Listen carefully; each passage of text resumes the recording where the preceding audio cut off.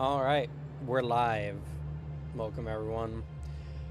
Uh, wasn't sure actually we were gonna do this one because I'm leaving tomorrow to go go see family, but Oh shit. it's okay. We're leaving in the morning tomorrow, and so nothing has really fundamentally changed. So, Thursday isn't affected, is it? uh, it depends. I shouldn't be because we should be back by then, but you never know what happens on the road. Yeah. We're planning on leaving tomorrow at 10 a.m. and it's in I Wenatchee, mean, so. yeah, prioritize the road, no rush. But from what I know, it should be fine. Okay. Um, but yeah, I did make a slight change. I gotta go through all the documents and like adjust the wording, but I've decided to declare that like the how important your bond rating is, which was called level before, has been changed to grade. So the grade of your bonds, and then how close you are to your bond is the rank. Okay. I felt like grade was just a more appropriate term and less confusing than level.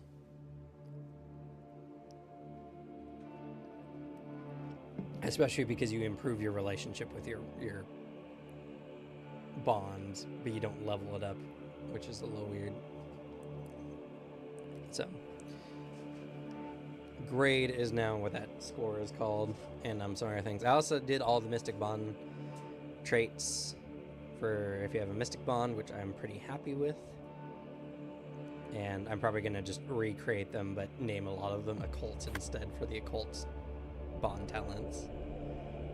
With some differences. But yeah, and then Alex, we left you off at week 1. Yes. So you need to do 3 weeks. Okay. Let me. Alright, I gotta get my sheet open. But where we left off, you guys improve some skills. We declared a new rule. The third week of every month, you guys now will just automatically get pulled a card from your event decks. Oh, I like that.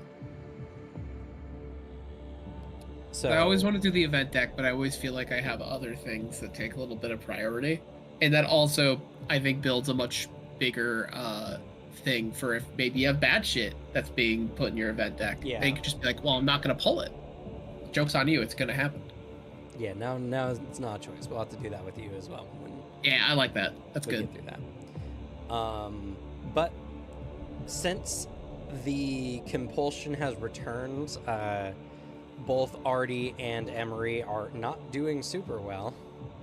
Their will is eroding week by week. Hey. There's a lot less to put in my will. Oh, you mean, never mind.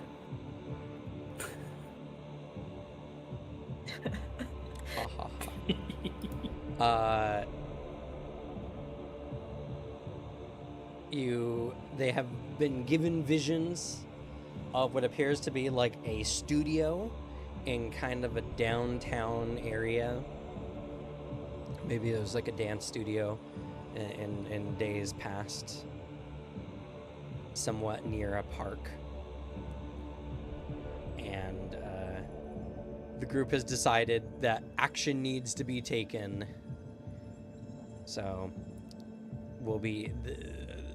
y'all will supposedly be heading straight there unless something happens. So yeah, very fair. Okay, I at least know what I'll do for 2 of my weeks. One of it, have you done the persuasion skills yet? I'm pretty sure I touched them. Yes, I have. They are done. Okay. So I was only hesitant on because I have 2 things I might do, and I'm like, what if there's some really cool persuasion talents? Because I gave myself the specialty one because I know that's there, that's just a first level thing. Yeah. It's just for the second rank where I'm like, oh, it's something sick. I gotta take it. To be fair, a lot of these are more oriented towards the social combat stuff. Yeah. Okay. I was also double checking. I was like, you didn't send me that, right? No. I've done that too many Well, times. we have a Google Doc. Oh yeah, true. That makes it so much easier if they're all there. Oh, thank goodness. I've been going to just our Discord messages every time. The Google Doc has Hell been yeah. a thing for weeks, And Alex. I just haven't had a reason to open it. This is the first time in a while I've needed to look at like the skill rules. That's it. It's just I haven't had a reason to check it. I'm happy that that's here. Now I'm gonna have this like bookmark, like already harder than I do already. Oh, all right. Let's see. Hell yeah! I could actually people with debater's pressure. Yes. It reduces the target's patience by 1. Fair. That's me when someone tries to like turbo debate me.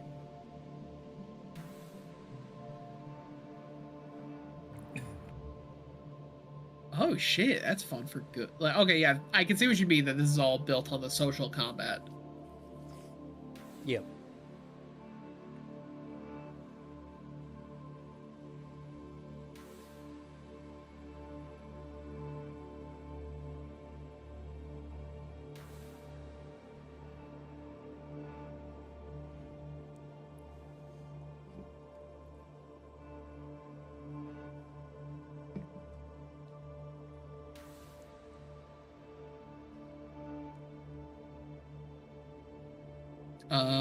All right, sweet. That does help my decision a lot.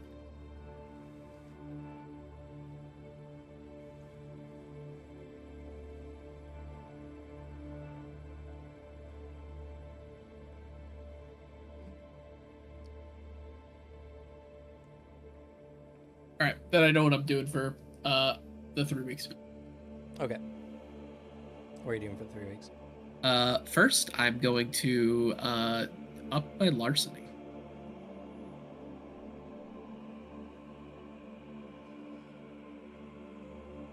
That's good. Then, because if we're going all 3 in a row, it's what I'm doing is I'm trading larceny twice and investigation once.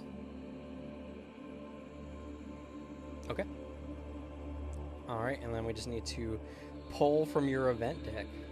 Alrighty. I am taking for larceny. I'm taking as it was to be really good at not leaving evidence. It's a good one. I like that one. To be fair, I like all the larceny talents. I think they're all very fun. I think I've been doing pretty good at making solid talents for the system. Some of them I like how it runs the gambit of like larceny. I think all of these are just like good options to take. But like then I was looking, at persuasion, and it's like, okay, this is hitting like 3 different vibes I can like immediately see, depending on what type of persuasion you want to run with. Mm-hmm. I've also adjusted the endurance talents. I changed one talent in endurance.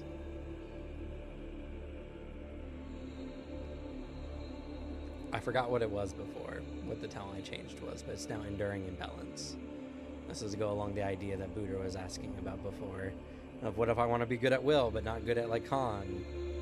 Now we have Enduring Imbalance, where now you choose between con, will, or ego, and you increase the results of all checks, I should say, all endurance checks.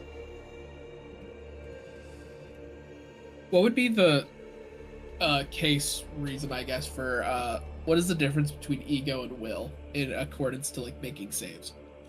Well, will is purely determined by your character's willpower. Obviously, it's like being forced to do a thing you wouldn't normally do, all the other stuff. Ego more relates to like your character's spiritual defenses. Okay. So if I'm getting like mind blasted, hit in the brain by something spooky, that'd be ego? I mean, it depends. Like, if a psychic is trying to control you, it'd be will. But like, if it's trying to like, you're being possessed me by a ghost, that would be like ego. Okay.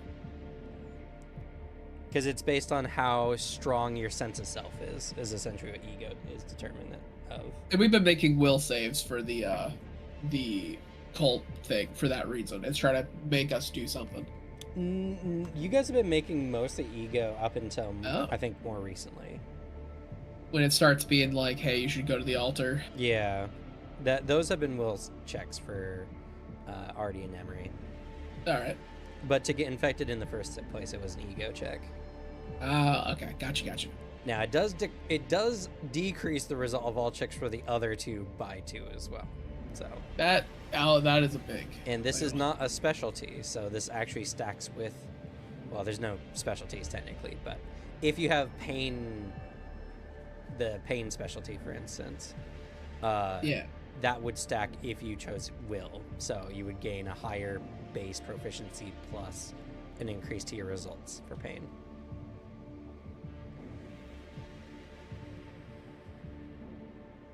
All right. Then let's draw me a dang old thing. So hopefully that accomplishes more of what Booter wanted for his character. I'll probably end up taking it. I genuinely was just like, I do think I would be dumping con or like ego or something. But that is a really cool one. Because it's a fair point of like, yeah, what up my will and ego? I don't care about my con. I'm playing a frail boy.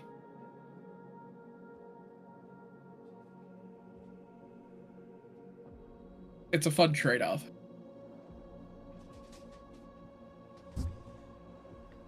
Yeah, and if you're a character who likes to just be overall like enduring, then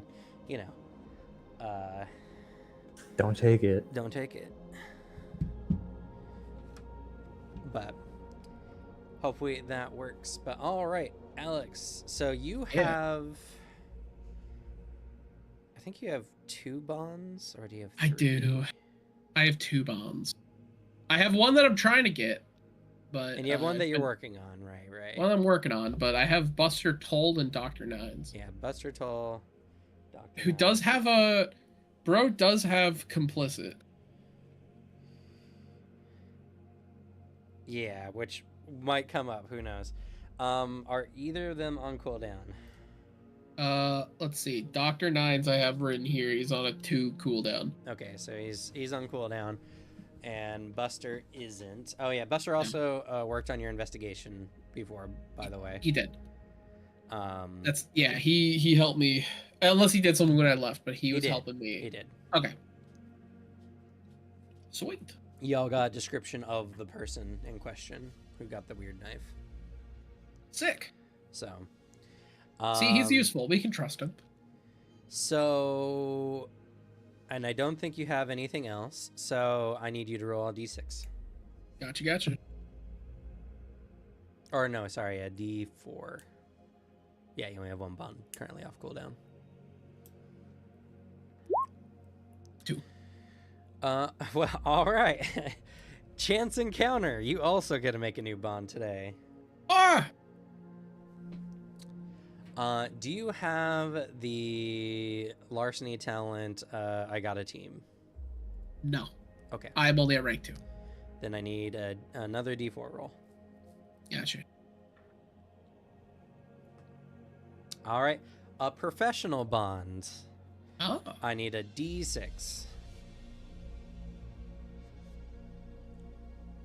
3. Okay, so this is a grade 2. So we've done this song and dance before. Grade 2 is essentially like the step in between like a dock worker and like a site manager. Yeah. It's someone with a little bit of authority, but like not a lot. Yeah, Yes. they're just a step above people who work on the floor. So They got promoted. like a supervisor or something. Yeah.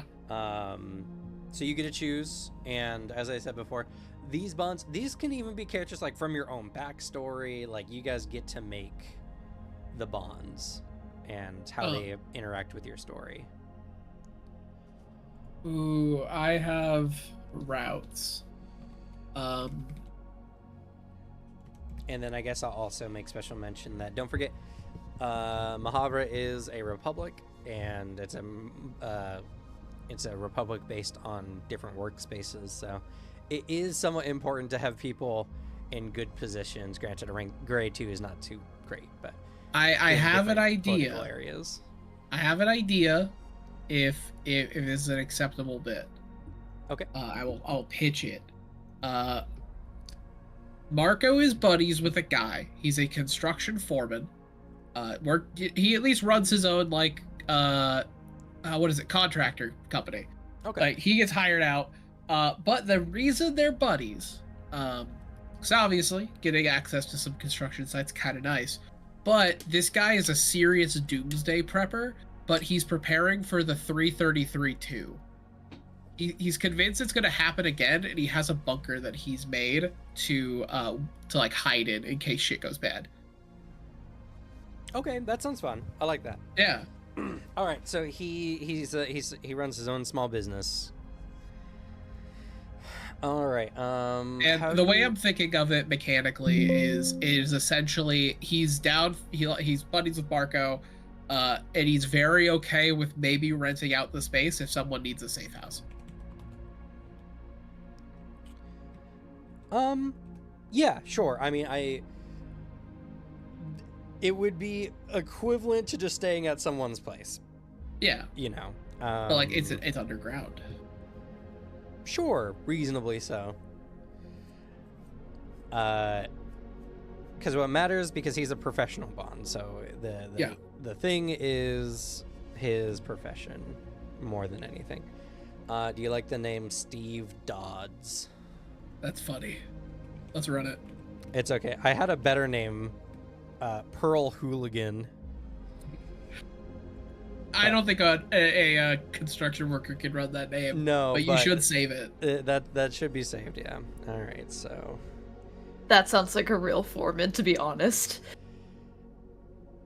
I just want to meet a criminal with that name. Construction company owner.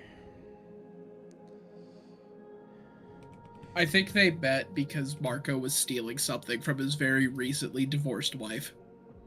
He wanted something back and didn't want to talk to her about it, so I broke in the house. Fun. I'll make him a note of that.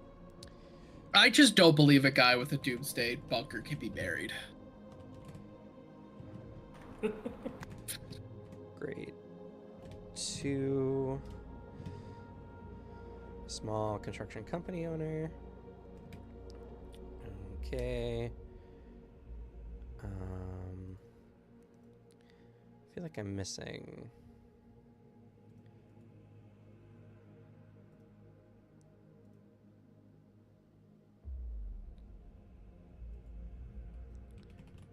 That's what I'm missing. All right. I need you to roll 2 d20s for me, please. Alrighty.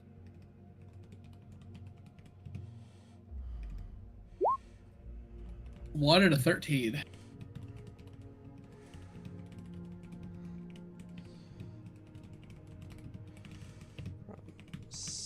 Steve's ex-wife's house.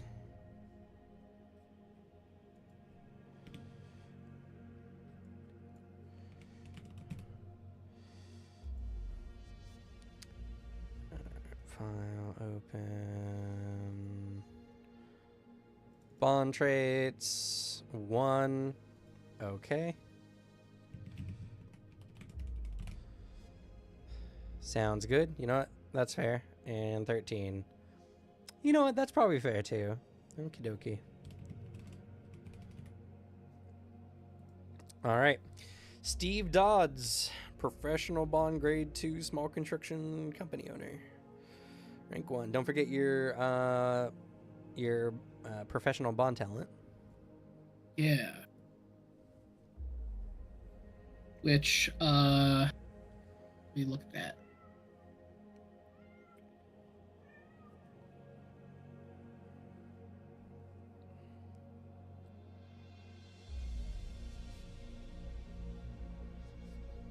Yeah. Ooh.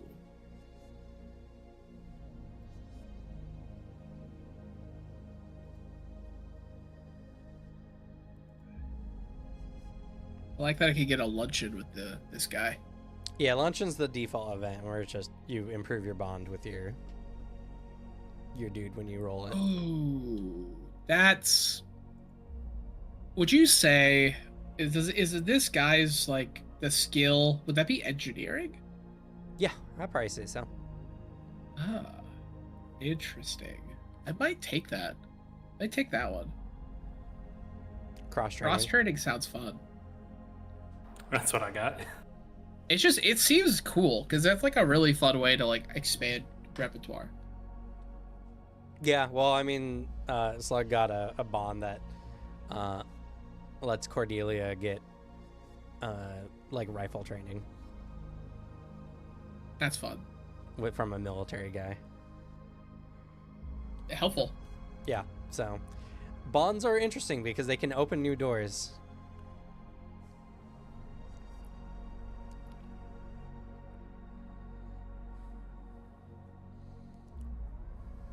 But all right, so all that is said and done. Marco's got his new bonds.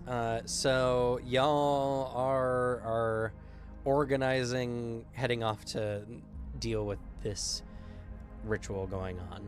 So go ahead and All right. start.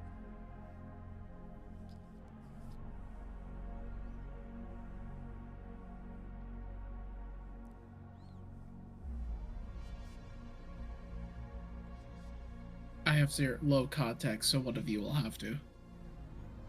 Okay. I think our plan was just go find that lady, right?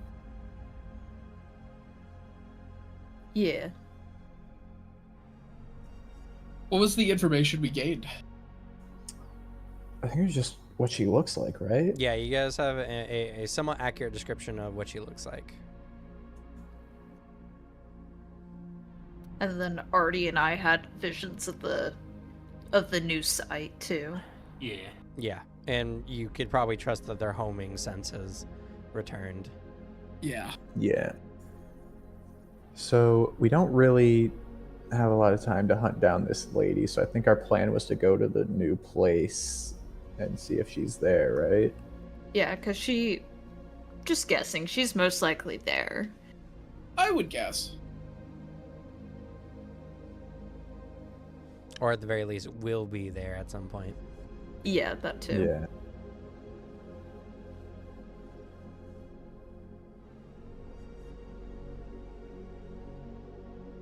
So if she's Yeah. not there now, we could just ambush her sometime. I don't know. Well, if she's not there now, then that just means we have another lead for after destroying the next spot and don't have to search for something afterwards. Yeah. Then hell yeah, we should probably head over there. All right. Are you doing this over phone messaging? Who's leading this conversation? I think I'm stressed enough that once I ensure that Emery has demonology down, I'm like, all right, review the book, and I turn around to go to the other room to start messaging everyone about it. I just send a message to the group chat like, it's getting a little dicey over here. I feel like we should hurry up and make a move soon. Is Agreed. everyone ready, or is there anything you guys need to prepare? I'm ready when you guys are. All right. Yeah, I'm pretty much ready whenever. Ah, shit, I just woke up. I don't know, give me like 30 minutes. All right. Well, let's meet up at Dr. Nine's in 45. Works for me. Cam, I have a question. I may have an answer. Familiars, are they the same as summons, where if they die, they're dead? Usually yes. Okay. Rip my guy. All right. That's another thing, Alex. I got a familiar. Ah, that's fun. I tried to do a ritual to get a cooler familiar and failed because I went for the really hard one. It's okay, you got a cute little guy. He's not cute. He's very cute. He's cute in a cartoonish way, but in a real life way, he's not. I would give him head pets. He doesn't have a head. He has an eyeball. I would give him my pets. You would slap hurt his his eye eye. like that? Jesus. I I would. don't want to touch He that. would probably stab you. Yeah, so for Alex, he's a humanoid guy that's like 2 feet tall. He's extremely skinny and lanky. His body is pitch black. His limbs are unnaturally long, and where his head should be, there's just a big eyeball with a pair of bat wings on the back of them. And there was something I put where his mouth should be, right? I don't remember what it was. Wasn't it an eye or something? Hmm? Am I super quiet? For that sentence, yeah.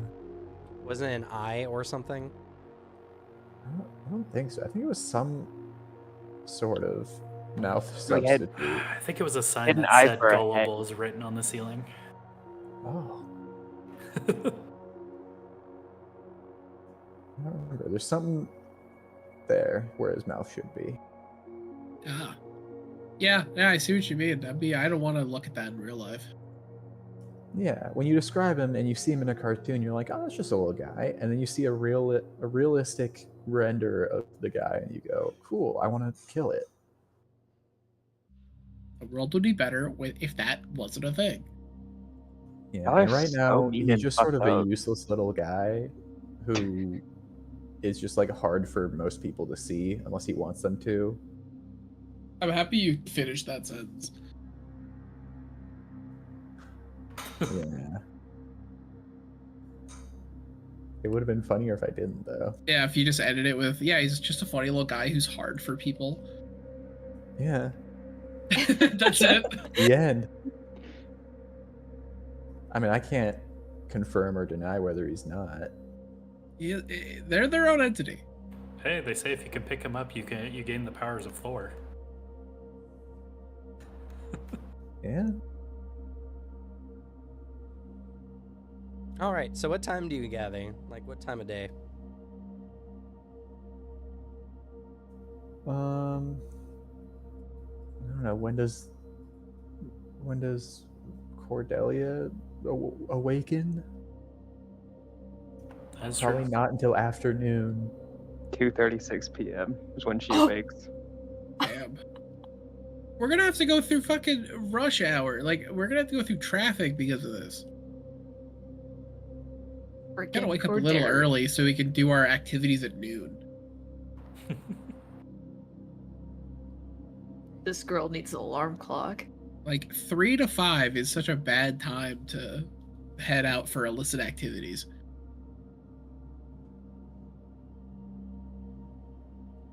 I'm sorry, she's unemployed. I don't know what you want from her.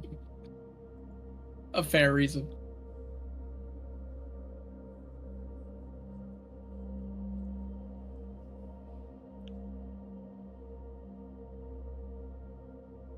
So mid afternoon. 3:30. Around 3:30. Sure. How about 3:33? Ah! Name Oh. of the game.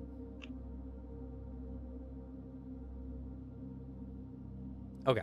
So y'all arrive at Dr. Nine's. The urban fog has well burnt off, but it's still a rather chilly November day. The sky is uncharacteristically clear. And you all head inside to the ever so slightly warmer Dr. Nine's clinic. I feel like it's one of those buildings that's like a little too warm than it should be. Like it's for some reason a little warm than room temperature and slightly moist.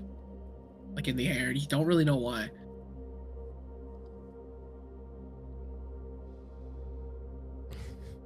All right, so you arrive in the ever so slightly humid Dr. Nine's office. It's like somebody just took a shower and it somehow kind of steamed the whole place. The dank Dr. Nine's office. He's watching, he's just watching the 333 equivalent of The Sopranos. It's just The Sopranos. Tony, no. Yeah, it's somehow the same story. Like, even though it's an alternate universe, they've somehow wrapped around to making the same plot. Yeah. Sopranos is a universal constant, Alex. It's the scene where they weirdly CGI'd his mother because she died in real life, and so they just spliced together footage and clips of her talking. Just it looks awful, by the way. She looks like a PS2 character. Oof. That's so funny. Man, did someone leave the door open and let the fog in? What's up? It with... just does that. It clears later in the day.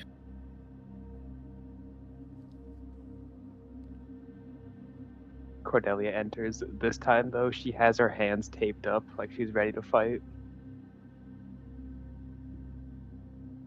It's a good call. Last time, was a strange blob monster that we had to kill. That is true. Yeah, I don't want blob monster bits really getting on me. They'll find a way. Artie arrives with a bag. What the fuck happened to you?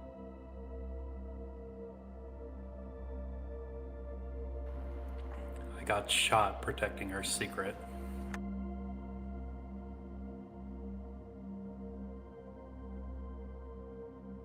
What? It's already been taken care of as much as we can. You sort of missed that when you disappeared off the face of the earth for a couple months.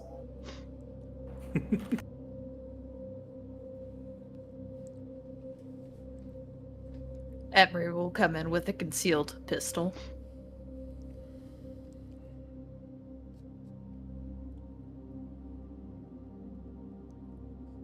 Wait, so someone was trying to make you snitch? Something?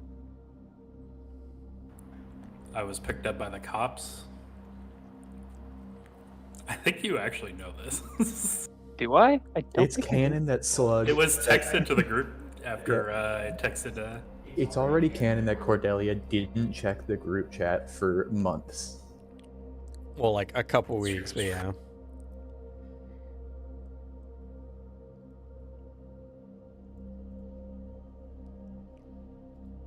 I was picked up by the cops. Apparently, they didn't know about, well,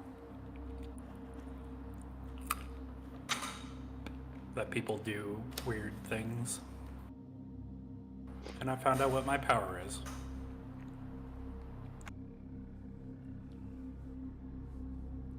Oh, I guess if you haven't been told yet, I guess your powers are divine or something. Oh shit. Dope. Marco wiggles his fingers as he say that. Just off to the side. But anyways, and she like comes around you, like really friendly, puts her arm like around your, like over your shoulder or whatever. Just, you didn't snitch. She like, pokes you really hard in the side. That means something. That's man. still tender. Oh, sorry about that, buddy. Listen, man. Do you need anything? Kill a man? Bake you some cookies? Anything. Just fucking ask. To that, major respect. Appreciate it, man. Of course. I also brought a medical bag. He kind of like drops it on the floor. I figure if the thing is anything like last time, somebody's bound to be hurt.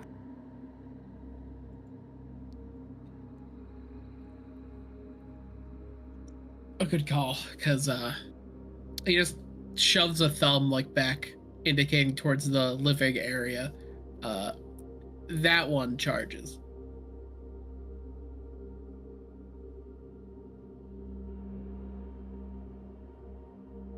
Sorry to steal business. He salutes. More.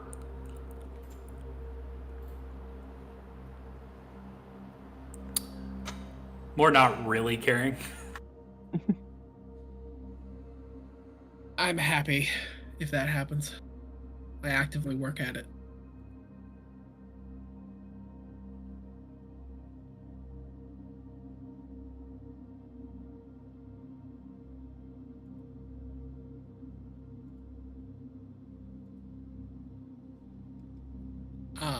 Mouth substitute organ. Probably a sucker. Nice and vague. I don't know. It's Probably quite just vague. a quivering mass. It's just a Yeah. blob that makes weird noises. I And love this thing. it's just sort of hanging below the eyeball because it doesn't have a face, it just has an eye. I can't believe it has like a talking skin tag. That's horrible. Yeah. Can't wait for somebody to make it sad, and somebody goes, "Well, it's mouth, or it's a lips quiver." Well, whatever equivalently their lips would be. Oh, it's sad as it's just bobbling around. It's like, is it? You can't associate human emotional responses with strange arcane creatures. They have their own facial expressions and their own responses to things. He might look sad, but he's actually ecstatic. Don't get me wrong. I'm not associating any human motion to that thing. I am uncertain if it feels that. I kick him in the eye and go, he actually likes that. I swear. This is good for him, actually. He needs us to live. Life needs things to live.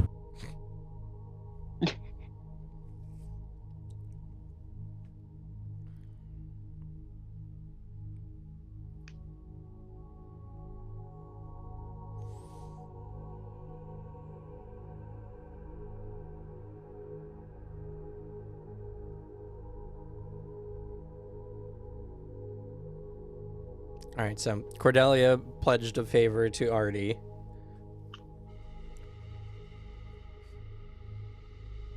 Oh, I should write that down. Oh, You should. Make sure to cash it in well. Marco's already given his vulnerability with a friend talk. He's not doing it in public. He's got an image to keep. Fair. We've also had our arty time off on the side. Marco's already done the similar. Just like, I got you, bro. I ain't getting caught by the cops. I just gotta teleport away.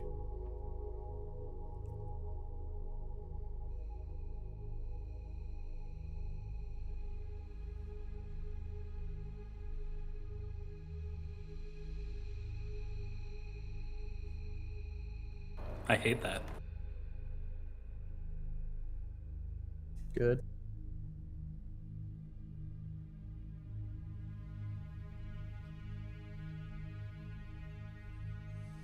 But anyways, that kicks off of a counter. We have anything else? Anything else to prep, or should we go deal with the crazy cultist lady? If you don't have a weapon right now, I'd recommend one. Oh yeah. You just see Emery loading his pistol, putting all 6 rounds in there, and then flicking his wrist and snapping it back in. The barrel, you know. I wish I knew how You to have a full-on fire a magnum. rifle.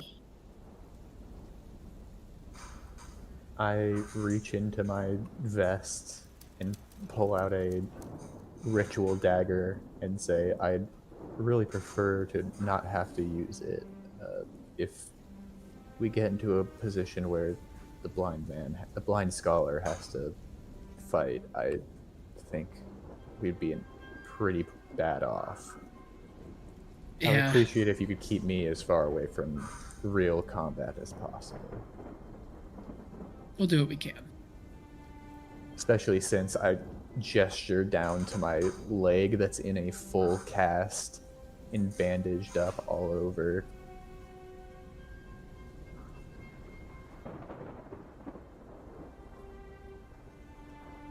Yeah, there's a good few reasons why you shouldn't. But yeah, we'll take care of it. Okay, I'm coming along for support, mainly intellectual.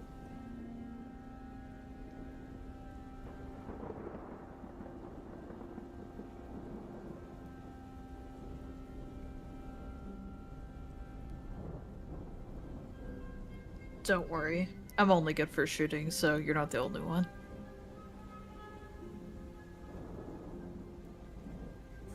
Well, that's quite helpful in a fight. Yeah, but I don't want them getting too close to me. I'll have no chance.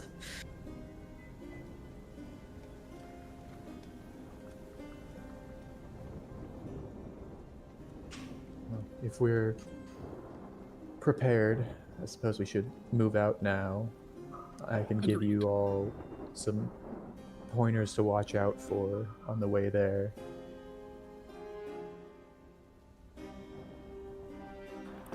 Well, the last one was strong enough to pick him up.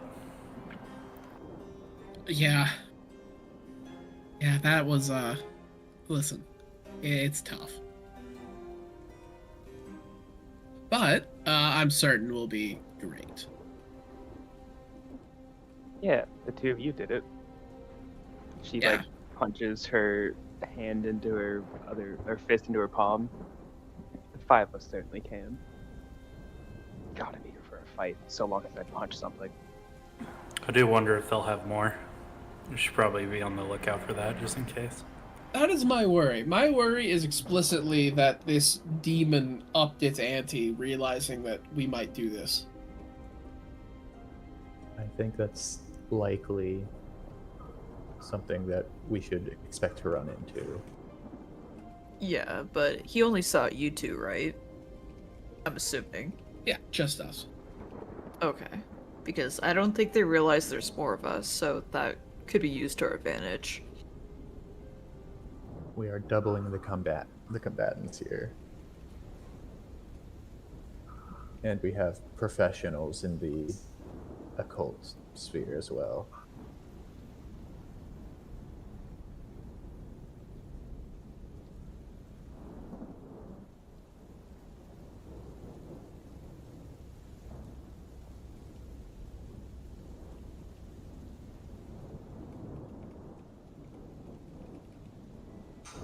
All right, who's driving? I do have the old car equivalent of a suburban mom van, right? I remember establishing that. Yes, I do remember that. Yeah. I got the seats. All right, let's get in there. Shotgun. I just get in wherever. And on our way there, I will go over some stuff that you all might want to be careful of when dealing with demons and like the basic things to look out for, as well as general information about this demon in particular. Zolgran, Lord of Viscera, Render of Flesh. Where the fuck did you learn all this? I spend a lot of time looking into things.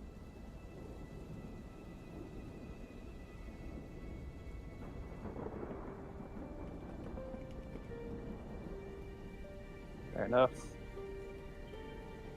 I will say, and I turn to look ominously accurately at Cordelia and just say, still speaking to the group, but really speaking specifically to you, and go, though its domains are strength and transformation, I do not suggest doing anything to engage with it. Dealing with powerful demons can be extremely risky.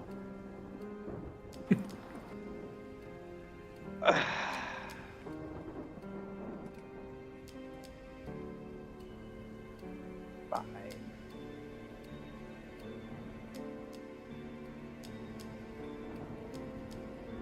All right. All right. So, y'all head off. The visions and general sense of general sense that's drawing you to this location takes you all to downtown, where you come across the Adovian Square. Adovian Square is kind of like the New York Square of Kedmiston. It's a massive, bright bricked open foot plaza with all kinds of fancy shops, restaurants, all centered around a large clock tower known as the Cog Tower that was unveiled about 40 years ago, and the interior is this massive cogwork design that's more art installation than anything. Though the clock tower is a working, functioning clock tower that is maintained through the city. A very public, like touristy spot. It is busy, and although this location was only about 15 minutes by car away, it takes you well over 45 minutes to get there and find parking that you have to pay an outrageous $7 an hour for. The hell is this?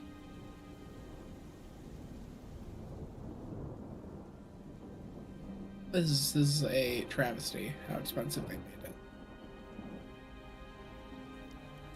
When we get there, I say, I'm saying this just in case because I know how you all see me, but don't ask me to pay for parking.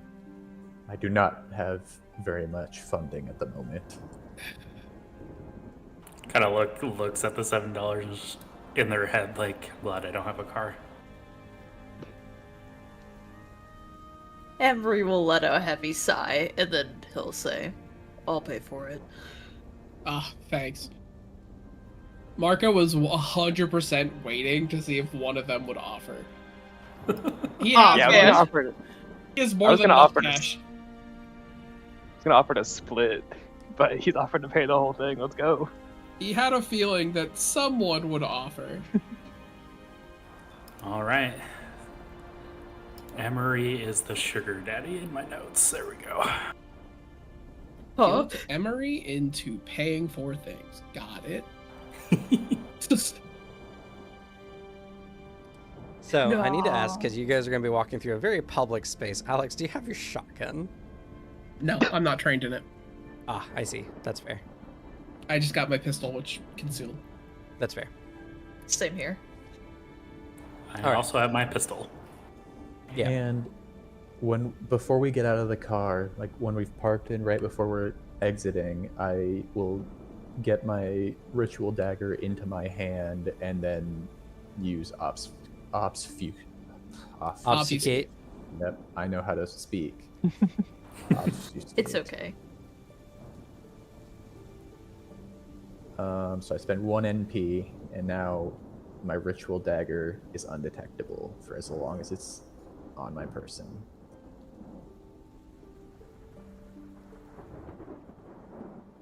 Just in case I do get into a position that's a little risky, I can give myself a little bonus to sneaking a hit. Fair.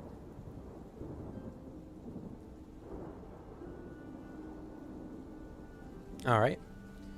So, it takes a little bit of walking to get where you need to go, because of course you couldn't park anywhere within 3 blocks of the actual square. And as you're doing so, you see a variety of people crisscrossing the streets, walking through the plaza, all wearing, relatively standard garb, which for the current fashion trends of Mahavra is the more stylish, like, suits and dresses and the like. Very few individuals would wear anything like shorts or t-shirts, as those are viewed as being very childish. And it's also November, to be fair. But any kind of more casual clothing are viewed to be very, like, childish in design. You know, equivalent to wearing Blue's Clues shirts.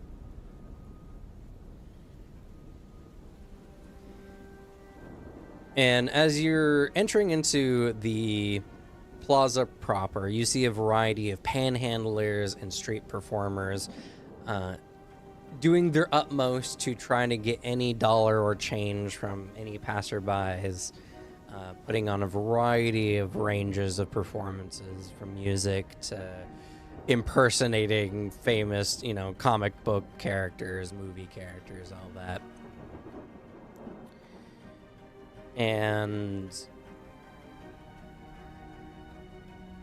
despite the scene feeling normal, there's a air of discomfort that begins to pass over you all like a cold wind. Something feels wrong about all of this, but it's hard to put your finger on exactly what that is.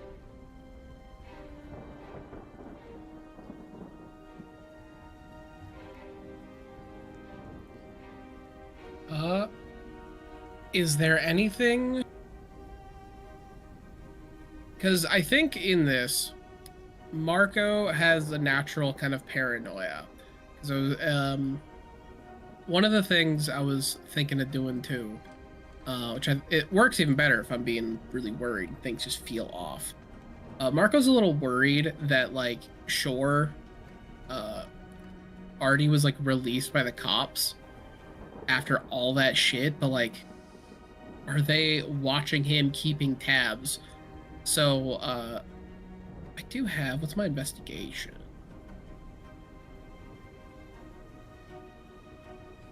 My good old specialties, observation, with investigation. I'd like to scan around. Is, like, anyone weirdly watching us? Maybe following us? A car that was familiar, kind of parked somewhere? Okay, go ahead and make a wisdom investigation roll. Can I do this too? Sure. Okay, you said wisdom. Yes. Perfect. Sorry, That is a 4, and I am only rank 1, but I just got that specialty in observation. Yeah, which would make your base proficiency 3 for it. Right. So 4 would be your result.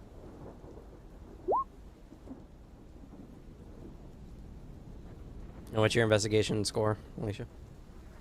I have 3 in investigation. Okay, so your result is 3. Okie dokie. So, you're looking around to see if you notice anything peculiar, anything of like people are watching you or something. And as you do so, you do notice that some of the various like panhandlers about do seem to be keeping a particular eye on your group. Hmm.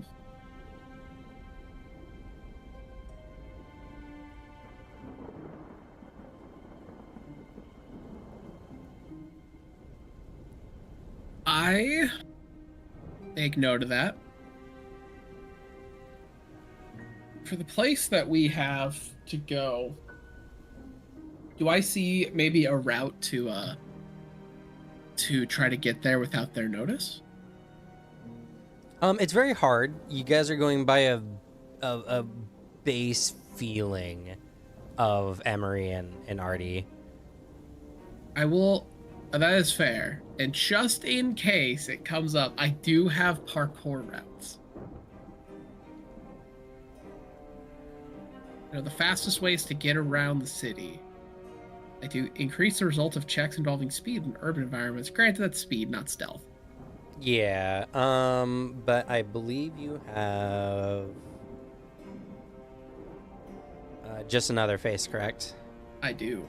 Yes, so if you wanted to, you could use stealth to appear as anyone else, walking through. Granted, doing so would necessitate you to be separated from the rest of the group. Yeah.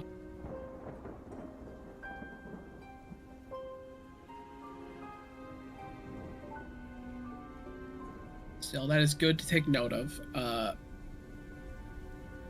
Like, when we're facing away from them, kind of walking, Marco kind of under his breath makes sure to get that little word out to them, to the group. We're being watched. Some of the panhandlers.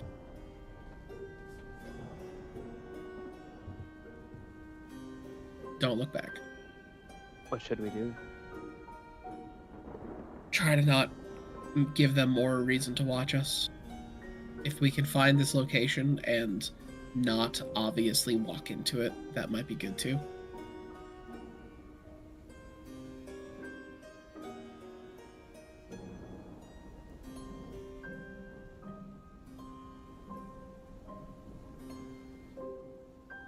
Well, Let's, get let's to just find it, I be guess. let's be happy tourists visiting this area. If we can find the spot, maybe I can find us a back way. Okay. Cam, Yes. I would like to read auras around me for any that have. Can I read to see if there's any that have like ill intent towards me and my group members? Do you have peripheral vision? I don't believe so. Yeah, so in order for you to read an aura, you have to focus on an individual for like a few moments.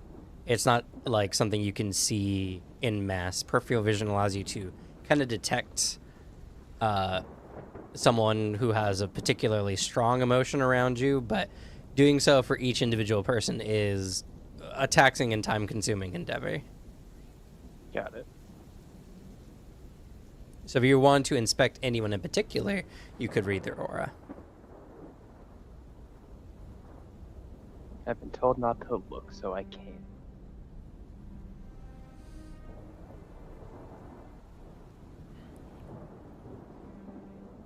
So, to find this place, what's y'all's method? What are y'all planning on doing? Follow my gut or guts. Okay. Yeah. Or where they want to be.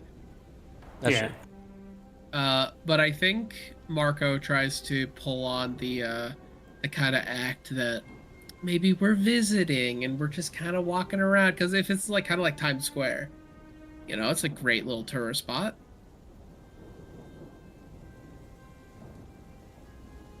That's fair. I mean, if you want to look particularly the part, you can roll your stealth to do so. Well, I think after like breaking line of sight or anything, with like maybe a couple of the panhandlers he noticed, Marco does like out of his pocket, there's like a crumpled up like hat, pulls out, gets some of the wrinkles out, and it's just like it's 100% a touristy like I love this city like kind of thing like that. Yeah. Bought at a shitty shop. But I will roll stealth. Let's see. Dex 8. Nice.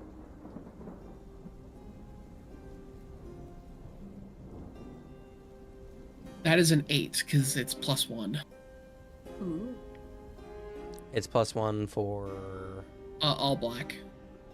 Oh, that's for stealth checks. This is not a stealth check. This is a performance check using your stealth. Ah, okay. Yeah. And it's a 7. 7 is still solid. 7 is still really good. Oh, yeah. So you look the part. And to be fair, you all do generally just look like people. So it's not like you outwardly exude this presence of a like anyone suspicious necessarily. You just Yeah. notice that there are individuals who are keeping an eye out on groups of people, and some who have recognized or at least have acknowledged y'all's presence here. Yeah. So The big one is it's like trying to exude kind of the image to other people, and also the fact that we are 100% looking for a thing, kind of wandering. So if it's a bunch of tourists doing that, it's a little like, that's fair. They don't really know what's around. They're not native for here. sure. It'll be kept in consideration. But all right, so you begin making your way down the sidewalk along the many businesses that kind of line the exterior of the plaza. You get through like the first portion of it before you guys get a very strong feeling in your gut, and you come across an Antoinette's dance and ball studio. It does seem like it's been out of business for a while, as the interior has like some tarps up and it looks like stuff has been moved around, and it doesn't look like it's currently in business, but you're being drawn to the studio. Would you say it's in, like, I guess a less populated area, or is No, it's like almost facing straight into the plaza. I see. This also seems to be like a particular business in like a big lines of buildings. So it might not necessarily have a rear entrance. It's like if you've ever been to any kind of downtown area, everything is kind of just a part of the same buildings more or less. And this is just one of the outlets of this plaza in particular. And is it open with like people in it? I just said it looks like it hasn't been in business for a while and it looks closed. Yeah. Yeah, but is it open, Cam? No. Are there? That's still a little conspicuous. Inside you see tarps and Yeah, like if stuff there's has like been a moved. fire escape, that's still conspicuous, I think. Well, that and also probably none that would lead directly into this particular outlet.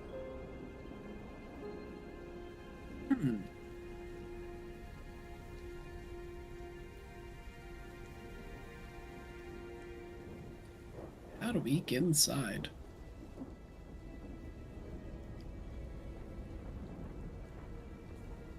So you have to use your power. You have to see where you're going. Yeah, I have to have seen it.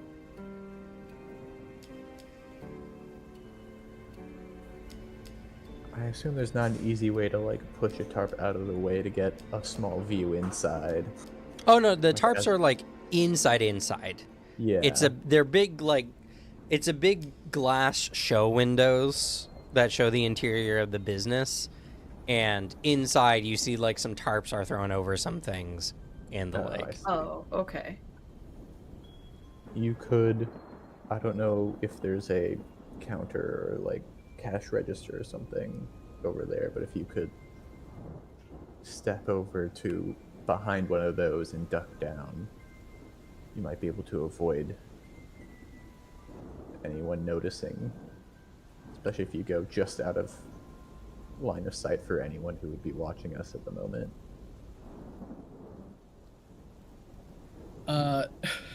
I have an idea for a way to get in there. At least to make it so we might be inconspicuous. Okay. Let's see. Nearby, are there I guess just decent clothing store? Yeah, there's probably a clothing store nearby. All right. We'll like break from the group basically. Be like, all right, guys, let's keep looking around. Let's find some cool stuff. Essentially, don't linger outside this building. We'll meet back soon.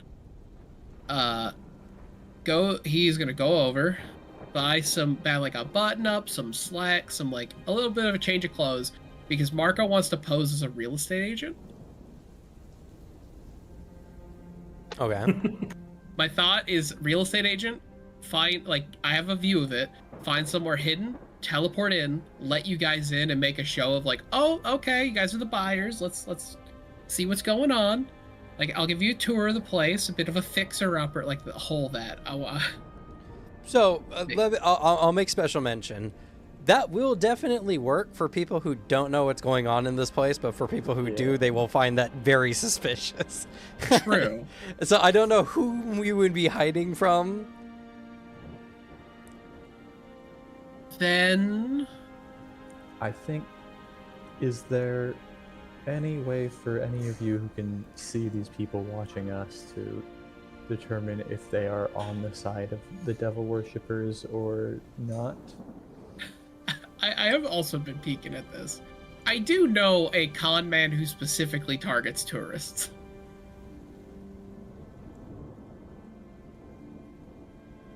I mean, if we get close enough, I could try read their auras, but I mean, I'd have to like focus on them. They'd probably see me looking at them.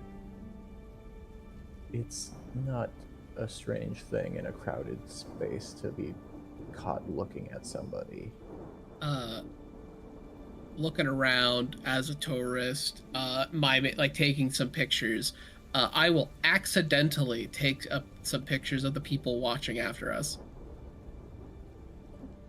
Okay. And then Sure. Text it to my buddy Buster Toll and say, you know these guys?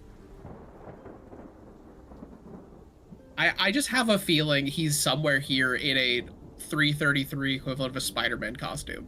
I don't know why I have that image in my head too. We just watch one of them just pull out their phone at the same time and respond. He's like 50 feet away from us. Hanging upside down. It's actually one Hey. of the ones that looking at us. He recognized you. Hey, I saw that picture, $100. Just to make sure we're not doing a whole bunch of work for nothing. To what end are you looking for this? I am trying to see if they're eyeing us up as marks. Like, does he know them? Do they have a rep? Did they, I don't know, they do anything weird recently? Like, trying to suss out, are they just people seeing if they can, like, we're easy marks? Or are they people that are new? Are they a little creepy? Do they have a rep? Trying to get some intel. Yeah. Based on the check you guys made earlier, their looks seemed out of the norm for this setting. So, at least for panhandlers, they seem to have been noticing you guys in a way that panhandlers normally wouldn't. So you can already you can already guess that they're somewhat more suspicious than your average everyday panhandlers. I think we just sort of walk by one and have Cordelia throw a few coins into the hat and get a good view of one of them.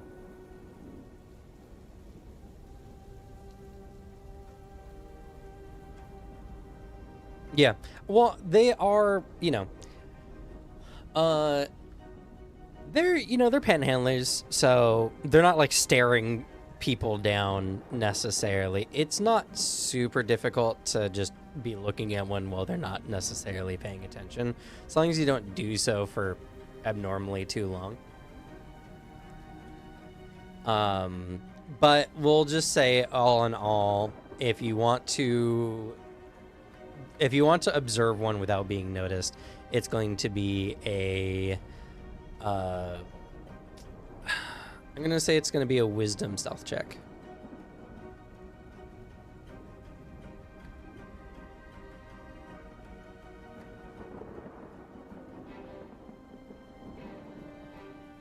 Do we care about that? We know that they're suspicious, and they're It's- definitely watching for us. Again, I do not think it would be strange to be caught looking at a panhandler in a crowded area. No, Yeah. no, 100%. It is strictly. It seems like they were looking out for us.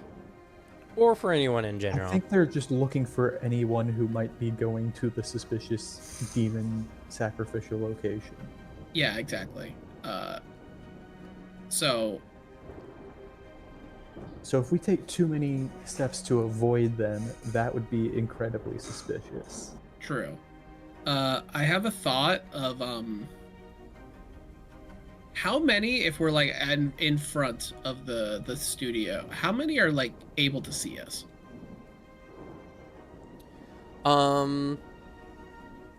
Looking around based on the check you made earlier, you could probably say like less than a handful, like several of them.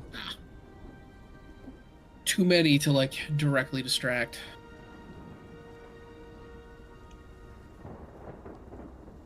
I could try to make people uncomfortable at looking at me.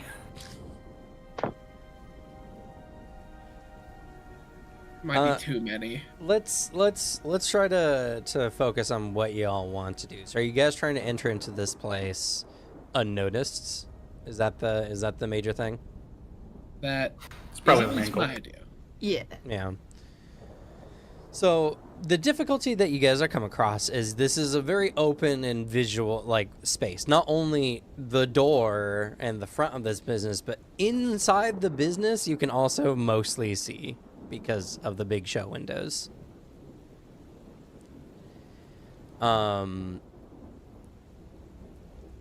So in lieu of being able to get in completely unseen, do y'all feel particularly threatened by some panhandlers? It's the fact that there's notice, and then they can send alert. They can come in as backup. There's a threat there. After standing around, sort of going back and forth to no avail for a while, I go, fine, let me try something. I'll create an opportunity that might be our best shot to get in, the least noticed. Oh, What are you gonna do? I'm gonna make a distraction. I'm gonna summon my little guy next to me. Okay. I guess not like next to me, in case someone does really see him. I want to summon him like sort of stealthing state already, and I want to have him go over to the opposite-ish side of the plaza and like reveal himself and sort of make a bit of a scene.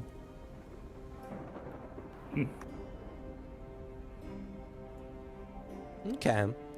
Like, Just to so you have a know, person's stance. the whole stealth aspect of your familiar is like if you were concealing them on your person or something, you know. They're hard to notice. Outside of that, they're kind of just a little guy. Yeah. I mean, I sort of just wanted them to be like a little hard to notice, kind of, because no one's looking down super well at the ground. But like, can I summon them like a bit away from me, or do they like have to? They're summon kind of like right next to on me? you most of the time. Okay. I say to everyone,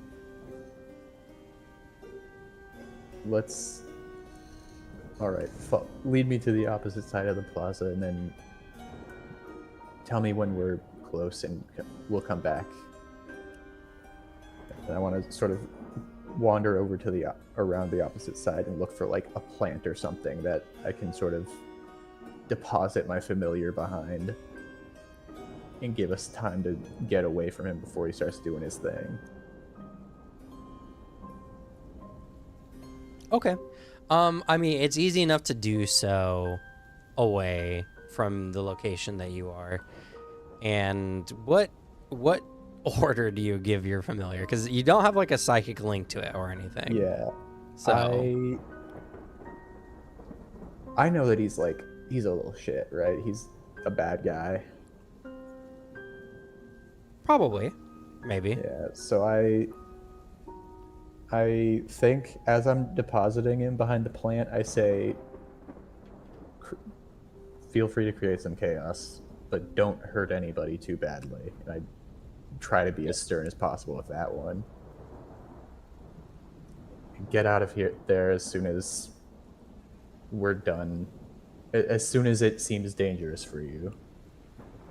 All right, just so you know, because you know you're familiar, this familiar is like from an entity of secrets and protection, right? Yeah. Feel free to make some chaos. It's going to feel like it doesn't want to make chaos. It's Yeah, I contrary to know. its nature. So if you're going to order it, I'm going to make you aware. It has to be much more direct than feel free to make some chaos, because it's going to feel free to not make chaos and stay hidden. That's in its nature. All right. All right. You're a smart say- individual. You know what this creature is about. All right. I'm putting him down and I go, all right, scare some people, make a good amount of noise over here, and if it seems dangerous, get out as soon as things look a little bad. But preferably before you're in any real danger.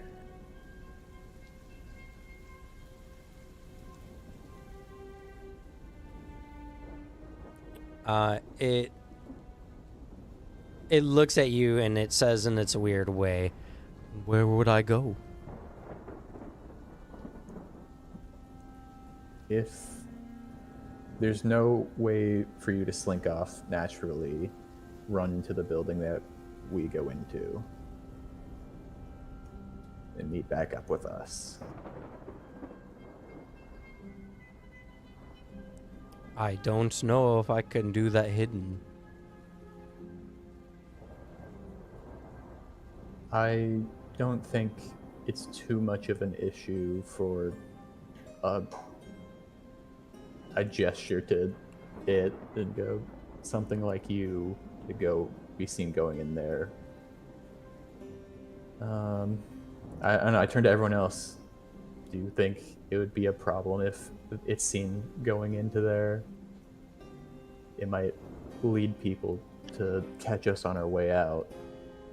I don't know what the fuck this is, but I want to fucking kill it. What the fuck is that? I could see if it doesn't attract the people we're trying to avoid. If we do pop back out and then there's a bunch of cops investigating where the weird thing went. Indeed. You guys are just normal about this thing? I'm There's an eyeball deeply there. disturbed about it. It's a little weird, but What thing? And he kind of like turns his head a little bit more. Oh. He sighs. Oh, she just like looks between the two of you. I mean, to be fair, you guys have been having eldritch nightmares up until this point, so. Yeah. I'm sort of giving you all just like a silent look, like, is this really where we're drawing the line? I just think it looks weird. I'm not freaked out by it. I just think it looks awful. I'm not drawing a line. I'm not drawing a line here, dog. I'm just. The fuck is that? No, it just figures there's more weird shit. Kind of turns back around. Keep an eye out. Yeah, I just gesture to it and go, it's an entity. I don't know what you want. You're not seeing what I'm seeing. No, I'm not. I never am. And, yeah, that makes sense then. Well, it depends if it's a risk we want to take, because it does seem like we're not going to be able to get in there sneakily. Yeah. We might just have to walk in. I like hold the bridge of my nose and go, all right, if you're confident in doing so, try to sneak off and hide yourself. Can we like sort of sense each other's locations? Nope. Or is it? Yeah. Did you see the way we took to get here? Maybe. I'll let you know, a familiar is equivalent to a child in capability. Yeah. I like just put my hand on my forehead and really like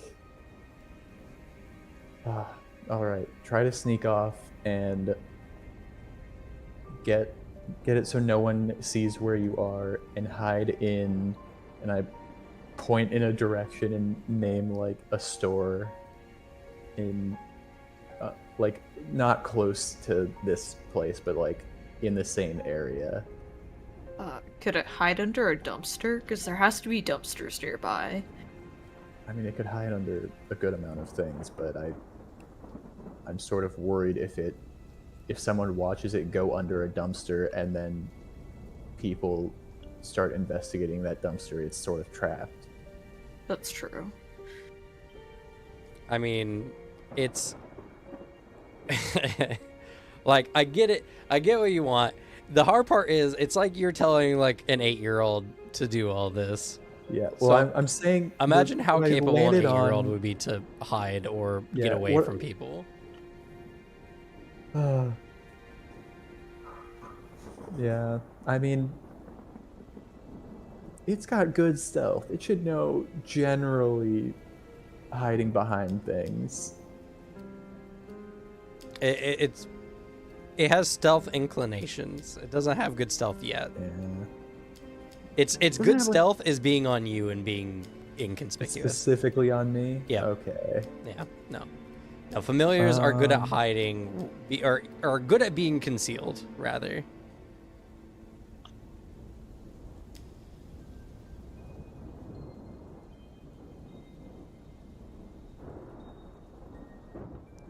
If you make him stronger, he'll probably have a lot more capabilities.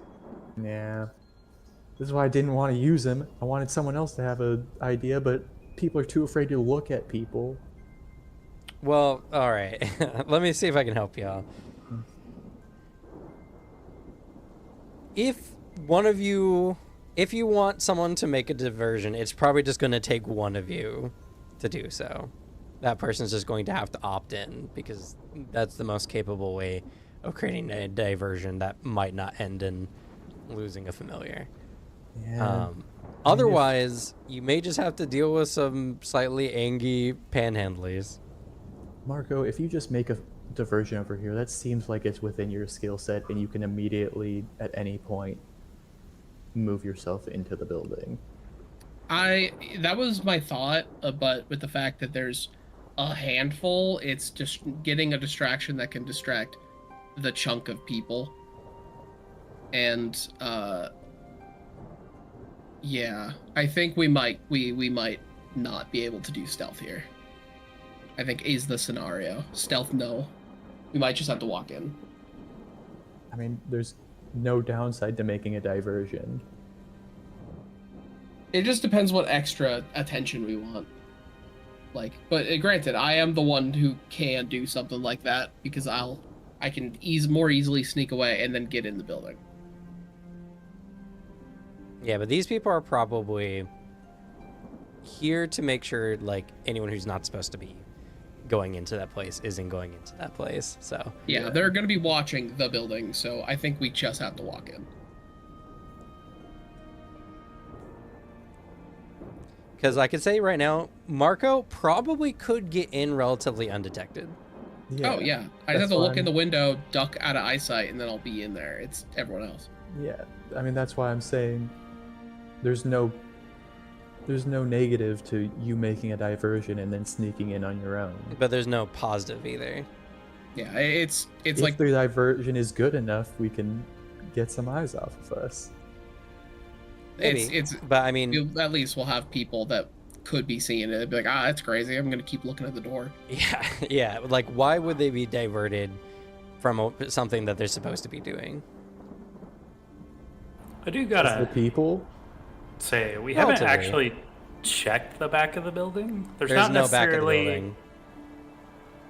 This is like a large shopping plaza kind of deal, like a downtown like- shopping plaza. Our option here is to walk inside, like basically.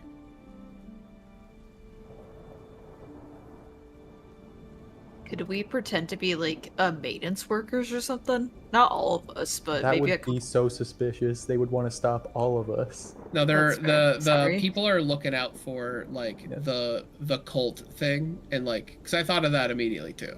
Like don't get me wrong, make a cover, but they know that this is an area for a ritual, and so it would still just be we walk inside. So Guys, I get think it, we just don't, walk like, inside. I get it. Yeah, Cadelli just starts, like, kind of just grabs Marco's wrist and just pulls him over towards the door. You're gonna unlock this door. I don't care. It's probably not locked. She doesn't know that, but so she's bringing him anyways. I Is say it out locked? loud, it's probably not locked. So you guys touch the door, try to open it, all that. Yeah, Yeah. sure. No. Yeah. You do so. It appears to be locked, but worse, it is a lock that is like it's a in the handle kind of lock. It's not like a latch key lock or latch lock. So even if he jumped inside, he couldn't flip a latch. You'd have to pick this lock. Yeah. Though it doesn't look like a very complicated lock, to be honest. Let me see. I have. Can I try to pick this lock without making it look like I'm a man picking a lock? Try to really conceal what I'm doing. I mean, I feel like just standing in front of this door would be suspicious to anyone. I mean, you know, to just anyone but the me. people watching the door, yes, you could roll stealth. for Because that. it's them Yeah, also, that I don't Alex- want to catch. You're gonna end up opening the door anyways. yeah, the Yeah, I people feel who like are watching are gonna know. At this point, we've decided Oh, to no, commit don't- to just don't get me going wrong. in. I have given up on trying to stealth past them. It seems impossible. So, I am trying to not get somebody to go, a criminal, and then cops to come by. That's what I'm trying to avoid. Sure. I mean, we have enough bodies that we could probably stand in front of you and you would get away with it. Yeah, we can do whatever. It's just Yeah. the difference of am I like subtly moving my hands or my full ass crouch Skyrim in front of a door? Is I test the tumblers. That's the difference here. Yeah. If you want to try to stealth from other people, you can go ahead and make a dex stealth.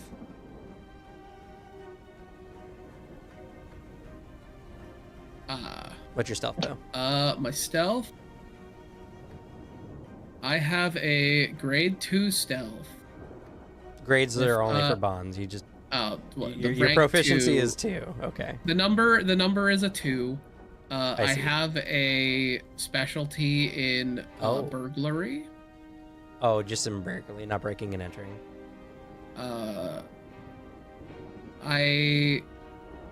I thought that was a thing we mentioned like at the beginning. Well, yeah. I mean, it's about like the intent, right? Again, behind it, because your specialty is mostly about getting into people's houses and being Yeah. stealthy about it. That isn't necessarily what you're doing here. You're not attempting to burglar this place, No. so the specialty doesn't apply.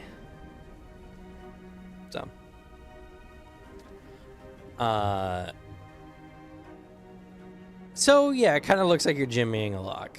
How much do people around care? Some may notice, but like, who's gonna honestly stop you? That works.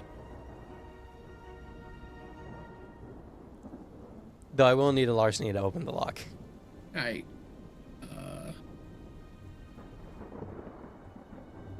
Oh, actually, it wouldn't have mattered. It's burglary is my larceny thing. I don't have a stealth specialty. Oh. Well, I then assume for it the also just larceny, doesn't apply. this is also not burglary, no. There we go. That's still good enough, yes. So you manage to pick the lock, which I'll make special mention. You do succeed, but I'll make special mention because you don't have at least 3 in larceny or a specialty that applies.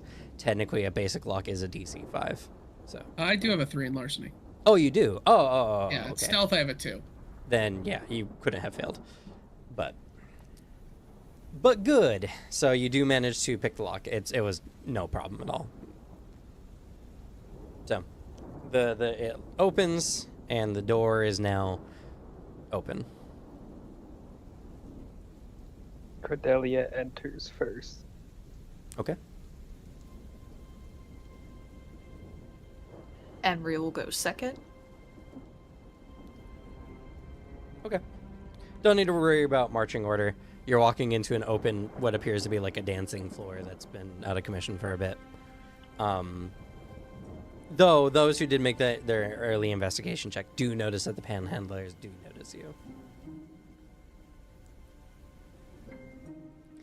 But many of the people that are walking by aren't really thinking too much of it. I don't know, we have a bot. Oh, Alex. Kill them. dead. Blue boy, take that bot's balls. But as you enter in, it is dark because the lights aren't on, and the sound of your footsteps echo around this mostly empty area. With a little bit of investigation, you do see that behind one of the tarps are kind of draped over what appears to be like a divider or some kind of like set piece or something. There is a doorway that leads down some steps to maybe a basement area. I go down the steps. Okay. I Are make my way Artie and so I slowly feeling the down pulse? steps. Yeah, you guys are feeling the draw get ever stronger. Okay. And sorry, what was that, Leonard? I make my way so slowly and carefully down the steps with my full leg cast. I'll guide him. I feel I'm bad. I'll completely guide him down the blind. stairs. I shove him down the stairs. My other leg.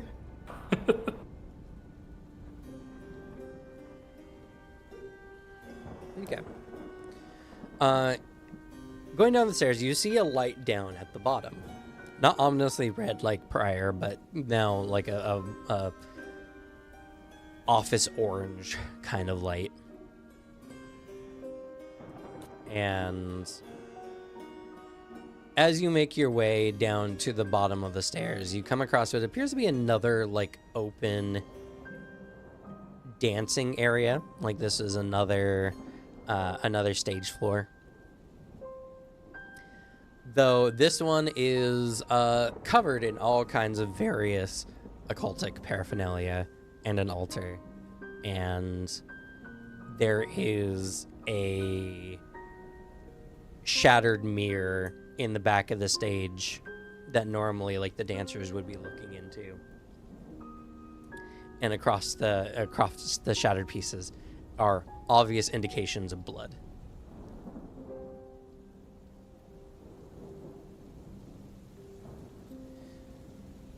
As you're all taking in the scene and you know, you have come to the site. Should be spooky. From behind through a door in the back of this room, a woman in a robe kind of steps out.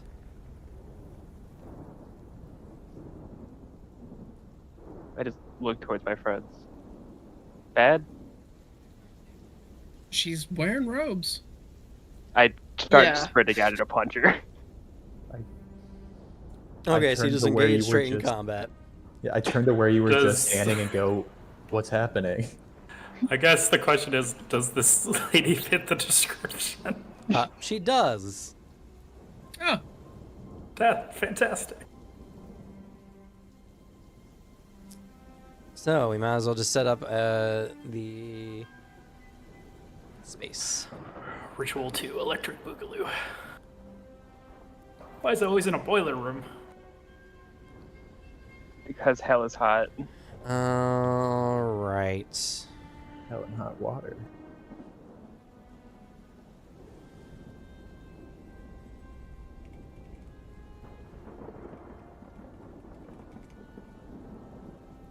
I stepped away right as you said that, Devin. But like, Oh, I quickly grabbed a Gatorade, but maybe. Oh no! Oh, Pipeworks is still there at least. Yeah. It's Mate, changed. what if? You know how some deities and like entities always have like the weird split thing? Like I am my domain is blood, it's slaughter, but also like crafts. I like building. Maybe that's it. Maybe this is a demon of like blood and like pain, boiler rooms. but also like Blood, is- Pain, and Mario. but like also is into, I don't know, like a nice set of Pipeworks. Did you not listen to my lecture on the way here? Domains, strength and transformation. Lord of Viscera, render of flesh. The end. Well, I mean, when I think of strength and change, I do think of a good like pipework system. Maybe even I like mean, speech the work. rending of flesh is a pipeline to arts and crafts. I just think if you're going to be like your domain is change, what is change than an HVAC system in your building that makes the room hot then cold? Yeah, I don't turning see, water true. into water vapor is change, dumbass. I don't see how that entails fresh organs and flesh, especially those of innocent. That's what I'm saying. They have so a lot of times they have those domains, and it really splits. There are some gods where you're like, oh, you're the god of war, and you're like the god of horses. That kind of tracks, maybe. Like I mean- Poseidon is the god of the ocean, but also he just likes horses. And I mean, earthquakes. And what are veins but the pipes of the body? You know. True. True. True. It does this demon get off at a demolition job?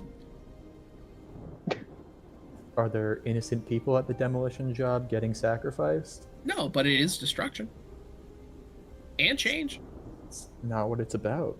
If it is just strictly people, I think it needs to expand its worldview, become a little bit more open-minded. It is 2025.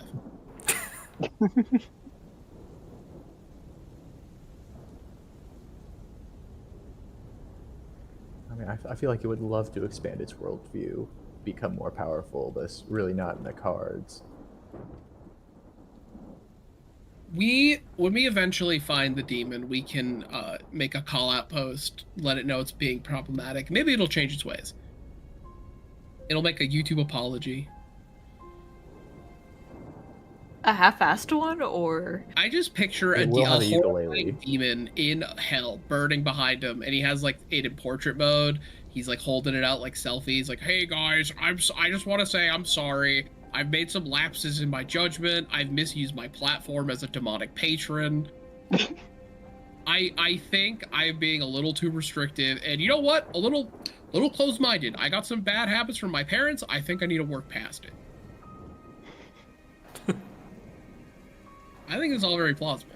Except for it's in a language that nobody can understand. Oh yeah, it's like a horrifying warped speech that is making your ears bleed, and it feels like the insides are being coiled and gripped and ripped out. But like it is saying all this. He put subtitles on just so you could hear it.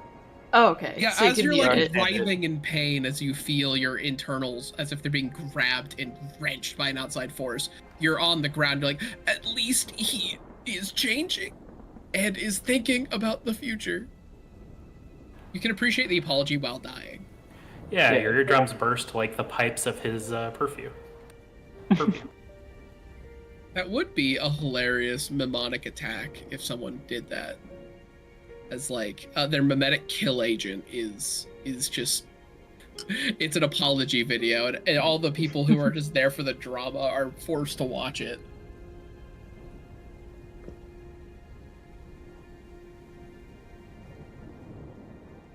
It's good that we're saying this to all on a stream recording, because it means Cam can look back and make sure this is canon.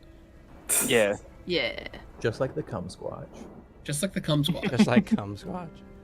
That We wasn't are- recorded though, to be fair. But it is canon. That was not. Yeah, it is canon. I regret life. You What? made it canon. You're the one who, yeah. You You're the thought one- of this. Off were stream, yes-anding. yes. You were yes-anding this. You attached to Slug's new bond.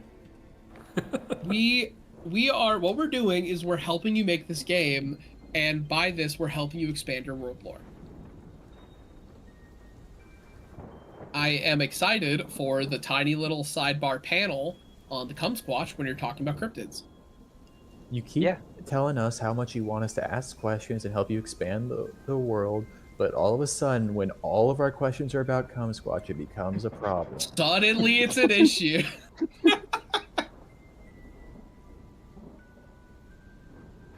God, I can't wait to lay pipe in the name of whatever this demonic entity is. Oh my Zolgran, god, I misheard you so bad. No, he said You No. definitely didn't. He definitely said lay pipe, I'll be sure. Okay. Or what do you think he said? or Some of you you immediately slayers. took it as lay pipe, and then you're like, no. What other terrible thing did you mean thought that he meant? Silence. Silence is incriminating. You can't say it out loud. All I can think of is the Joker image, but just like, talk about Bigfoot, nobody bats an eye. You talk about the cum squatch, everyone loses their minds. That's just Cam right now. All right. I need tokens from those who have not given me tokens yet. Oh shit, that's right. Who Another is mate. Mr. Moustache? Is that I've you? given my token. That is Oh, Emery. that's Oh. Emery. He's got a fabulous mustache. Have you given me a token? What the heck? This is I like messed that up. when my token is small, it is dark as shit. It's hard to see who this fella is. Oops. I'll also say, that is 100% a ripped image of Kelsier from Mistborn.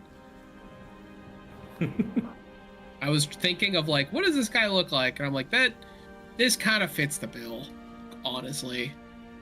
Like of what I'm going for. It's all AI. Yeah. It's the worst.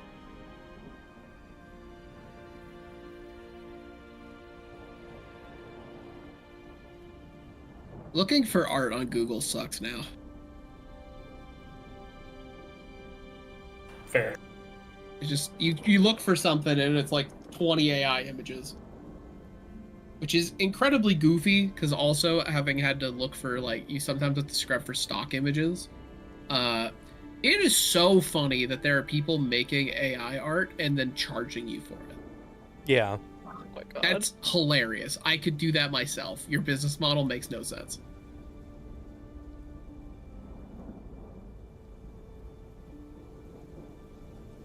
Well, you know what? People are getting their stuff together, and it's 6 o'clock. So why don't we go ahead and take a quick 10, 15-minute break?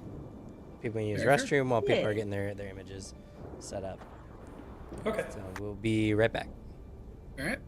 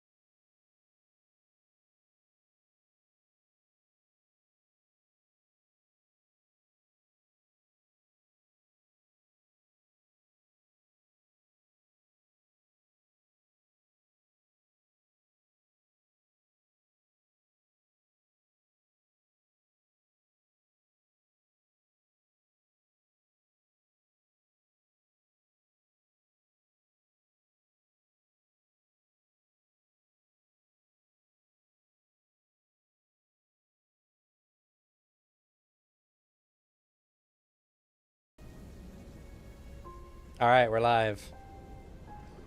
All right, the stage has been set, literally. So, for those who have not done combat, or it's been a minute, each of these squares here are the various locales. So your character is considered in one of these at any one time, but in comparison to all other characters, you're considered close. Close is essentially anything outside of immediate reach, more or less. Like, could be 10 feet, 15 feet, whatever. You could easily get to them with little effort.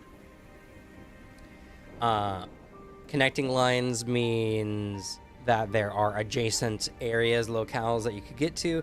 In this case, there's the dance studio that's upstairs, and you can see here there's a modifier on the on this. I had a term for this and I totally forgot what it was. On this path, there it is. That means +1 movement. So normally to go from one location to another, it takes a move action, which is a speed 1.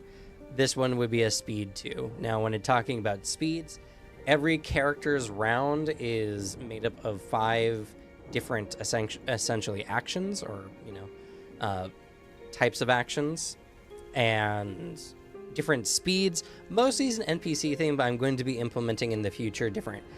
Like, if you do an action at very fast, for instance, there's going to be some beneficial effect, like you're attacking before the enemy can react, stuff like that. So, this is a very reaction-based system. So the players are the ones who mostly are the only ones who are going to act, and then players and NPCs will react to your actions. This has a kind of like a Magic the Gathering like resolution system. So the latest reaction occurs first, and then all the way up to the triggering action. The only characters who can be reacted to are characters who are acting or reacting. It'll make a lot more sense when we get into it. And then this yellow dot here is the demon host, the lady here who is currently in robes. Now, next to each locale, you'll see these boxes. These are your narrative boxes. They indicate what type of themes you can spend narrative points on to introduce new things to the scene. The higher the value, the more narrative points you can spend. You can spend up to that value. So for rituals, for instance, you could spend 1 or 2.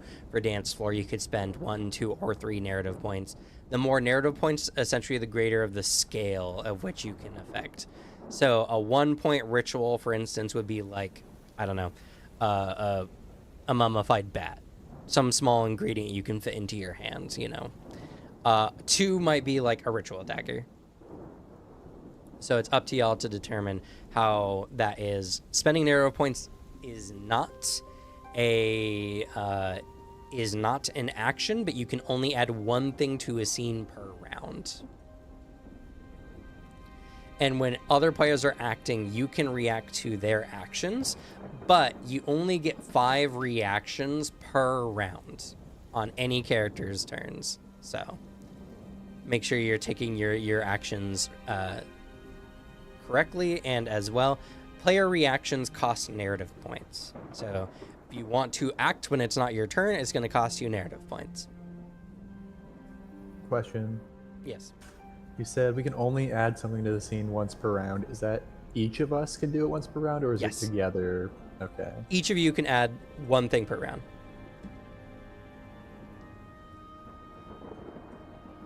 All right. So I think the system will make the most sense when we just do this in practice. So starting off, Cordelia. So you're running up to this individual, and what are you doing?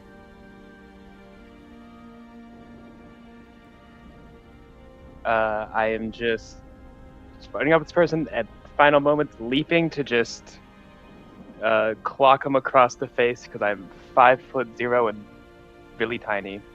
Gotta leap for that. Okay.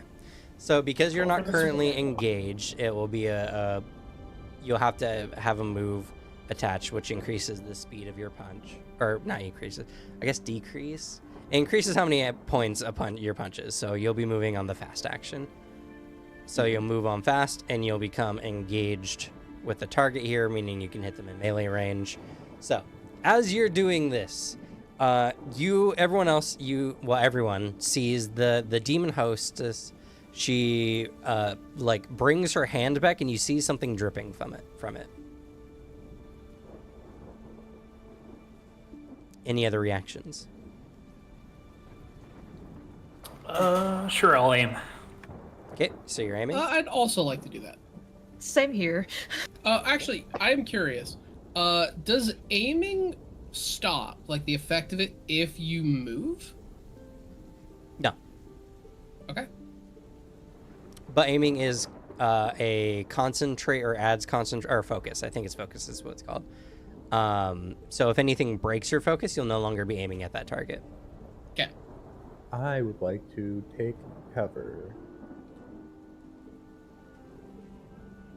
All right. Unfortunately, because you're blind, you're gonna have to find a cover. Oh. Man. Because you don't instinctively know where it is. Yeah. So about you're your going to familiar need to perform a search action. Wait, could your familiar help you find a hiding spot? It could. But then I would need to order action the familiar. Yeah, you would need to give it a command. Hmm. I mean, I guess I could just do that. Let me shrink these real I'll quick. command my boy. Okay. 1 second, I'm shrinking these so I can fit more in the space. All right, so you're giving a command. And even though some of your actions are technically faster in action speed, your reactions always take place in the time slot that the action that's being reacted to is. So. All right, so Cordelia, you're running up to clock this woman in the face. As you do so, she brings her hand forth, and 3 razor-sharp lines of blood are ejected from her arm and fly in your direction. So she is going to make an attack. This is a D6 proficiency 3. Okay, that's 3. Now you need to choose your defense. So the standard defenses are parry, dodge, or I think there's another one. Brace. Yeah, you have brace, which brace costs you narrative points, but you can do so.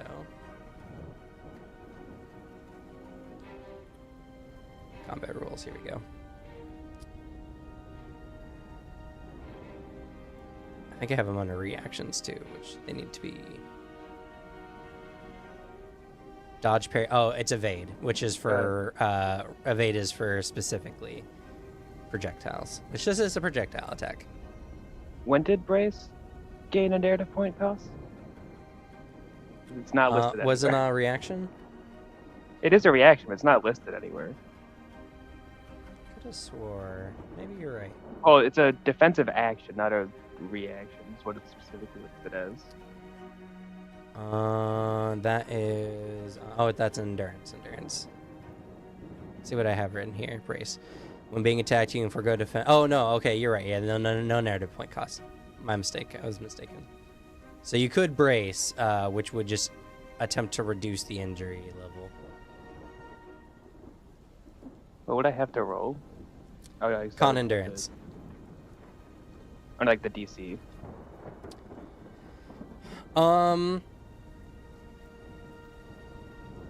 You don't know because you don't know how much this damage would do. Got it. Whatever. The best shot I got.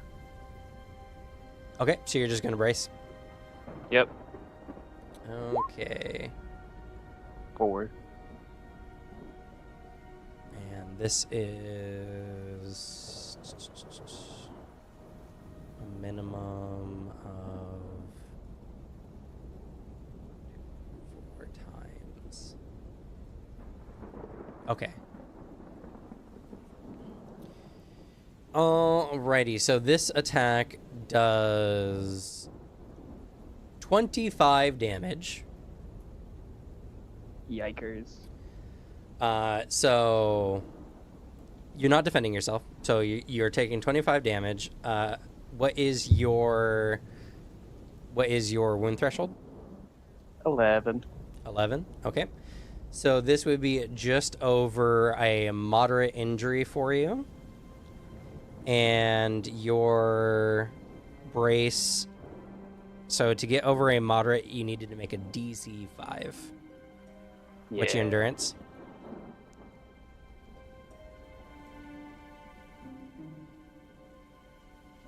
It's a 4. Is your endurance is a 4? Okay, so you didn't quite make it. So My endurance is a 3. I rolled a 4. oh, I see. So the result is overall 4. Got it. Cool. Yeah, so you failed the brace, so you just take the full damage. So I need you to roll for me. No, sorry, I need to roll for you a moderate slashing attack, which is a d6. Oh, you said players always roll. Did I say players always roll? That's what you've said to me in the past. No, enemies roll Yeah. for themselves. I don't recall that. Enemies roll their own damage. When we did the playtest, enemies rolled for themselves. They rolled their Okay. attack. Players rolled the injuries, I guess. Well, you roll injuries for like other things. Like if you get hit by a trap or something. But whatever, enemies roll, it's fine. It doesn't matter. It's a dice rolling. Severe bleeding. So you bleed one bleeding every round until you're treated. There's also a moderate wound, so you gain 2 wounds. I guess it being a 5 wouldn't change anything. Sorry, what? It being a 5, 'cause I have a -1 from injury checks. No, 5 would not change anything. Yeah. And in addition, this attack has a unique property. You gain a amount of additional bleeding equal to the wound level, which is 2. So you gain 2 bleeding, and every round your that bleeding value is gonna increase by 1. Oh, this is awful to get early on, but fuck, I don't know if it's gonna get worse. I think I'd have to just indestructible this. I can't get this right in the middle of the early on in the fight. I mean, if we one rounder, I can treat it. I think it's a good call. Me? Like, Or it getting hit with the first round, rough. If you have a way to get around it, feel free. Yeah, I'm gonna spend my use of indestructible, spending 2 MP. Okay. To say nah. All right, so she slashes the blood in your direction, and as you're bracing, your body hardens imperceptibly, and the blood just doesn't phase you whatsoever. It just splashes off of you, but you can sense the razor sharpness of the blood as it careens off of you, and your clothes is ripped in a variety of places. So you come soaring through this aerial slash. You're now there. Go ahead and punch her in the face. So I roll strength combat roll. For a melee attack, yes. D8. For hand to hand, yeah. All right, 4. She's going to attempt to dodge. Yeah, she's going to dodge. Fails. 16 damage. 16 damage. Woof. All right. Well, as you punch her, she doesn't look that sturdy, but something feels off. Your fist glides into her, and it deals a light wound. Go ahead and roll for me a d4.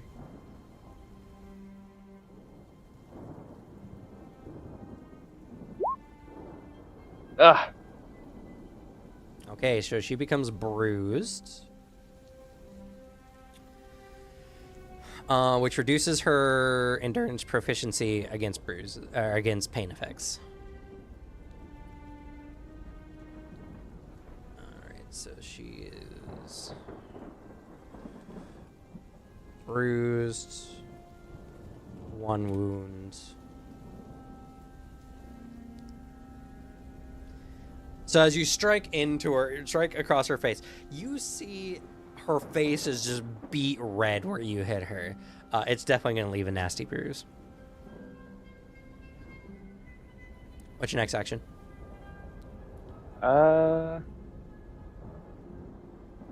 Let's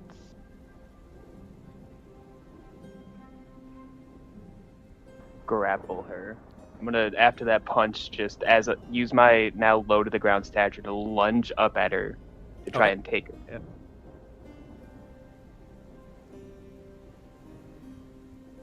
All So it's right. another- Grabbing. So this is see. contested dex or strength versus their strength or agility.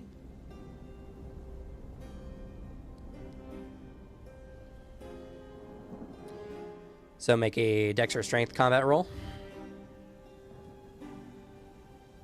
8. Dang. Okay. She cannot beat that.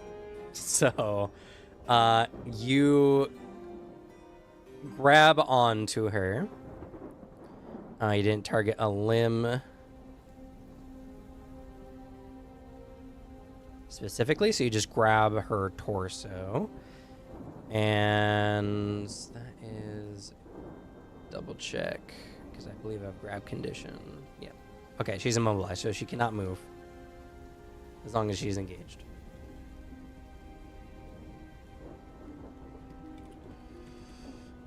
Okay.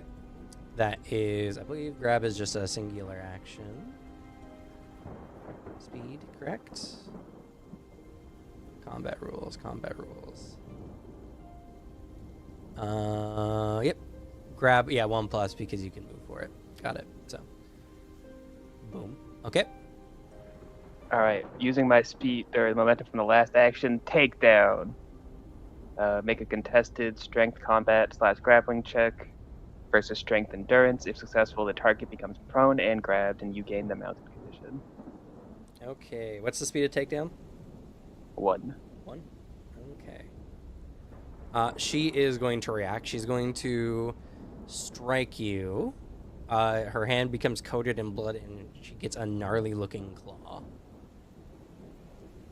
Any other reactions?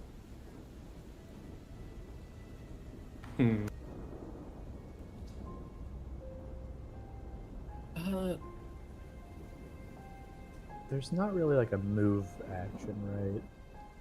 So I kind of want to leave this room. There is a move action.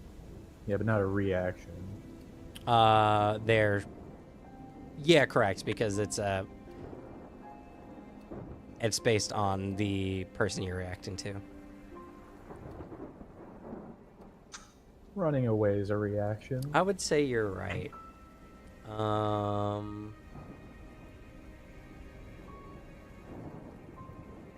Yeah, I don't see why not. We'll just do move. 1 narrative point. Okay. Also, is commanding a familiar a reaction, or do I have to? You did command them, and before Yeah. I'm assuming you asked for cover, right? No, I asked it to lead me. And I want to go out of this room.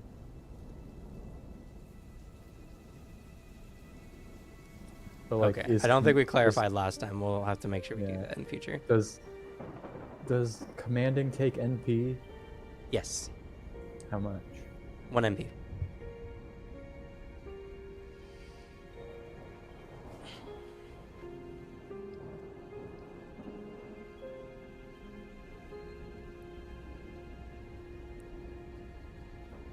Anyway, take the move action.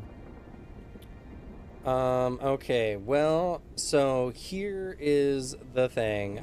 You cannot take it at this moment because you had to go up the stairs, which would make it three action essentially rather than 2. It has been 3 actions since your last reaction. Does that make sense? Okay. So I have to wait until very slow to. Yeah, it's a very slow minimum or a new round. Okay. And I'll wait. So more or less, it's like you're asking your familiar, leave me out here, and the familiar is doing it, and you're just in the process of it at the moment. Yeah. Anyone else have any reactions to what the host is doing? I could try to intimidate by cocking back the hammer. Or you could just shoot her. I was That'd be thinking cool. about shooting That makes a her lot of hand. noise. We're in the basement, so it's okay. Sure, Alicia. They already know we're here.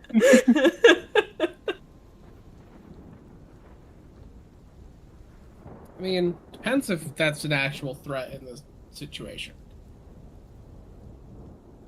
They can control blood. I think they're a threat. I think so too. Yeah. But I'll shoot the Well, hand. the big guys in charge of a ritual can control blood. Why do you I mean, think I- everyone involved can do it? I was planning on doing that too.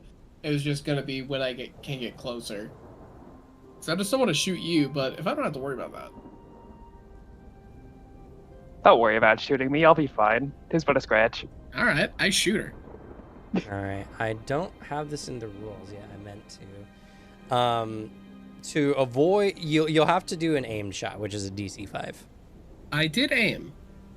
No, yeah, but you have to aim for a specific location. Aim just gets rid of hip fire, more or less, Okay.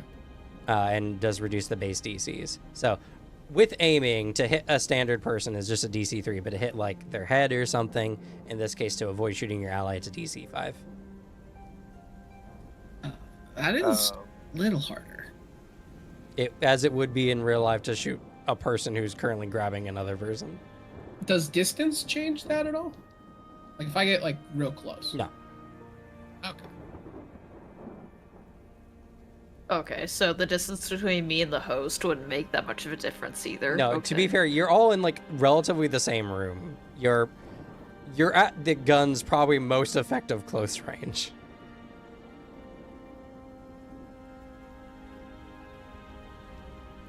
It's not necessarily the problem of hitting the target, it's not hitting slug through the target, Yeah. Fair. Cordelia. Hence why aiming is Yeah. important. I think I'm just gonna go for an intimidate for now. I don't like my chances of firing around Cordelia. That's fair. Okay, intimidates. So that is definitely something you can do.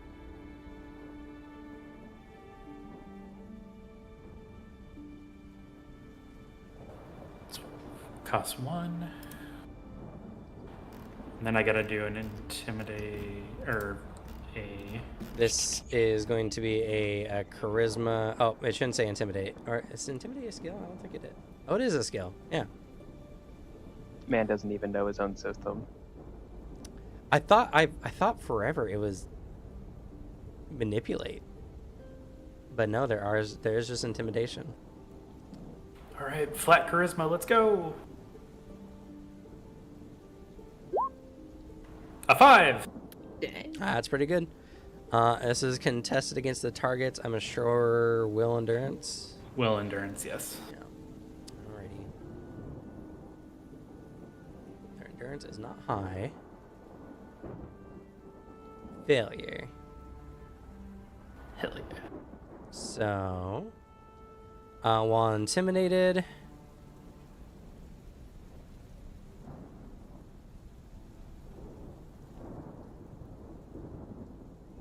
you know what? Do I have an intimidates condition? Yes. Okay.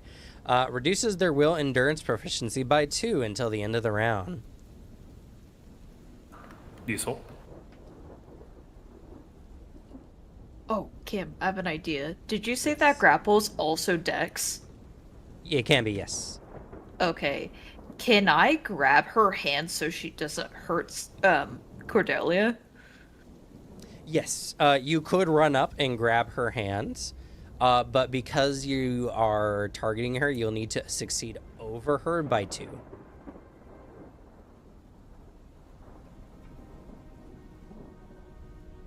Okay. So whatever she Okay. rolls for a defense, you'll need to roll at least 2 above that to successfully grab her hand.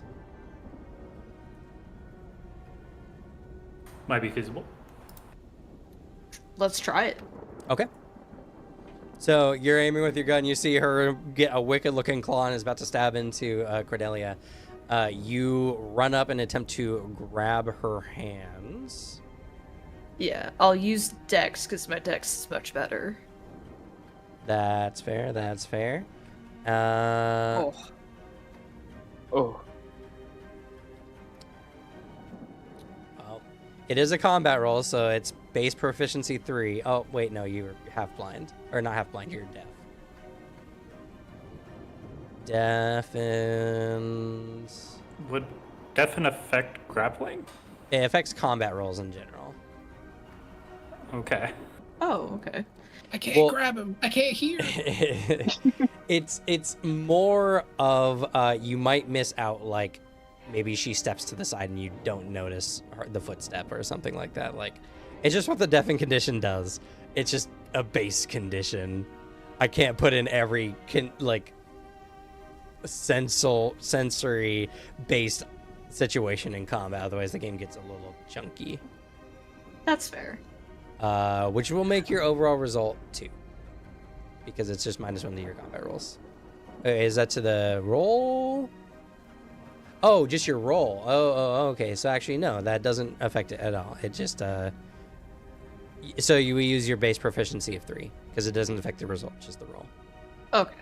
So 3 versus. I don't think you're gonna grab her hand because I Oh, well, she also so has a 3. either. oh. Yeah, no, she has a 3 base as well. So, you reach out for the hand. She's about to slash leg. Mark, are you doing anything? Not yet. Okie dokie. I've already aimed. I'm just waiting for a moment and for when I can do other stuff. Okay. So she's going to attempt to slash you with her bloodied claw. That is going to be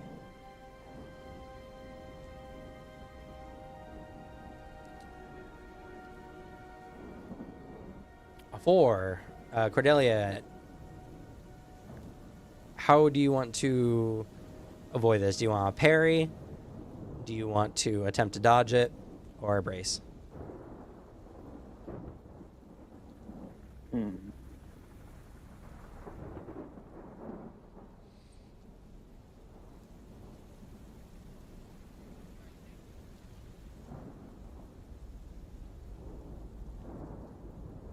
Is this a definitively different attack from the last one? Or is it just flavored differently? This is actually a different attack, yes. Okay. To roll a 4 for above a 4 for my dodge pair, which on a naked 6 versus on D6. Eh. Yeah, dodge is agility, parry is dex. If you match, at least, though, you will cause it to graze, which will cause it to do half damage. Mm-hmm.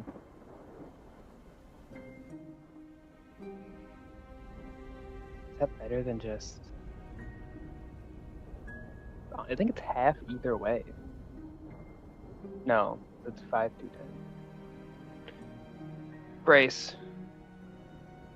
I'm gonna risk it. Okay. All right. You brace. This attack does 15 damage, which is a light wound for you. Which means you succeed, because the DC was 3. So you reduce it, so you just gain a wound. So, she lunges the claw down, barely, Emery's hand just barely misses hers. As the hand comes towards you, you raise your other arm up to, like, brace your face. She scratches your arm, causing you to bleed a little bit, but nothing too serious. All right, and you do your slam, which is takedown.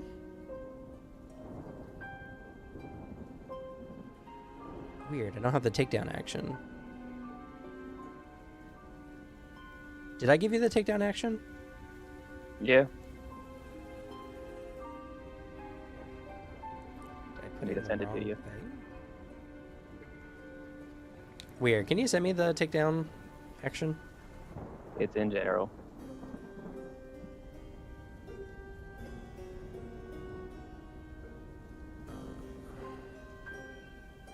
Okey-dokey. I don't know why they did not make it over to the notes.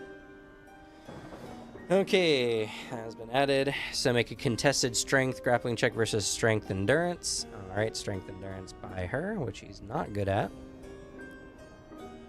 And did you roll for this already? Don't think so. I don't think so. So go ahead. She did not do well. Ah.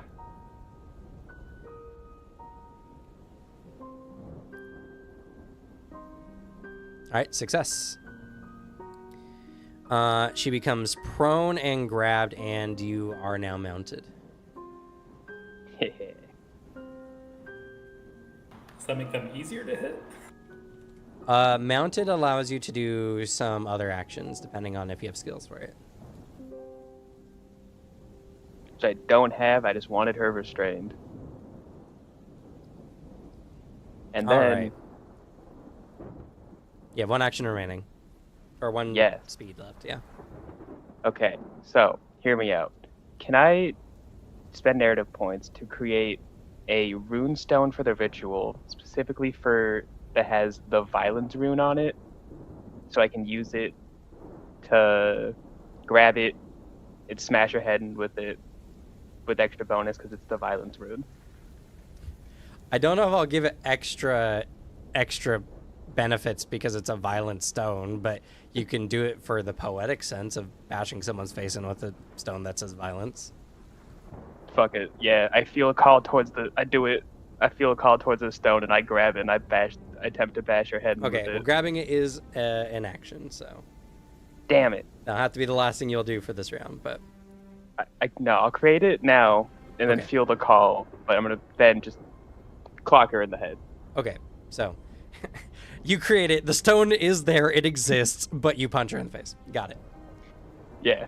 Alright, she's going to yeah, her hand is already there. She's gonna attempt to slash you back first with a reaction. Anyone want to do Same anything? claw? I was looking at the prone condition. Does that mean the DC to hit her is lowered by 2 as well? Prone. Let's see.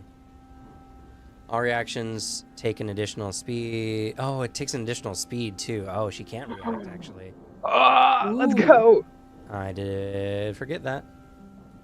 To be fair, it's been a while since I've done this. Yeah, all actions and reactions take an additional speed, and all actions gain the movement trait. All checks and DCs besides the dodge defense suffer a penalty of 2 to the result. So yeah, if she could strike, she would be getting a. It should be a proficient penalty 2 to the proficiency or to the roll. To the roll. So she'd subtract 2 from what she would roll. Oh, I see. Okay. Well, no need for me to react then.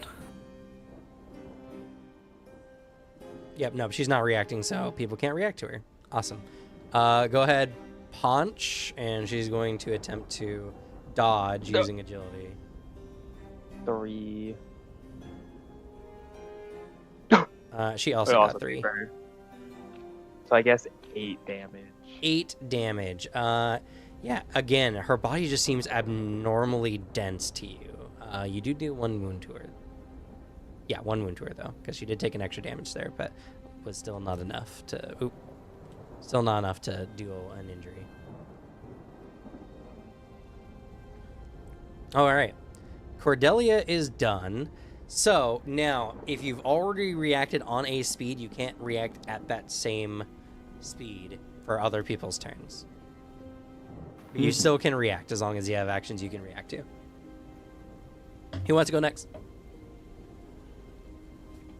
I can since I'm really close to her. Since I'm super close, will it make it easy not to hit Cordelia? Well, with a gun, you'll still need to aim. Yeah. Like, you'll still need to aim specifically to not hit Cordelia. Okay. I'll aim then. You're already aiming, because you said you were Oh, doing sorry. something. Yeah, it hasn't been disrupted.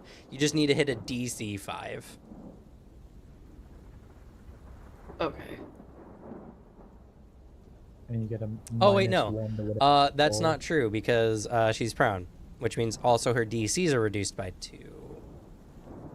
So you gotta hit a DC 3. So you need to hit a DC 3. Okay, I can do that. And then, guns are dex, right? Yes. Okay, perfect. Dex combat, she can't evade, so you actually just hit her. We don't even need to bother with a roll. So you shoot her Okay. at close range. God, I'm the greatest. Got it. Cool. Marco, you wanted to take your shot because you know you can hit? Yeah. Happily. Yeah, because It's just Suzanne's game all over again. she's prone and being held prone. Yeah, that makes a lot of sense. She's being held prone, so it's not like they're wiggling around too much, and you can mostly just, as long as you are aiming appropriately, you can not hit Cordelia. So. Yeah, which I've already aimed. So I will happily shoot. All right. She's gonna try to break the grapple. Because that seems like not a good thing to be shot at the moment. I hope so. I rolled Not an 8. high on her lists. Escape.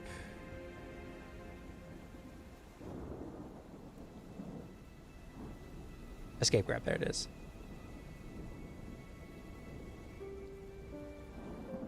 Oh, and I didn't put. Oh, yeah, I used the escape grab action. I'm so smart because I forgot that. Where is escape grab action? Or did I not make an escape grab action and I just assumed that I would know what that meant? Yep, that's I think what it it was. Yeah. It's fine. It makes a lot of mechanical sense. She's going to make a her choice of. Oh, there's an escape grab. Is there? An action. It's a reaction. Well, it's There should be more an of action. an action.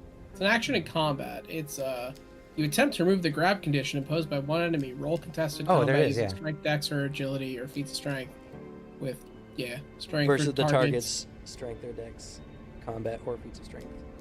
It's just right at the bottom. I see. I did miss that. Okay, cool. That's what I assumed.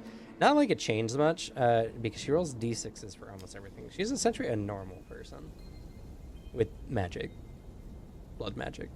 Anyway, for Cordelia, your choice of strength, dex, or feats of strength, which is strength, but you know, a skill. Oh, or yeah, strength or dex. Well, all right. She attempts Hell to yeah. wiggle free and fails, and then is shot twice. Bang, bang. All right. First, Alex, your shot hits first. Or Marco, Yeah. rather. So how much damage? And technically, we should have declared this before, but are you rapid firing? Sure, I'll rapid fire. Okay. Yeah, it's pistol 20. I think it's the damage. Yep. And if you rapid Okay. fire, it adds 10, so that'd be 30 damage. Yeah. Okay.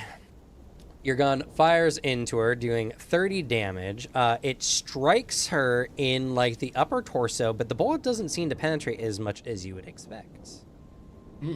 She only takes a moderate wound. Oh, she's resistant to gun. They learned from last time. Go ahead and roll for me at d6. Everything. All right.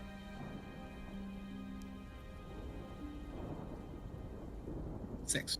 That's good for you. Severe bleeding. All right. Ah. How do you like it?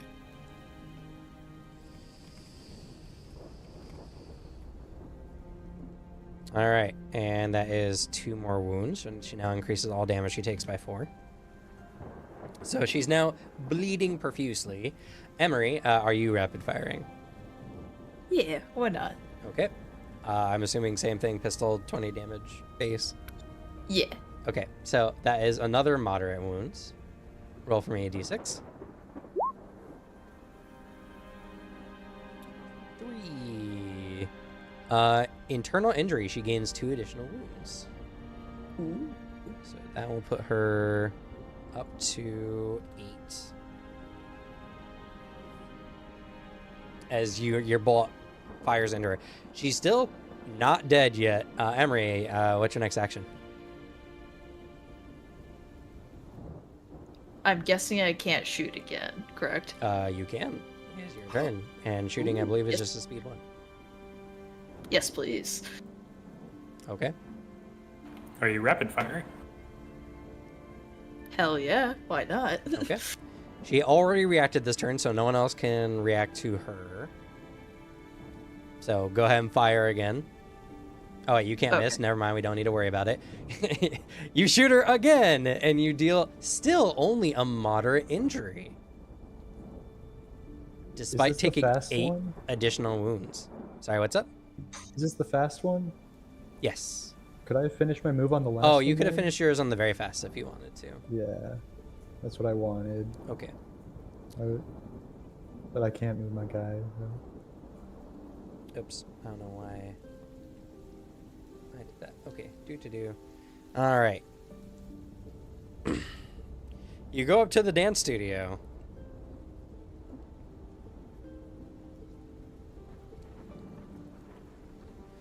You don't see it, but everyone is staring at you. the Gunshots coming from panhandlers the are door. all there. There's 10 panhandlers surrounding you. I wipe my brow and go, whew, thank goodness we got out of that sticky situation. Yeah, unfortunately, I can't describe if anyone's in the room at the moment because you would need to use a search action for it, or Yeah. command your familiar to tell you. So that's a thing. Anyway, so roll for me a d6, Emery, for the injury.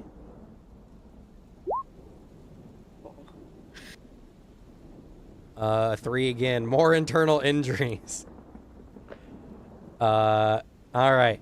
They gotta be taking more wounds now. Emery, your next action. What are you doing? You got 2 more rounds in your gun. Can I reload? You do not want to use your last 2 shots first? I'll use the last 2, but I just want to ask if I can reload after. Yeah. Reloading is I believe it's speed 2. Okay. Unless Sweet. you got a thing for it. Not for me. Finger guns. Same. Hey, watch where you're pointing those. Oh God, they're firing. Okay. So do you want to reload before firing again, or do you just want to fire and then reload your gun? I just want to fire then reload. Okay. You're firing too. She's going to attempt to escape again. Because she now has an available reaction. Anyone Oh, shit. want to do something while she's attempting to escape? I would. Yeah, I'll suppressive fire. Bam, bam, bam, bam. Nothing beats gun. I'm going to tell you now, Devin. This is one of the weird situations where I guess suppressive fire doesn't really mean it doesn't change anything. She's going to, because she's going to get shot regardless. She's going to take your suppressive fire. So. Well, she has a chance for that not to work because technically my level is lowered to 1 because of being half blind. Oh no, it's not that. I changed partial blindness. Oh wait, no, did what's I? it do now? I could have swore I was thinking about doing so. Yes, I'm going to change it. I was meaning to do so. I was going to change partial blindness to, rather than reducing proficiency by 2, to instead reduce the results of checks related to vision by 1. So whatever you would get -1, rather than your proficiency being 2 less. So at worst you'd be at a 2. If you roll high enough, you could get past that. Okay. I've adjusted it on my sheet as well. Yeah, I'm gonna adjust the. Let me see. Reduce results.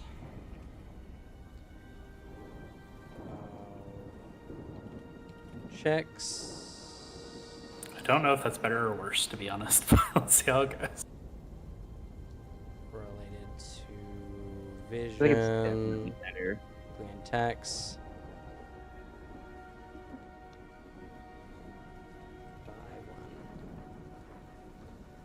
It just means that your floor is a little bit higher, but your maximum is reduced.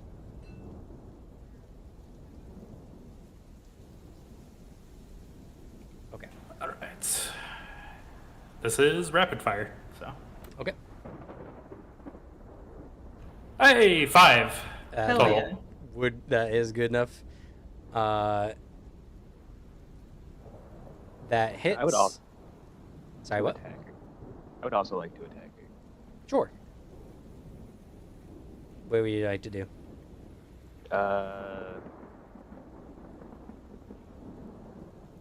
You know what? Heat of the moment. Cordelia's just going in for a bite. A bite. Oh, Alright. I'm going in right for that left shoulder.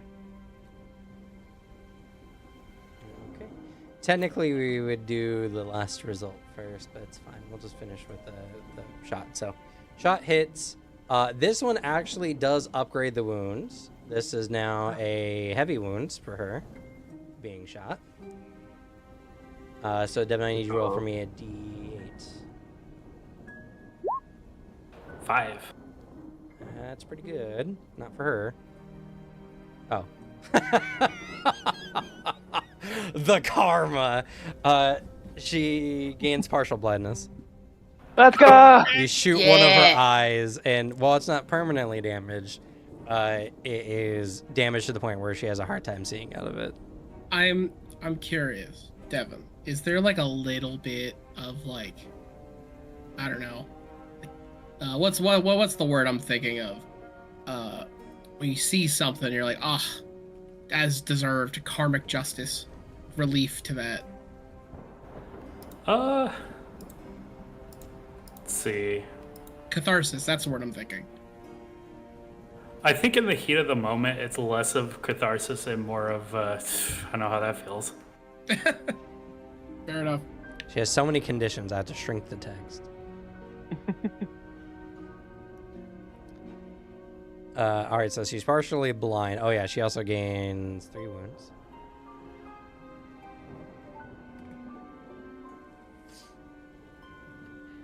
Alright, Cordelia, bite. That's a brawling one, right? Chomp. Yeah, make a combat roll against target you engage it. Successful, they make an endurance check against DC equal to your brawling skill or become distracted. Okay. Oh wait, bite's an actual action? Oh, I don't have it. I was It's a just standard bite. combat attack, yeah. Oh, okay. That's fine. So that does cost you a narrative point.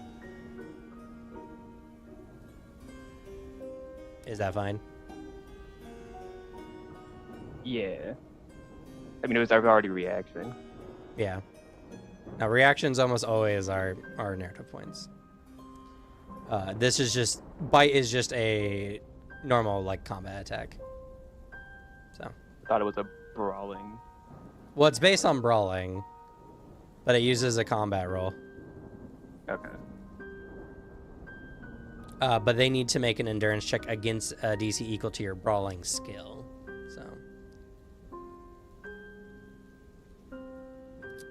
So that's probably going to successfully hit, I imagine. I don't think she can roll. Nope. She got close, though, surprisingly. Well, -1. So, bite, you go ahead and deal your unarmed damage, which is... 16. How much? 16.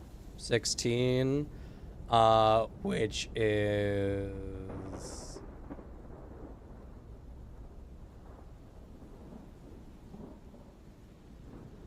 $31, assuming that 15 wounds is correct. Yeah, okay. Thank you. The math was not mathing in my head right. I don't know why I'm moving everything. Oh no, I didn't move Emery. That's why. No, I was right. I had moved everyone to the wrong spot for some reason. There you go. All right, that is going to be enough for a heavy injury. It technically does blunt damage. So go ahead and roll for me a d8.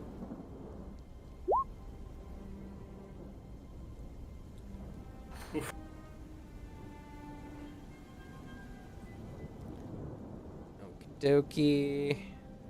So that is... Okay. You bite into her and shake her so ravenously she gains a concussion. You fucking Jesus rabid dog? Christ. What the hell?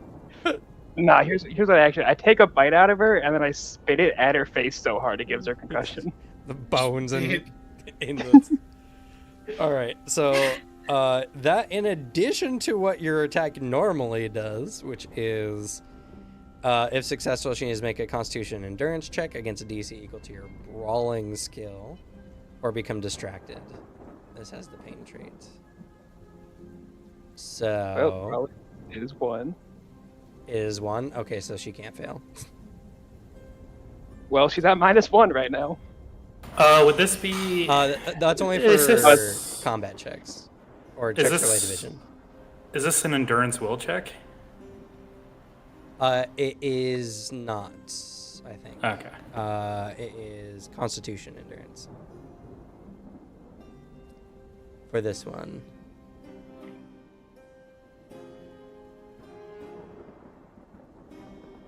So yeah, she succeeds. Emery just stares in horror as Cordelia's just sinking Granted, her teeth. what does that matter when she now has a concussion, which is arguably better than distracted anyway? Concussion does, by the way. Where is concussed? Oh, reduce the die size for all checks by 1 step for 1 round. Gaining this condition 3 times in 1 combat is lethal. Oh, Oh yeah, so she's now rolling d4s. That's Dude, keep awesome. biting her. hey, just for a round. Yeah, just for a round. She's got several other people's turns to go. Yeah, you guys are gonna kill her. So, yeah. All right. That that happened. Oh yeah, Emery, finish shooting her. Oh, I also want to do a reaction. Alright. You cannot react to her at the moment. You're not in the same locale, nor can I'm you. just stuck in this observe her. room. So yeah, Until well, your turn. you're not stuck in this room. Nothing's happening to you at the moment. You finished running upstairs. Well, until like the 5 guys show up. But So while you're running upstairs, all of this is happening.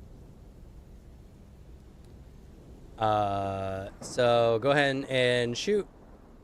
You don't need to make a roll. You hit. Oh yeah, she also took 3 more wounds. Oops. So that is going to be, and that's a rapid fire, correct? Yeah. Okay, so that's going to do 48 damage, which is going to do a serious injury. So roll for me a I d10.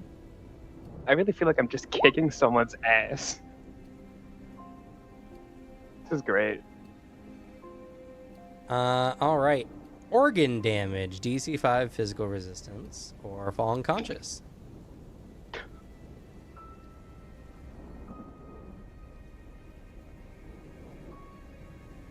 Oh wait, I don't roll that die. I roll a d4. There we go. Con endurance. Okay. You shoot into the body. This feels like it got a lot more purchase. And she falls unconscious and is bleeding out. It is a lethal wound. So, Okay. Dead. all right. Emery just stares at Cordelia in horror. oh, that's what we thought the first time. She might come back. Oh, Oh it's yeah, true. true. True. Double tap.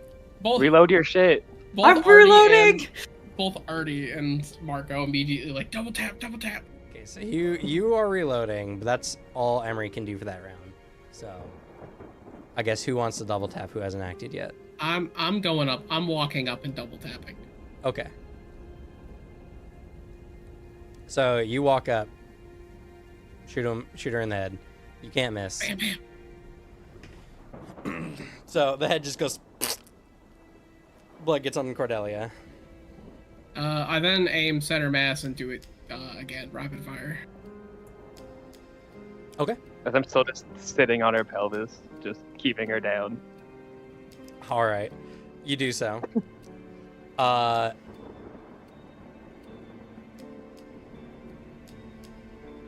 need to cut. I need to cut up to Leonard upstairs. Yeah, we're all just making sure. Like, I'm not shooting like endlessly, but after that, I'm just waiting. It's like, all right, are you gonna move? Are you dead? Yeah. So I'm just Leonard. standing at the top of the stairs, leaning up against a table or something, and just like slightly out of breath, hurrying up the stairs with a completely broken leg and blind, and just hearing gunshots going off constantly behind me. Yeah, you do hear gunshots downstairs, like quite a few. So as you do, you're sitting there leaning up against a table or whatever.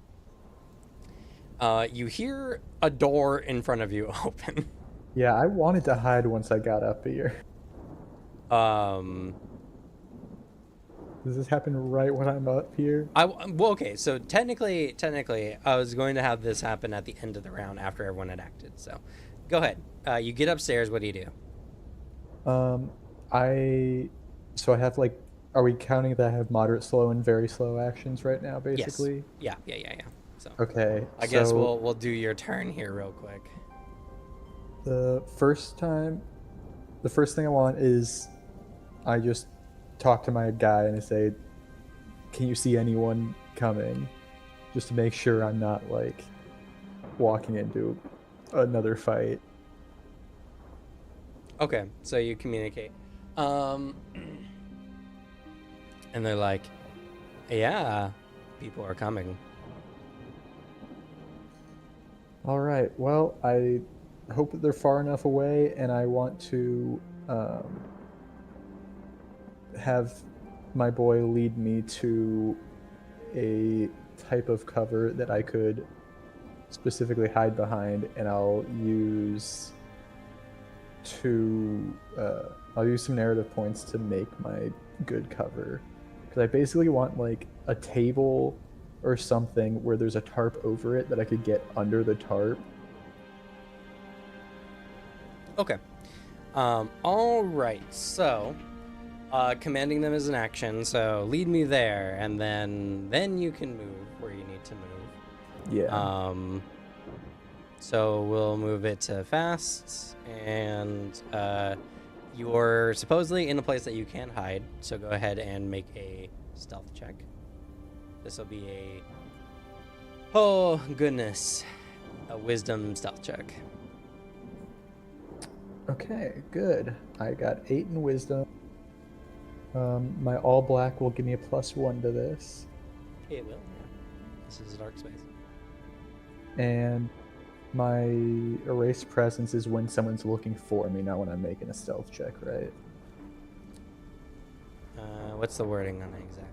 Spend NP up to your ascendancy to increase checks or DCs to avoid being noticed by the same amount.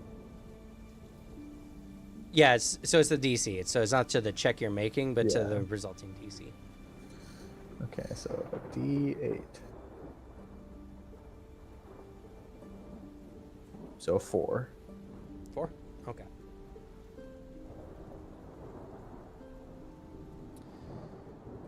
Okay. So you feel hidden. Now, I will say, it's a big open glass front to this business. So they probably did notice you, but they might not know where you've gone after that. Yeah, that's sort of what I'm hoping. And then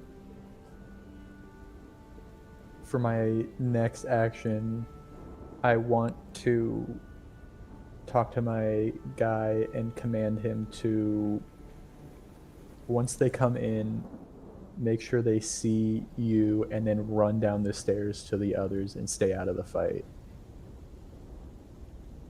Okay, so you can run downstairs and run to the others and stay away from the fighting. Got it. I'm hoping he'll take most of their attention.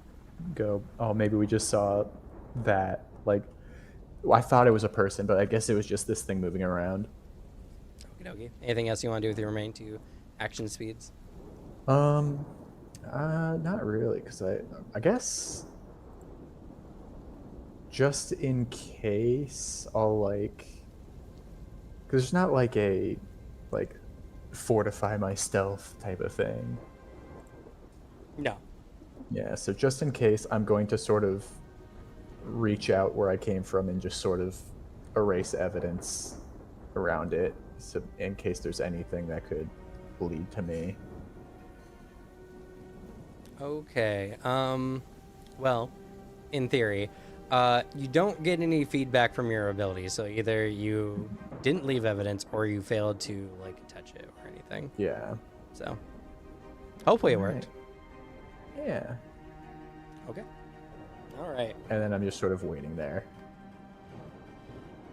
So, at the end of that round, the door opens, and you hear some footsteps, and you hear guys like, what's that? And then you hear, do you see me? And you hear what sounds like small feet jumping on the floor, and then scurrying. I give him a silent thumbs up. From my little hiding spot here. What was that? We weren't told anything about whatever that was. You know where that guy went?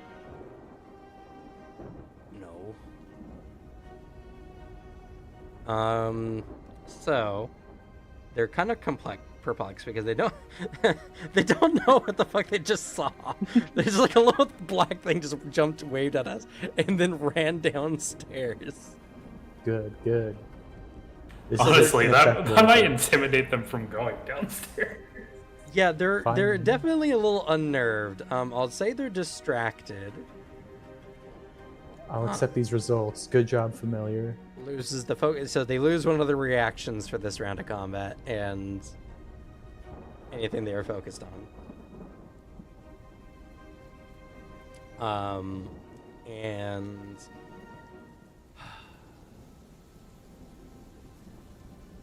they're not going to do a very deep search, but they're going to look around to see if they notice you. So, that being the case, I'm giving your DC an increase of 2. Okay, and then I'm gonna spend 2 NP to increase my checks by 2. Or my DC by 2. Okay, it says, do you have a stealth of 4? Oh no, you're wearing all black. I that's rolled right. a All black, 4. Yeah. Yeah. Right. Okay, so Yeah, DC roll 3 6 plus plus 2 1. more, DC 8. They don't notice you. So. Yeah, I just wanted to make absolutely certain. Yep. So they look around kind of casually. They don't see you. You're perfectly like in the dark profile of some of the tarps. And they're like, "Well, we need to get downstairs. We need to stop them, whatever they're doing." And you hear them trumping downstairs.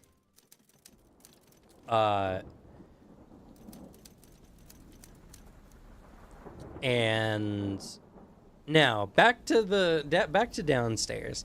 So y'all unload some lead into this body and reload your guns, I'm assuming. I don't unload my gun into him, but I will reload. Okay. Sure. I'll reload. At this My time, gun, the yeah. door at the back opens again, and you see a familiar sight, Marco and Artie. 2 individuals with the same kind of growths and bloody mutation from when you last encountered a demon host appear from out the door.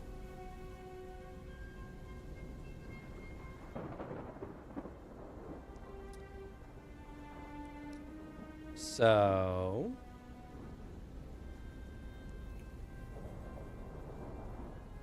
Let's see, I need to shrink this text again. Because we have more people.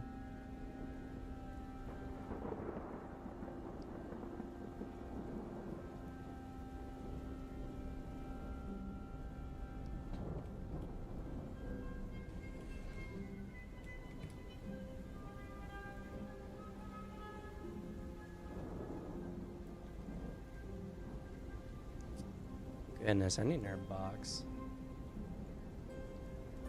Or I need to make this box much longer.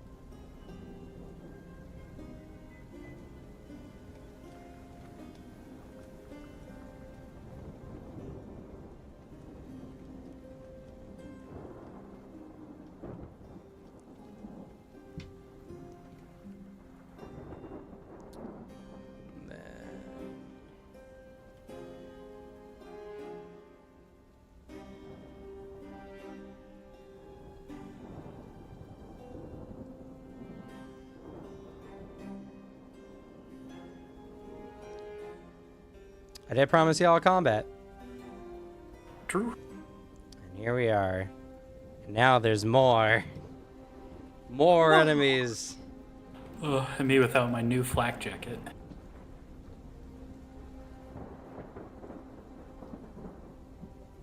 It's on you for not wearing it. It would have looked suspicious. And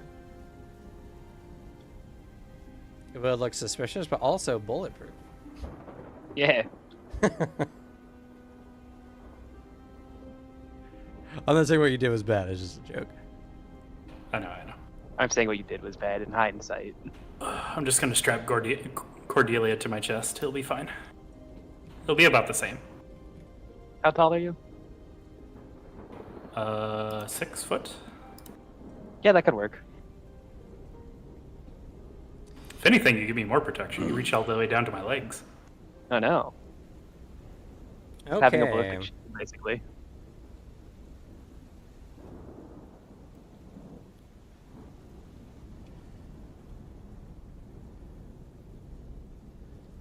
Also, Cordelia, beneath your pelvis, you feel the individual below you begin to violently convulse and twitch. That's cheating. Ah shit! Ah shit! Well, if y'all remember last time, you shot the guy's head off and he still transformed, so... Only because we didn't double tap. Yeah. Didn't you watch Zombieland, Cam? True. Still don't matter. Oh my god, I have so many tokens.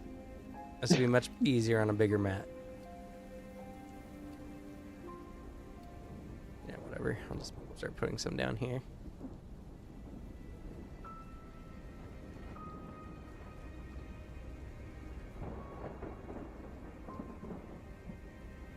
Okay. So, the body starts convulsing. The demon host is transforming. All their conditions go away. As they're revived as a possessed. And you guys hear the sound of footsteps coming down the stairs. As the cultists will arrive at the moderate speed.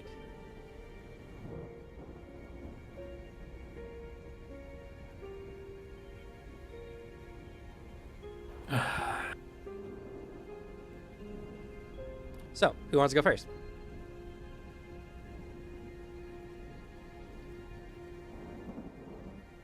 I guess me, because Cordelia loves fighting. Bite!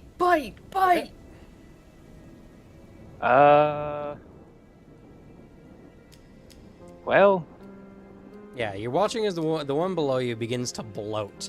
Her body becomes red and sinewy, and her limbs begin to elongate, and big bone claws begin to form from her hands. Don't poke her, she'll pop. I guess technically she is still prone. She's what? Still prone. Prone and grabbed.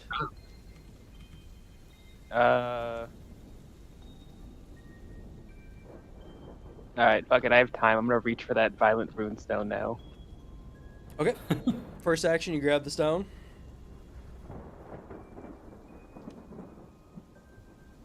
And then I smash it in what used to be her head.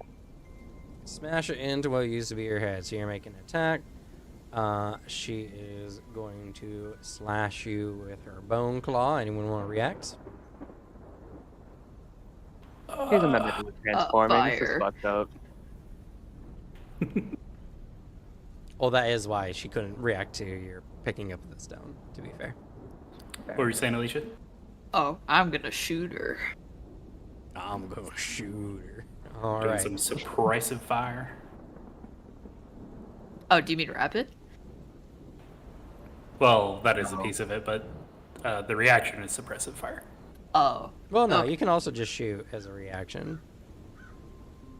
But he wants to suppress a fire. Yeah. Oh, I guess there is not just a shoot there. There should be. I see someone transform in front of me. I'm gonna unload as many rounds as I can. All right. Yeah, we don't any get other- into animals. As you begin to do so, Emery, one of the possessed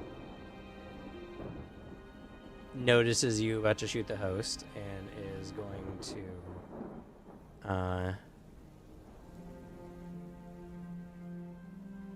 come over and attack you. Sick. I counterspell him. I mean, suppressive fire.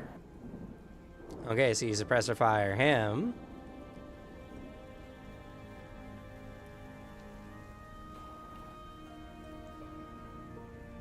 And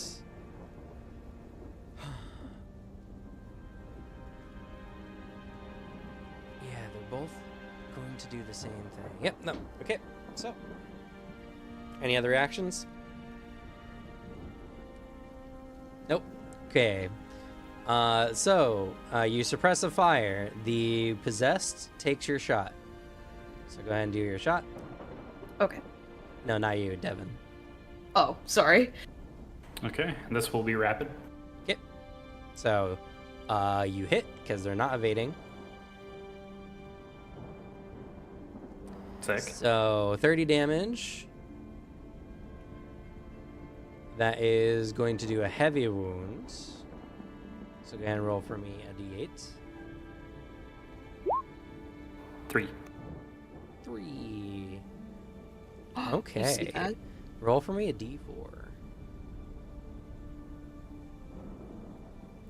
3. All right. You shoot them in the left leg, giving them the impaired condition. So for their agility checks, they are rolling a die size smaller. Oof. I need to make another text box. Impaired leg. Wounded 3. All right, Emery, you shoot the hosts.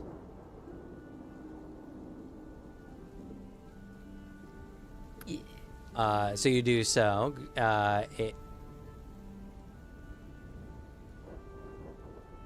Yep, it does also a heavy injury. So go ahead and roll for me a d8. Oh. Ho ho ho ho. Oh, you. Oh, wrong one. Greater internal injury.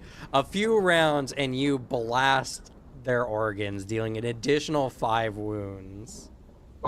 So that does 8 wounds total. Right in the kidneys. My Wait, you have kidneys! these- She didn't even get to dialogue this whole time. Y'all just attacked her right out the gate. I didn't even get to have a Yeah. monologue or nothing. Yeah, go fuck yourself. All right. Though none of this seems to stop her. she is going to swing at you, Slug. Or Cordelia, rather. This will be -2 because she is prone. So 3. How are you guarding yourself? How nasty do these claws will look in comparison to her other one?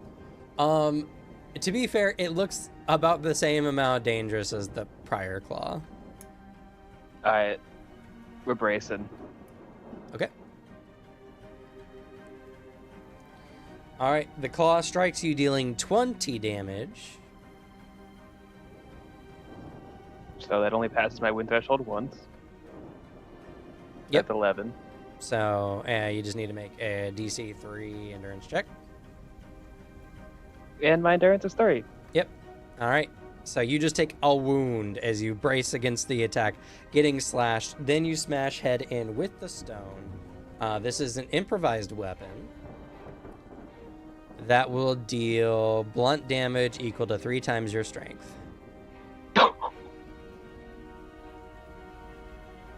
Okay.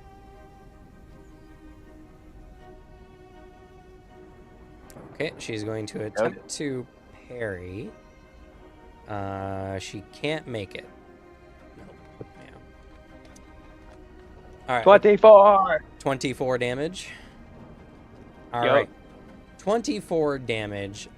Striking against the body, which does actually 8 more, so it's actually 32 damage. The body is dense, but with their wounds are not able to properly defend themselves. That's going to be a heavy blunt injury to the head. So go ahead. What is that? D8? Let's go. Oh, No concussion round 2. Oh. Okay. I'll say you got a success, so that will target the head. They gain the shocked condition, which means their head becomes... Oh, okay, so you hit him in the head, which distracts them. So, that does mean she loses one of her reactions, so she can't place one of her reactions down. yes. Also, 3 more wounds. Okay.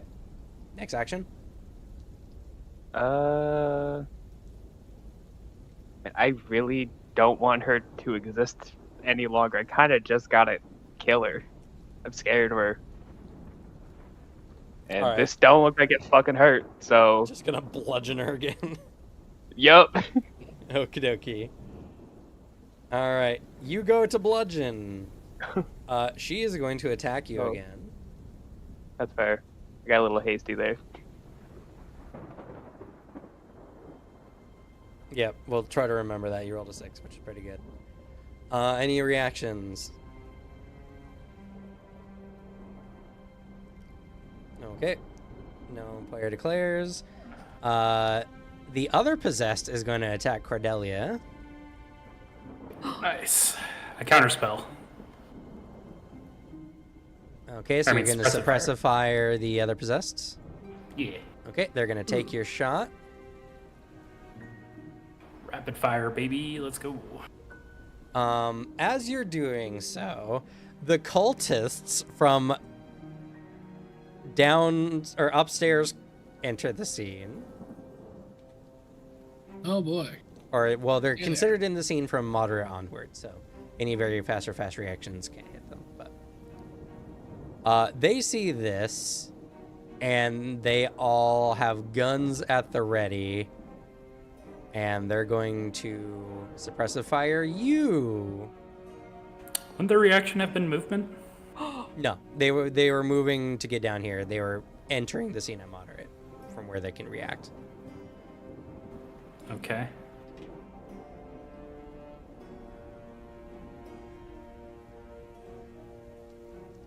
So they're suppressing firing on you. Any other reactions? I'd like to suppressing fire them. You want to suppressing fire on them? Okay. Can I shoot them too?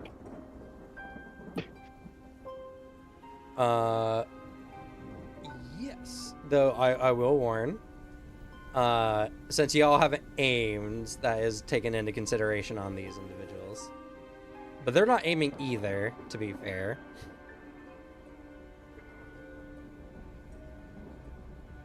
But you might hit. It's possible.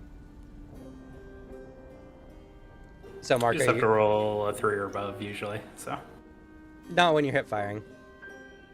yeah, because the hip fire only lowers your combat ability by 2. Or at least that's what it was the last time. Oh, yeah. It reduces your... No. It's been changed. Oh my god. Well, it was originally it just increases the DC to hit. Yeah, it just increases the DC to hit. So it's base 5. I will shoot. You will shoot at Five. the They're really- cultists. Yeah, I'm suppressive firing. Suppressive At fire on the them. cultists. Okay. Big reaction time. So So really Cordelia fucking is going to bash. The demon host is going to is going to slash. The other possessed is going to stop Cordelia, and then followed by Artie, who's trying to shoot them, who's being shot at by the cultists, who's being shot at by both Emery and Marco. Okay, got it. It's a really just funny image. It's just everyone's watching, and then these guys come down, bring out guns, and then everyone just starts shooting. That's essentially what happens. Which, to be fair, would probably just happen. Starting off with Marco, you rolled and you hit. Nice. Yeah. And were you rapid firing? Sure. Yeah. Okay. You kill one of the cultists. Because the cultists are a new type of enemy that we haven't dealt with yet.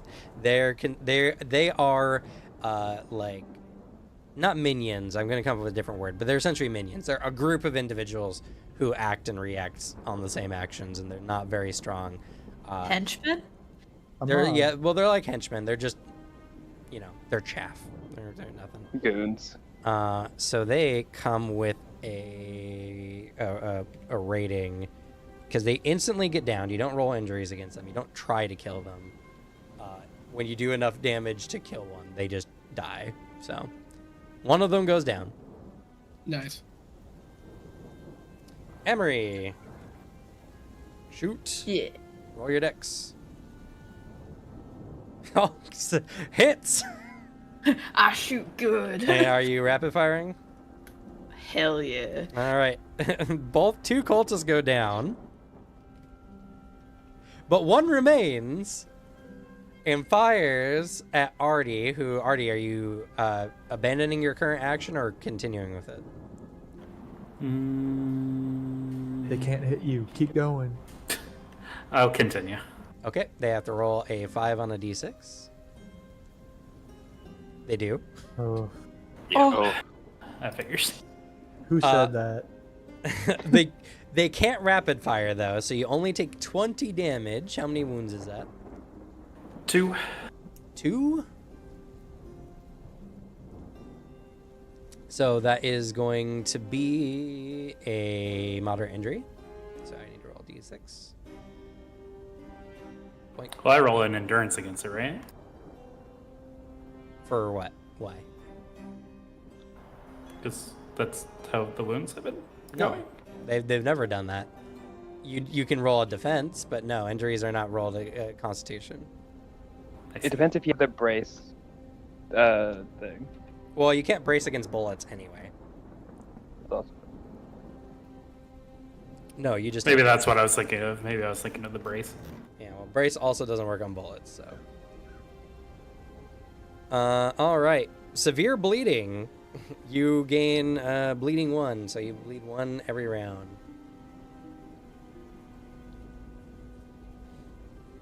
Okay, then you suppressive fire on the possessed who does not stop their action, so go ahead and shoot.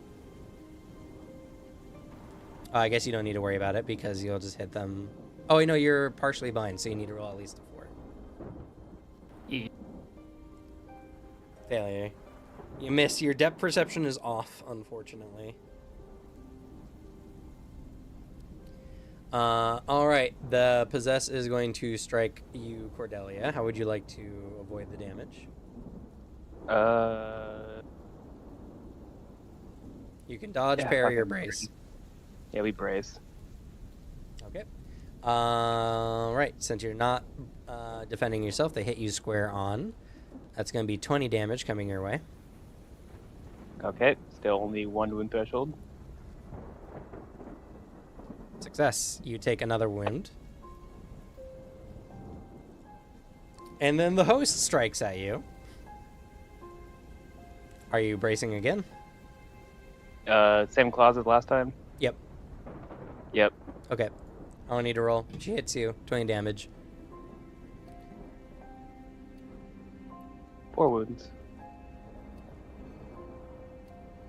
Oh, was that a 5? Yep. Oh, yeah. Yeah. Okay.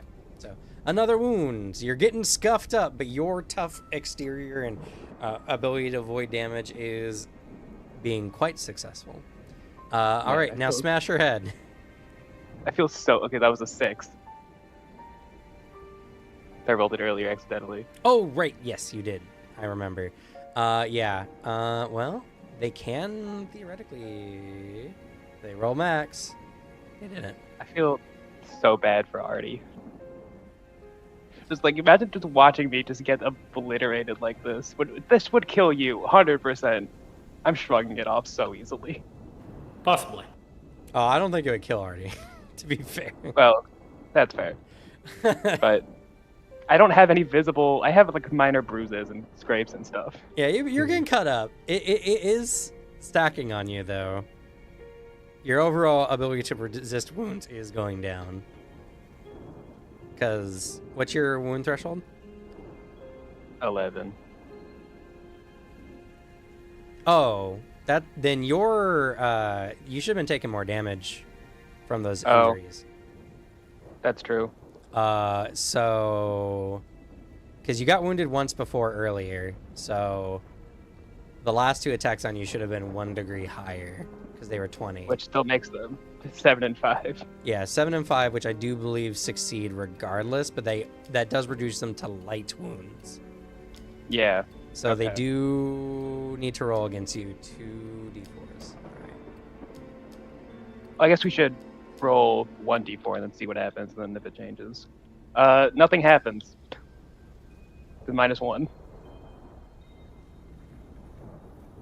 Oh no, I you assume gain that's bleeding 1, not the severe bleeding. Oh no, right, yeah. That's fair. Because you reduce injuries. Okay, now you just gain bleeding 1. Okay.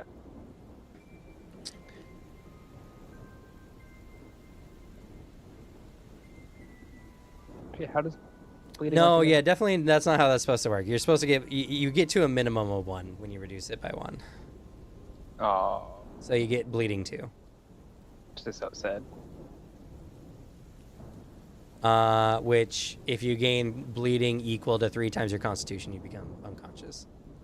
I don't know if that's gonna matter in this fight. It might, depending on how many injuries you take. Fair. Because it is quite possible if you keep eating hits. Okay. Alright. That's all solved. That's all good. What's your next action, Cordelia? Wait, did you take her 24 damage? Oh, no. I did not. Plus 11 more, so 35. So she takes a heavy blunt. Go ahead and roll a d8, please. Bro, be so for real right now. Okay, well, shock again to the head, so nothing has changed, but they do gain 3 more wounds. They are distracted. Which, to be fair, I would be too if I was getting hit in the head by a fucking stone. All right, Cordelia, what are you doing? The stone works wonders. Fuck it up. More And stone. More stone. All right, Stone. she is going to attack you again. And if no one has anything to say about that, the other possessed is going to attack you again. Oh, Shoot! Shoot! I'll shoot. Sorry. Am might I as well shooting? do. Yeah. I'll aim. You're aiming at the possessed? Yeah. Okay. I'll suppressive fire possessed. Same here. So you're both suppressing fire.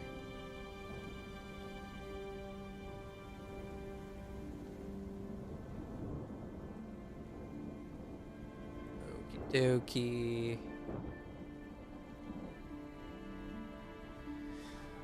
Our remaining cultist is going to shoot at Marco. Oh, All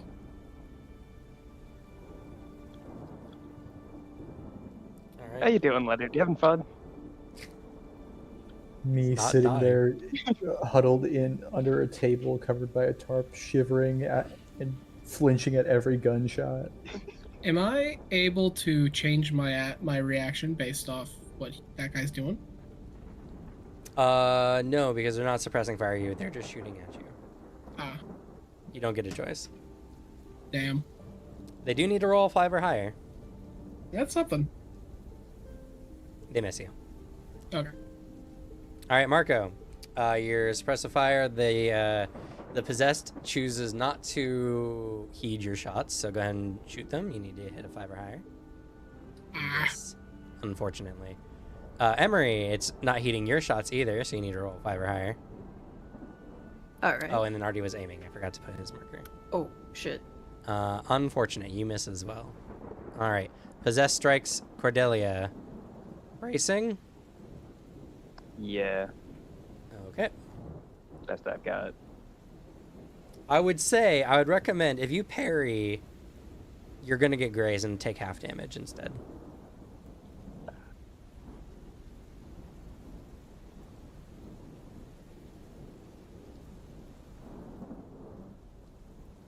I just parry's a D6 versus my D10. Yeah, but they rolled a 1, Oh, so they're gonna hit you with a 3 for their combat, okay. and your combat is 3. So, yeah. Oh, actually, even better. You parry successfully their attack. So you bat their arm away as they strike at you. The demon host is also attacking you. How would you like to? So now that you know the differences, would you like to brace or parry this? Ah, fuck it, we parry. Parry. Parry God. Oh, you need to roll 3 or higher. Parry. So she reaches up to claw at you again. You bash her arm aside with one of your elbows and smash her in the face, presumably. Go ahead and make an attack Cordelia. roll. Is locked the fuck in right now. Okay, 3. She might be able to get grace. See, she successfully parried. Oh, nope. Never mind. She's prone. -2 to the roll. She gets grazed, though, so she takes half, which is... 12. Well, 12 plus 14, so 26. 28. Or 28, yes, right. No, 6. Sorry. Oh, no. Okay, yeah. 26. That is going to be a moderate injury, bludgeoning. So roll for me a d6. 5. Concussion! But this is the one more. first new concussion Oh, okay. Damn it. since she's revived. That's right, she got a new head. She got a new head, but that does make all her dice rolls reduced by 1 size, which is really not good for her. And she also takes 2 more wounds. It is honestly a powerful feeling just looking up at, like, after the first turn of the round and just seeing so many fucking reactions. Yeah. Well, that happens usually on the first person, to be fair. Yeah, and I'm happy it's me. All right, Cordelia, you got one more action. You can't take a wild fucking guess. more rock, I see. She's going to attempt to escape the grab. The other possessed is still going to attack you.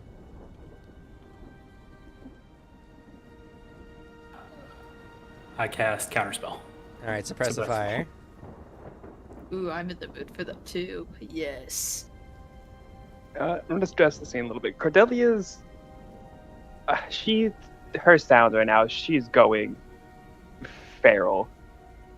But you see a face of just pure joy for some reason. That's scary, to be honest. Yeah, you should be scared. All right, Marco, are you participating? You aiming? What are you doing? I think I'm gonna aim. You're aiming at that possessed?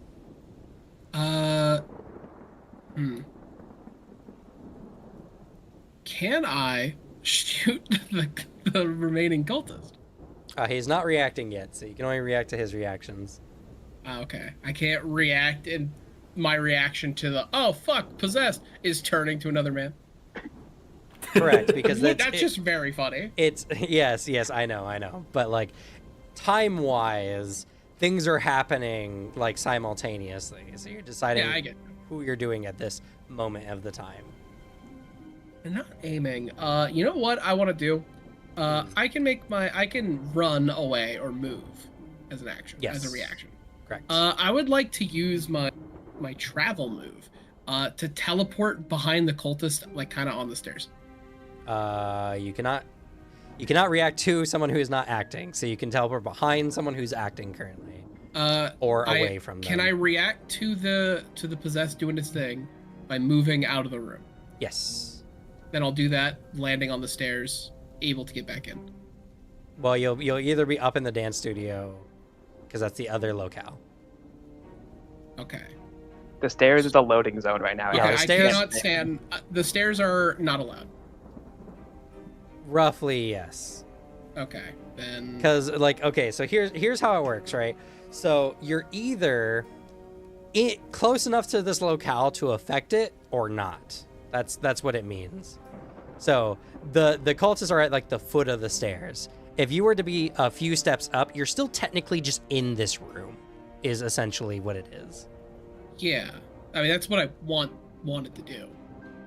Right. Well, you're still just in this room. Yeah, I just wanted to reposition. Right, but I guess narratively you could. It doesn't work. See, the thing is there's no difference strategically for you to do that right now. You know what I mean? Okay, then Because I will, you're not engaging because you can't engage the cultists at the moment because they're not reacting. yeah, my plan was to do a cheeky reposition, so then when it does wrap around to be my turn, I can do a fun thing. But okay. Because you're reacting right now. The point is it's a reaction. I get you. The hurdle was I allowed to stand on the stairs or not? But I will. Right. It's just how is standing on the stairs a reaction to what's going on. Yeah, I get you. All right. Oh, also, just to make sure, for the people who have been reacting, have you guys been spending your narrative points? Yeah. Yes. Alicia? Uh. You need to spend a narrative point every time you make your reactions? Yeah. Unless you make a reaction. The that cost of costs them are on more. the Google. Yeah, most Doc, of them that have helps. been one, I'm pretty sure, for Alicia so far. Yeah. So make sure you're totaling those narrative points. Yes. And the point is because you guys get to react twice as much as NPCs. So it's fair and balanced that way. By fair and balanced, I mean you guys get to technically pay to win, but Yeah. for the sake of story. Okay. So Marco, you're not doing anything? I will aim at that possessed. You will aim at the orange possessed. Okay. Yes. Okie dokie. Aiming. Got it. So, suppressive fire. Orange is not heating your suppressive fire, so starting with Emery, you need to roll a 5 to hit. Okay. And don't forget to spend your narrative point. Yes. You hit. That is a hit. All right. That hits, and... Oh, this possessed has not been hit yet. Okay. That's a moderate wound. Oh, are you rapid firing? Yes, sorry. Oh, I wait. forgot to specify. Is this your 4th time shooting this round? I see 4 reactions from you here. Oh shit, my bad. Yeah, Sorry. you don't have ammo. I mean, have they all been rapid fires? Yeah. Yeah, I Oh, don't think Sorry, anything my else has bad. been declared. Okay. I believe you can reload as a reaction, though. I don't have it here. But I will imagine that you can. Okay. So, Sorry about that, Cam. no, you're fine. It's a lot. This is our first time doing it. Okay, so you're reloading instead. Yeah. Artie, shoot, DC 3, since you aimed. Blam blam. Hits. That just hits. Yeah, just hits. All right. It is rapid rapid fire. fire. Alrighty. This will be my last shot until I reload. Until you reload. Got it. All right. That is going to be 30. So that's going to be a heavy injury. So D8. 8. Greater internal injury. So that does 5 additional wounds. Oof. Owie. So that is going to do 8 wounds. 8.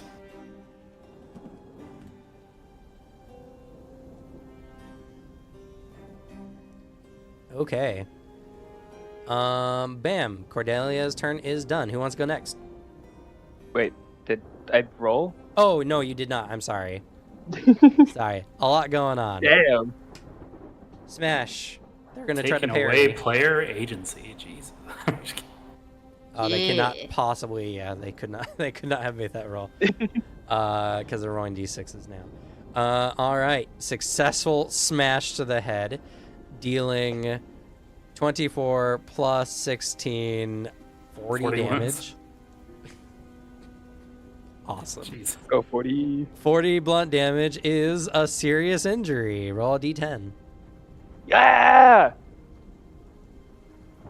7's real good. Ooh. All right. Your smash is significant. You damage their organs. Yeah! DC 5 physical resistance check. Or fall unconscious.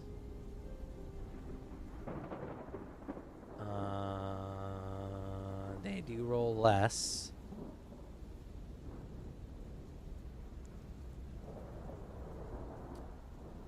And But they're also concussed right now, actually, I think. yeah, that they rolled a die smaller. They Oh, normally would roll. Oh no, actually, I rolled a die too small, but whatever. They would roll a d8 because their constitution is actually 10. Oh. Oh, yeah, that tracks. Yeah. They succeed because prone doesn't affect resistance checks. Fair. So that is a success. They are, if they don't seek medical attention, they will die from this injury, though. It should be mentioned. Because their organs, one of their organs has ruptured. If they need to make this check every round, and it increases by 1 every round. So next round they'll need to make the same check again at a DC 6. Eek. Or they fall unconscious. But they're still up. And they do take 4 wounds. Though the round is about to tick over. It's not because this, No, my- this is only the first person of this round. Yeah, it's my first turn Oh, of the I see. round. Okie dokie. So, Cordelia, you're done. Who wants to go next? I can go. All right, and just so you know,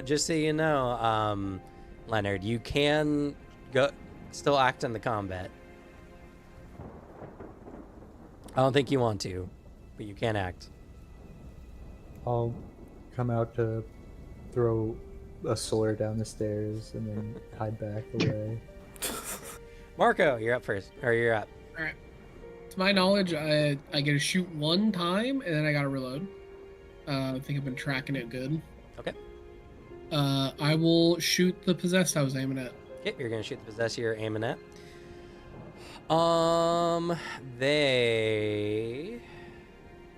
They have one objective goal right now, which is to defend the host, and so yeah, they're not gonna invade or anything. 7. You definitely hit them. And not rapid fire because I can't. Okay, so single shot, 20 damage, plus 8, so 28 damage. That's still only a moderate wound for them, though. So roll for me a d6. 3. 3. Internal injury, 2 additional wounds. So that is going to be 4 extra wounds, bringing them up to 12. Hell Okay. Yeah. Then I reload, which I do for 1 because I have the talent. Okay, you do so. And then just to make sure before, is there any mechanical benefit to a teleport behind shoot?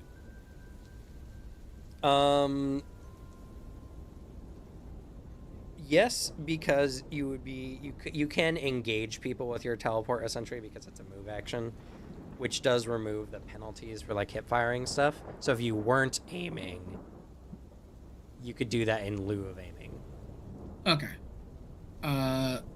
Then I will teleport behind the green cultist. They're not. She- Yeah. So technically, Oh. so this is how the timeline works, right? Because of how like ambiguous time is at the moment, many of the actions you have already taken this round technically haven't happened yet. The cultists are coming down during the moderate speed here. So it's really weird. It makes sense when you break it all Yeah. down. Uh, But they're not in this locale Okay. until the moderate speed. all right. But you Then do hear I- someone coming down the steps. Okay. And I shoot the possessed again. So, well, okay, so you do hear someone coming down the steps now. So here's what you can do, actually. Since you hear them coming down the steps, you could use your move to get to them because they're currently up in the dance studio at this point in time. You could move behind or go up there, like turn, look, and then shoot them if you want to. You'd And just then be I would doing it. need.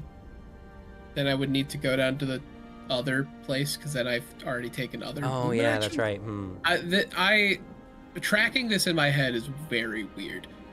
Yeah, it's just the hard part of like everyone having reactions at certain times and such like that. Because that would also mean technically, if he aims at like slow on my turn, and when it comes back around to his turn, he's technically then not aiming at the person he was aiming at Yeah. No, you're right. until slow That- action. That's where I'm being stun locked a little because I'm trying to like tactically think of like 5 different timeline. No, things. you're I'm right. like, You're right. what You're the right. hell? You're right. You're right. Yeah. Okay. Then I'm just going to readjust my thinking here, and they came down at the moderate speed of the first player's turn, so the cultists are here, but that does mean they can react now to the very fast and fast. Okay. Yes. So, that being the case, if I'm thinking about what the cultists would do, you're not showing them any outward hostility. No, I'm aiming at a possess. Wait, am I? Yes, you're aiming. Yeah. No. Don't worry about the Okay. timeline thing. I Everything's will. linear again. I will stop worrying about that. Everything's linear again. Don't worry about it. Yeah, because if Um, that is a thing in future combats, I will No, not no. be able to think tactically. It is too complicated. That is correct. Yes. Uh, Okay. yeah, no. Well, we'll just Then- leave the whole reaction thing as a part of like technically action load. And just Gotcha. you can only do so many things in a round. So Yeah. Makes sense. Then I will do that. I'll teleport behind the cultist. Okay, so you teleport and you're engaged with the cultist, right? Yeah. Okay. You do so. That's a free action. They Thanks. said yes.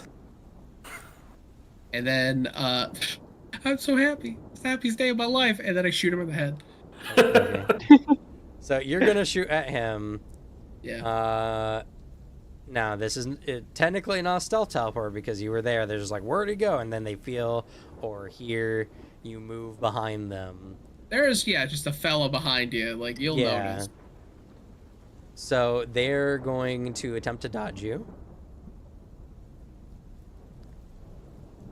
That's not a reaction. That's just their defense against your attack. And Yeah. since you're shooting in melee, they can now dodge you.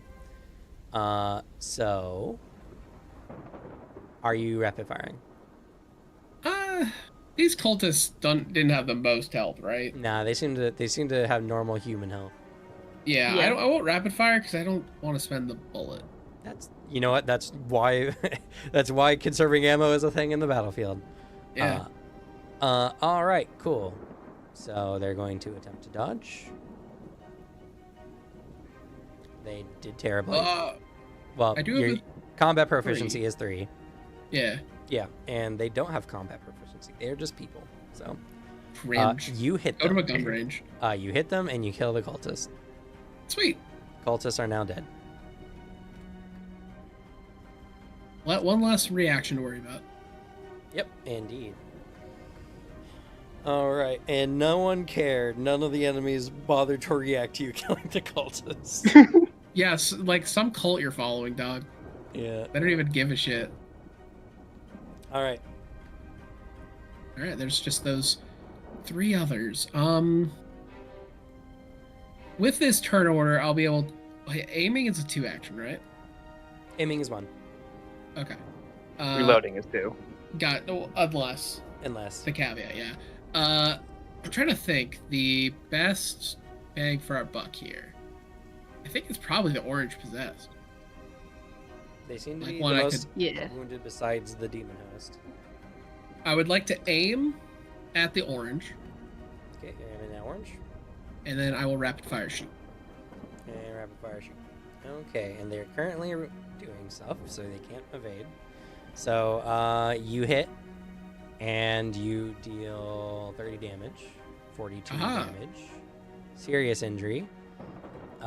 So roll for me a d10. 4. 4. All right, you shoot one of their limbs. I need you to roll for me a d4. 1. You shoot their left arm. So I really hope they're left-handed. So now their left arm is debilitated, which means that they can't perform actions with the affected limb. So their left arm is now useless. Sweet. And they also take 4 wounds.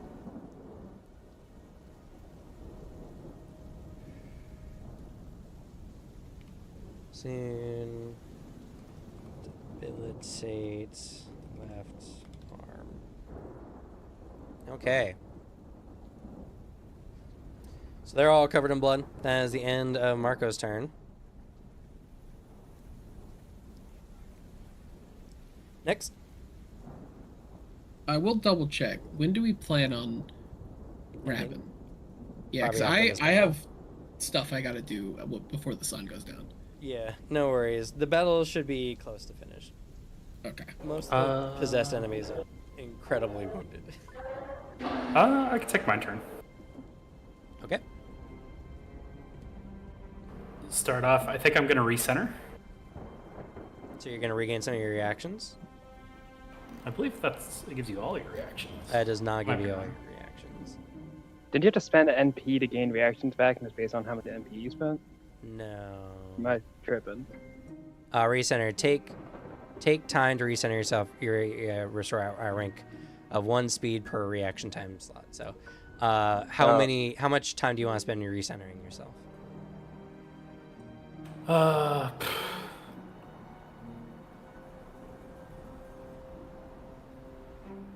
Oh, I guess that would like take me down the track, right? You get to choose which reaction slots you get back. So if you spend one I action, know, but if I like choose to gain like 3 back, I'll drop down to like moderate, right? Yes, correct. All right, I'm gonna reload first then for 1. Okay, you reload for 1. No enemy stops you. And then I'm gonna recenter 2 for the fast and the moderate. Okay. And are those which reactions are you getting back? The fast and the moderate. Oh, okay. Okie dokie. And then I'm gonna shoot the possessed that I'm aiming with rapid fire. Shooting orange possessed. Rapid fire. Alright, so they are not defending themselves, so you do hit. Oh no, you need to roll. Because you need to hit a base DC 3. Unfortunate, you miss. Doesn't it just reduce rolls, not the base? Oh, you're right. Isn't that what I said Yeah, before? it reduces the You're right. maximum, not the floor. I Oh my fucked god, up the Cameron. before. This is fucked up. I'm sorry. I'm balancing a lot. You hit him. 30. 30 46? damage. Yeah, 46. That's a serious injury. Roll a d10. 2.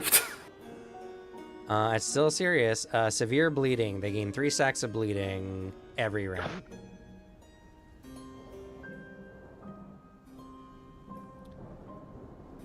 Severe bleeding 3. And that's 4 more. Okay, you got 1 more action. Gonna shoot him again. Yep. Okay. Rapid fire. And you hit them. Don't gotta worry about it. Nice. So another no. So 50? This is a lethal injury. Roll a d12.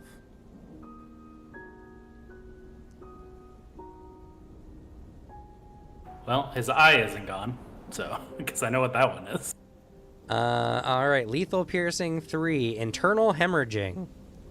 They are inflicted with bleed out, and they need to make a DC 10 physical resistance or fall unconscious. They fall unconscious and start bleeding out. So Possessed Orange 2 is gone. effectively dead. Oh. Okay. I just That. give Sorry, what's up? Ardius I just give Ardius thumbs up from across the room. One less body on you. That leaves downstairs anyway. Emery. Sweet. I will shoot the possessed number 1. Okay, you were not aiming at them, just so you know. Oh, sorry. I'll aim. Sorry about that. Okay, that's fine. You aim. Possessed number 1 doesn't like that you're aiming at them and is going to attack you. That's fair. Counterspell. Okay, you can do so. Are they engaged with me or just No, they're engaged with just Emery. yeah? Do I want to do that actually? That might be bad. I'm gonna aim instead. You're gonna aim. Okay, you aim. All right, Emery, you're being attacked. All right. How do you want to defend yourself? You can parry or dodge. Which one uses Dex? Parry. I will parry. Okay. Roll your dex. They hit you. You take 20 damage. What's your wound threshold? Let me check. It'll be your con die size. Oh. And you know what? I'm so sorry. You're engaged with them in melee. You don't need to aim at them. So wait, you can just repeat shoot that. them this round. I totally spaced that they were engaged with you. But anyway, what's your wound threshold? So it's my con die, right? Yes. Oh god. It's 6. Okay, so you take... that's going to be a heavy injury. So D8. God, it just makes me feel so much better. All right, D8 Fucking- slashing. Hate them, And they motherfuckers. what I hit 4. Okay, good. You get to keep your eye. Oh, Bleeding 5. You gain 5 stacks of bleeding, okay. and you gain the wounded 3 condition, so you increase all damage you take by 3. All right, and go ahead and fire on them because I said you don't need to aim, so we don't need to worry about you aiming. Okay, so D8. Okay, they're gonna try to parry you. On a gun? Yes, because they're in melee range. You can just knock the barrel aside. Yeah. Success. What do So they roll for their parry out of curiosity? Dex. Okay. I was wondering because of the impaired leg thing. Okay. No, yeah, this one is not worrying about dodging. He's using his claws to parry. So, you try to. So, he slashes you. You try to fire. He swipes your gun out of the way. What do you do now? Oh man. I gotta try again. I gotta fight for my life. All right, you're shooting him. All right, well, he's currently distracted at the moment because he can't take a reaction. So, go ahead and you fire. He's going to try to parry you again. Oh. Counterspell. You can do so. He will ignore your counterspell. So go ahead and fire on him, what you will. And he will hit. So you do damage to him. So go ahead. I guess I didn't need to roll, but You didn't need to roll. So that is going to be... And that was rapid fire? yep. Okie dokie. So that is going to be a moderate injury. So D6. Yeah, 33. 2. 2. Bleeding 3. Gains 3 stacks of bleed. Oh no, my browser froze. No. Uh-oh. Computer did not like me swapping screens as much as I have been.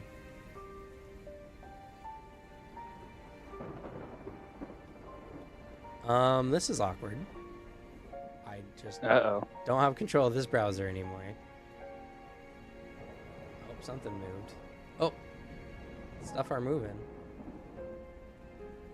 Oh, okay. There we go. All right, so wound 2.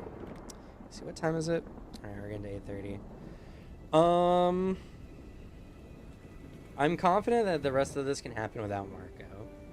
Okay. If you want to dip, but before you do, let's have a little powwow talk about the combat before you vanish, just so we can get those deeds. Piercing, bleeding 3 crits. Okay. So, you guys have had a longer combat. What do y'all think? The push and pull like, reaction stuff works. I'm a big fan of it. I am so happy it's not hyperdimensional 4th degree chess. No, yeah, I was. What fucked me up was just the idea of the cultists coming at a certain time slot, because I was like, oh, that's a really good use of time. But then it doesn't make sense for future turns because I don't want the weird timeness to be in it. So yeah, I get the reason for it, like 100%. Like it all tracks, and then it also makes sense that it would only be exposed in a larger combat with a lot more moving parts. Yeah. It is a thing where I've like, I guess I've always viewed the framework where I'm like, oh yeah, there's like time slapped to it, but I kind of was viewing it as like essentially this is like a 5-action like combat round with reactions mixed in. So I was like, oh, okay. The moment I was like, oh shit, time matters. Stun locked.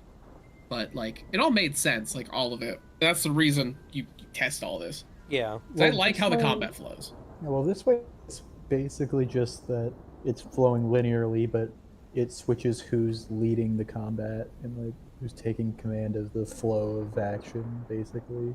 Yeah. It's almost like instead of one round going all the way, it is 5. Or in our case, yeah, it's like 5 rounds of combat as like literally leading it. So yeah, it just changes kind of what a round is in tabletop. Which honestly, I'd like sick, fun, because I know it's been a long goal to make it so like combat is just more engaging. You have stuff you can do, which I like how this works. Yeah, I will say, it kind of is feels bad when playing melee, which I completely understand.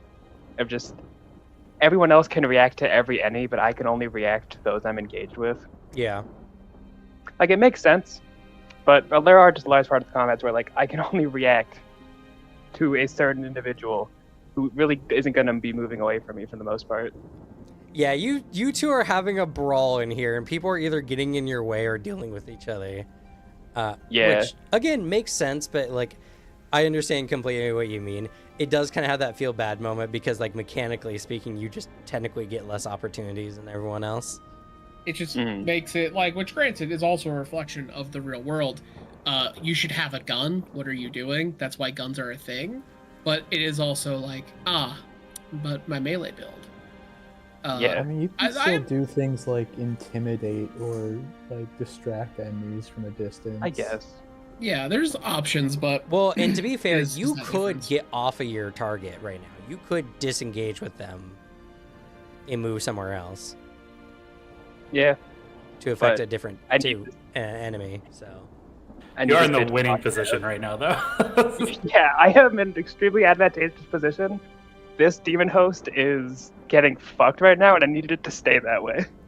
I'm curious, just theoretically, if you're in like a combat, like a one-on-one brawl with a guy, could a reaction be to an attack being received is to use who you're fighting as a meat shield? yeah, in theory. Cool.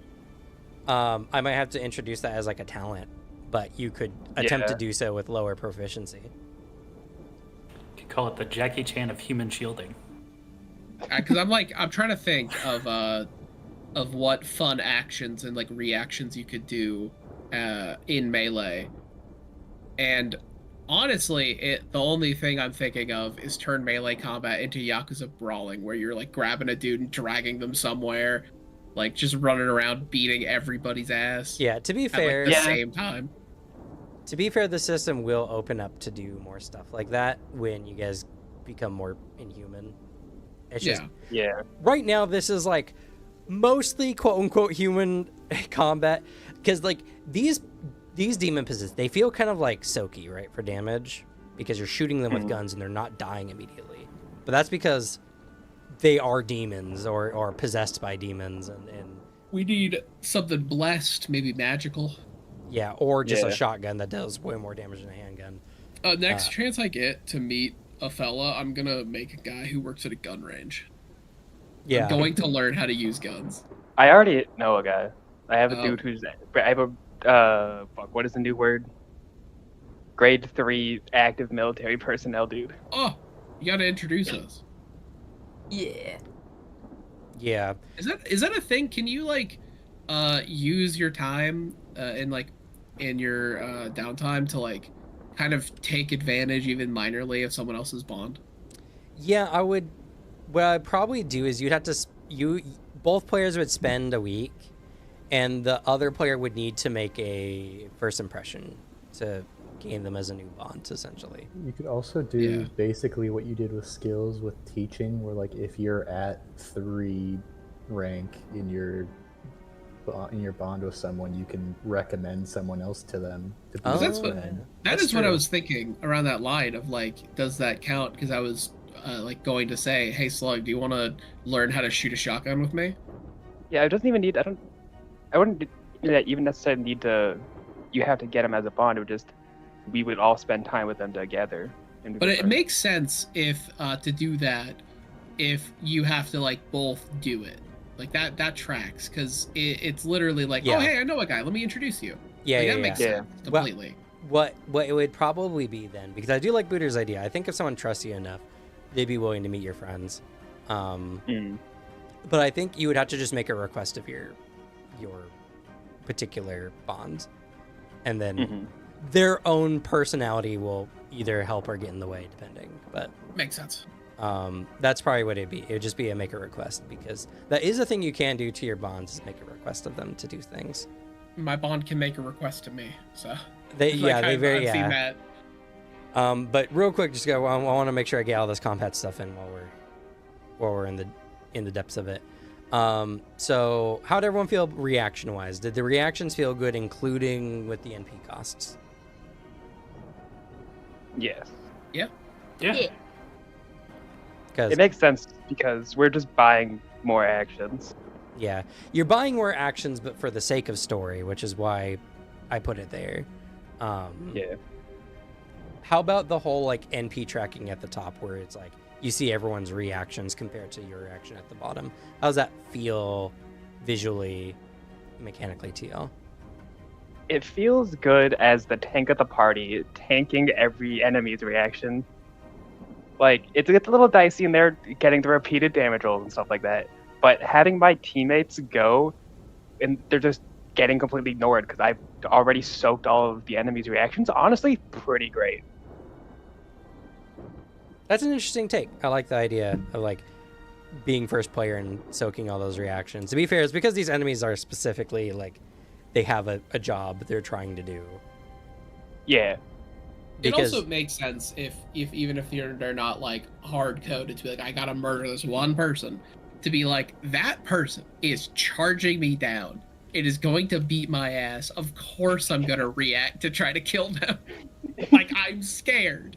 yeah, It just makes sense. Yeah. The rest of their crew has guns. They showed up with fists. Like, it makes sense as well for enemies to be smarter and like try to hold some of it depending on what they are. But like, it also really tracks for them to spend reactions on the tank. yeah. Well, It's and like, to be what is fair, your threat?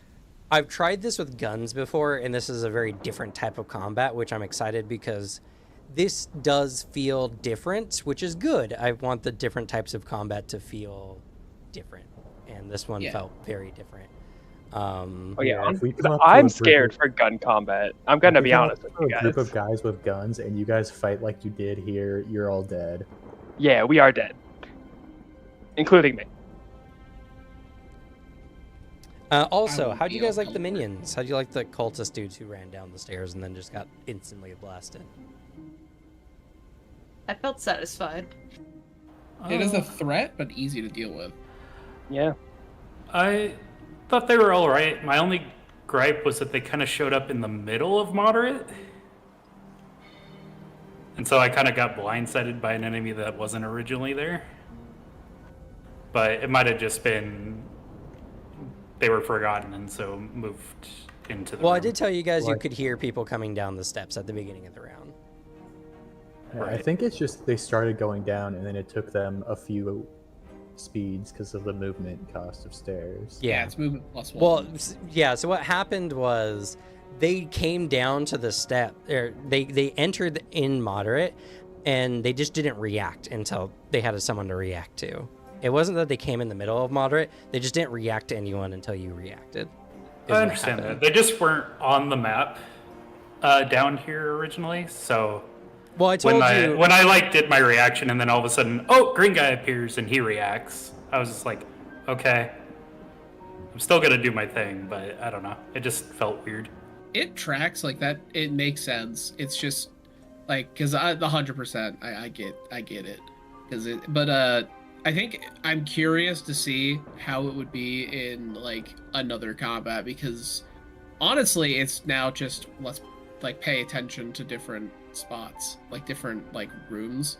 But it is like the moment you like lose track of one thing, if it pops up as like the uh-oh surprise attack, it makes sense to me. It feels bad. Yeah. I mean, It is just a, unfortunately, like keep an eye on the other rooms. yeah, warnings were given. I told you heard them. I said they'll arrive at moderate. It's not like you could have reacted to them anyway because they weren't doing anything until they reacted to you. So, I get it, but with games and how the combat overall happens, like especially this game that kind of feels kind of frantic, I'll say, and not in a bad way.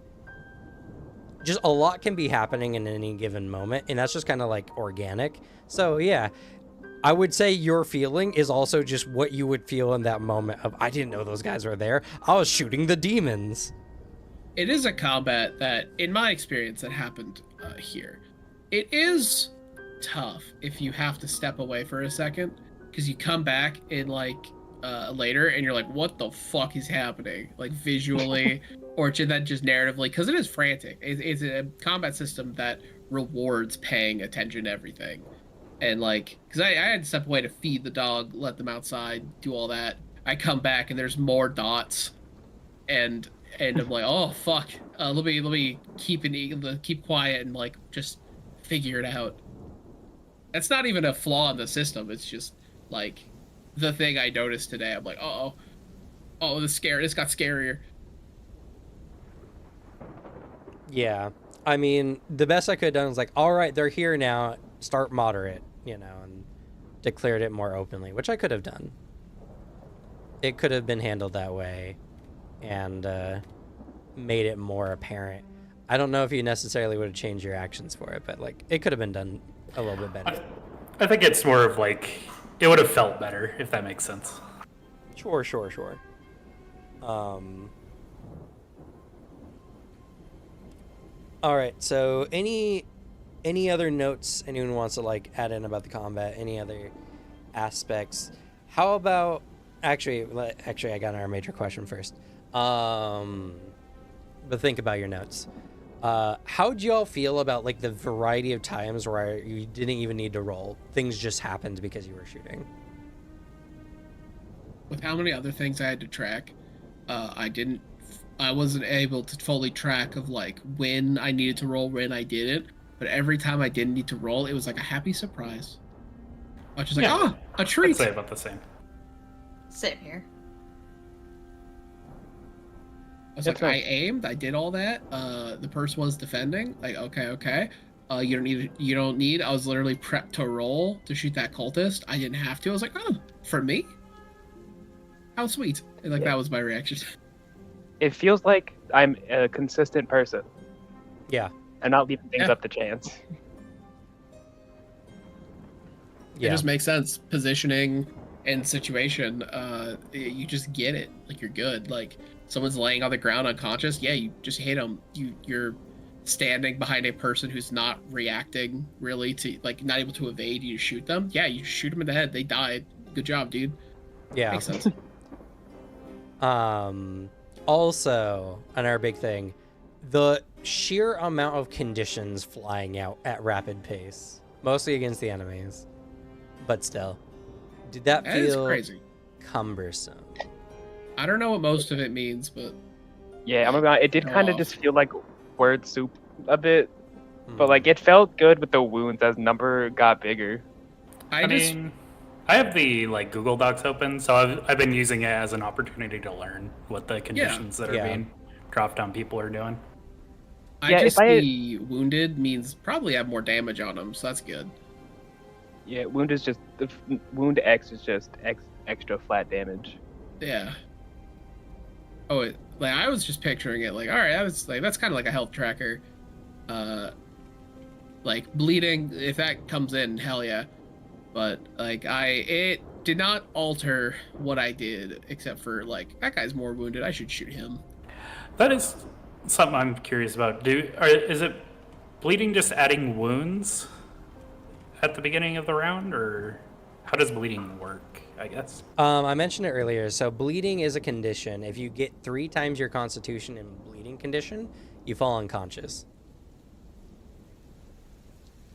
Makes sense. So for a normal human, getting bleeding 18 will make you unconscious. You don't see bleeding a lot with piercing as a wound damage type, but you would see bleeding a lot more for slashing. Okay, so for example, like I have bleeding 1. With the next round, my bleeding would tick up to 2, or Do you have severe bleeding or just bleeding? I think it was heavy bleeding. It's probably it might have been severe bleeding, because you took a heavy wound. So yeah. So you would have gained your bleeding condition would have increased by 1 on the next round. Okay. But the thing with bleeding is it's all cumulative. So if you got severe bleeding again, you would get 2 on the next round, or 3, or 4, which can be bad if you're going up against enemies who do lots of slashing damage, because they also just can apply straight bleeding to you. So you might be looking at, oh fuck, I'm at like 15 bleeding. If next round I'm gonna fall unconscious due to blood loss. So I see. bleeding's a little bit more of a long con. Bleed builds. But all right, Yeah. I gotta dip because the sun's gonna go down in like 10 minutes. Okay. Like, Alright, have fun. Start going. Alright, peace. Someone let me know how much narrative points I get for session stuff. Sure, I'll Golden. mark it down. Sweet, thank you. Alicia, did you have heavy bleeding or regular bleeding? I think I had heavy because that person hit me really good, and my con's at 6, or my wound threshold, I meant. Okay. It was like my ascendancy powers do feel good. Good. Yeah, I mean you're slightly tankier even than the possessed here, so. Yeah, and I would have been heavy bleeding this entire time if I didn't negate that first hit. True. Well, to be fair, your heavy bleeding only one giving you 1 bleeding for this round. But it's But heavy bleeding too. was heavy bleeding 2 or 3? It might have been. I think it was heavy bleeding 2 or 3. I don't think so, because it was a slashing of heavy, I think. Yeah, severe bleeding 1. Oh, okay. Yeah. Wouldn't have been a ton. But I'm glad your powers feel good otherwise. Yeah. Oh, maybe I don't have severe bleeding because the wound that I got was wound 2. Let's see. You were shot? No, the moderate has a severe bleeding 1. Oh, okay. Okay. Yeah. Yeah, it's not super like the worst part about the injury is the wounds. The thing with bleeding is it's something that can stack up. And it's something that you have to address after the combat or your character can, bleed out. So bleeding for you guys is probably more of a post-combat problem, but yeah. Anyone have any other notes on the combat before we finish up here? No. How about you, Alicia? Everything, keeping track with everything? Keeping up on things? Yeah. Okay. Alrighty. Well, Emery, continue with your turn. You're on to moderate, or you're at fast at the moment. Alright, I think you can guess what I'm gonna do next. You're gonna shoot, I imagine. Oh, yeah. Guess what? They're gonna slash. Counterspell. Alright, they're gonna let you counterspell, so you shoot them. That's some damage there. For 35, you're rapid firing, correct? Yep. Always and forever. Okie dokie, that is going to be a heavy, so D8. 7. Oof. D8 piercing, 7. Greater internal injury, that's going to be 5 additional wounds. That's going to be plus 8.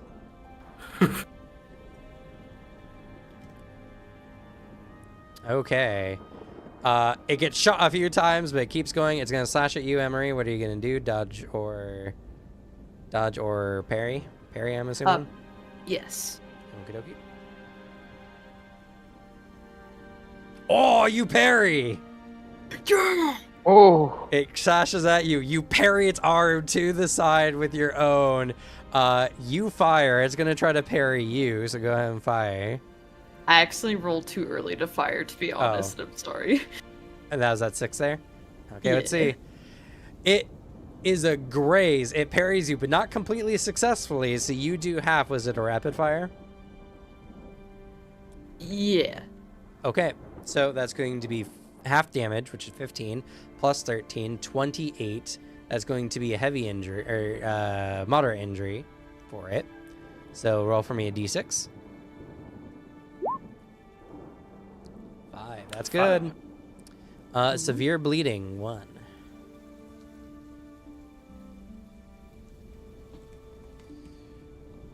The bleeding is stacking.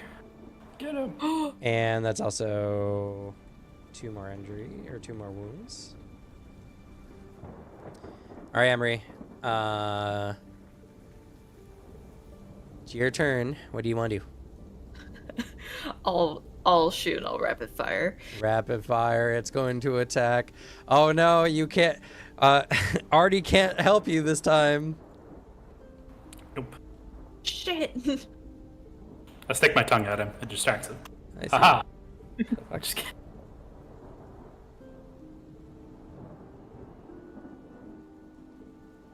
No, that's not gonna work. I'll have to dodge then. I bet parry. Oh, there you go. All right, so you're slashing, you're parrying. Roll. Yeah.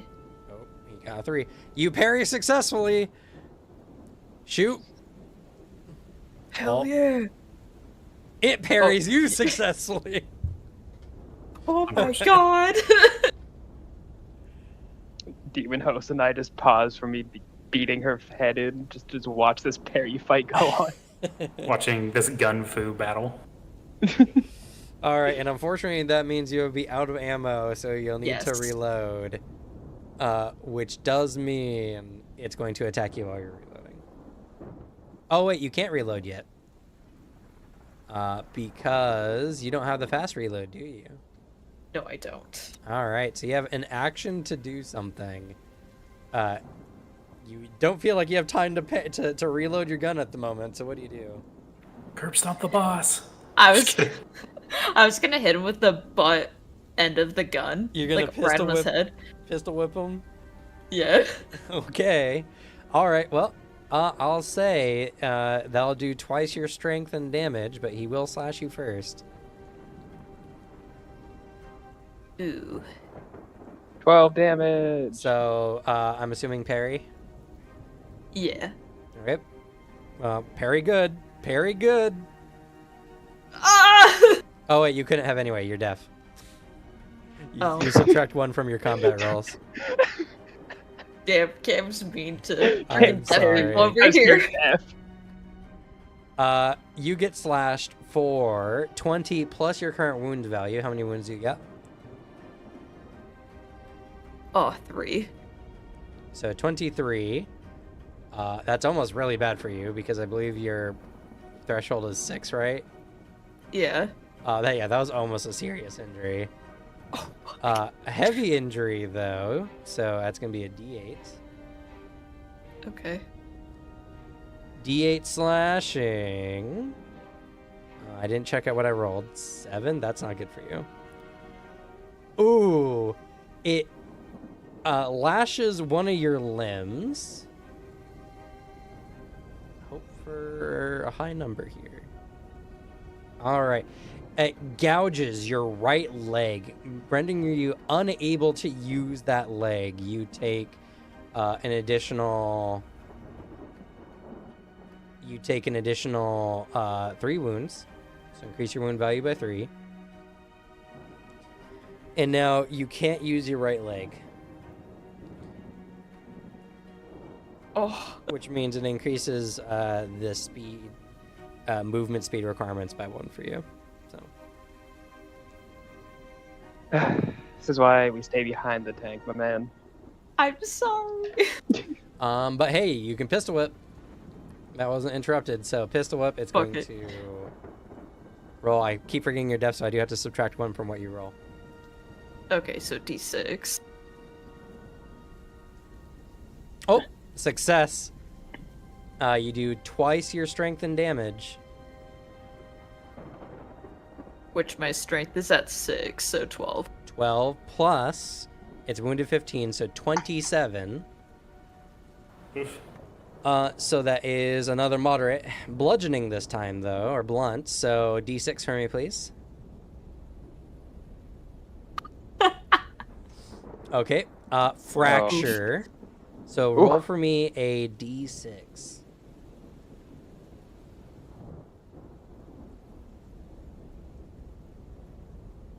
Oh, I see. You did. All right. You fracture its left leg.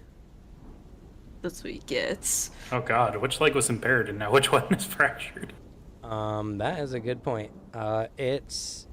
Oh, I didn't write it down. I believe it was its left. I think you might be right. Yeah. Was that the left arm that was impaired? Or am I thinking of a that different was one? the other one. Oh, okay. fracture. So if it gets fractured again, it's going to break that leg. Oh. Break his knees. Aim for the left leg. Aim for the left leg. Right He's not gonna dodge it. leg, and that's one more wounds. Okay, that's the end of Emery's turn. Are you doing anything, Leonard? Man, there's 2 guys left down there. I think I'm I mean, you don't know, but yeah. hearing gunshots still going. I'm thinking, that's not for me. Okay. Just want to give you the option. All right, new round. If your current severe bleeding, add to your bleeding equal to your severe bleeding. Go up to 1 or 2. Sorry. I have a question. How does the summoning thing work? Can I like unsummon my guy from a distance and then summon him right next to me?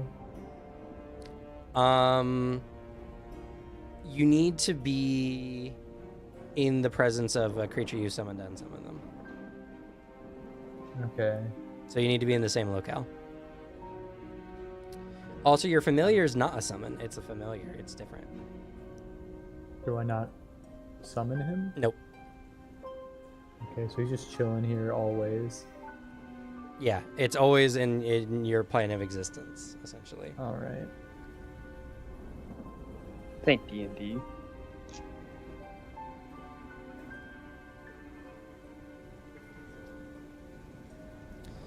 All right, I need to undo all these reactions now.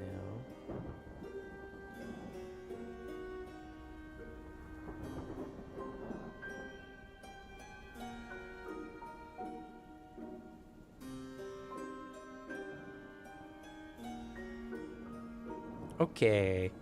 All right, new round. Who's going? What do you think, gamers?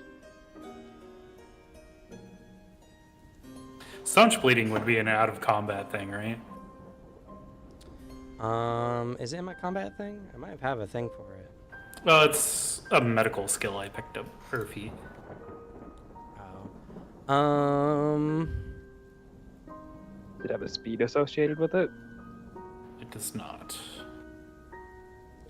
Yeah, I probably should do something with that though. Staunch bleeding.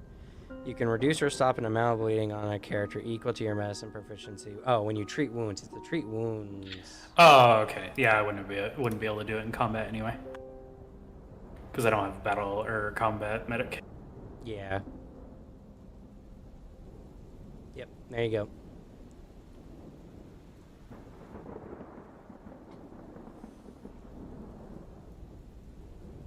Or you could improvise the action, but it would be -2 to your proficiency. Yeah.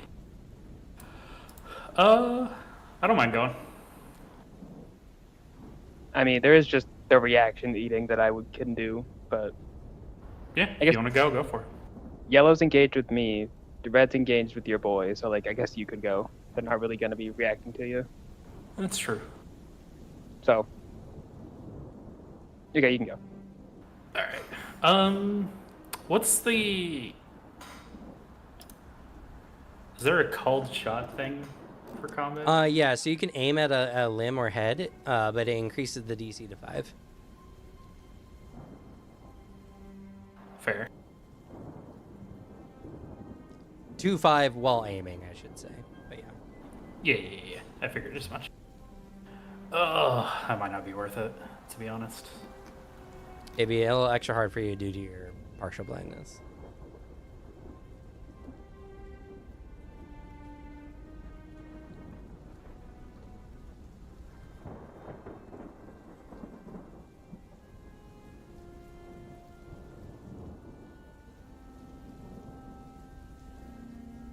Alright, I'm just gonna shoot possessed number 1. My last shot, last rapid fire. Okay. It kills Emery as a reaction. No. I I'm no, kidding. we learned with Marco's turn it can't do that. Oh yeah, Ugh. you need to roll. Because it's not going to try to evade. All right, so that's a rapid fire, right? You said Yep, 46. 46. That's serious injury. Roll for me a d10. 8. 8. Cut. Oh, wrong one. Damage organs. All right. DC 5, which it might. It can't fail, so it will make the check. But it will be a D6 the next time. Also, it takes 4 wounds. They have increased pain tolerance due to their possession. Oh yeah, did the demon host roll for their Oh, thing you're again? right. They should have rolled. I will do that. And they are not concussed anymore. So they will roll a d10. They fail. So the demon host goes unconscious. Because it was a d6 this round. Yeah. Thank you for getting that injury, because that reminded me that was a thing.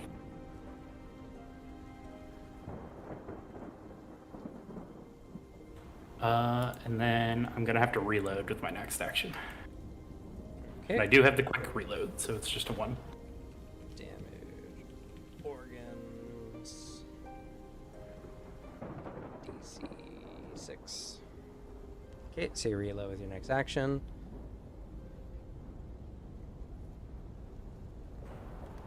And then we shoot him again. And you shoot him again. Alright, the demon host has gone unconscious. It is no longer bound to what it needs to do. So it's going to disengage, which will give it the ability to evade.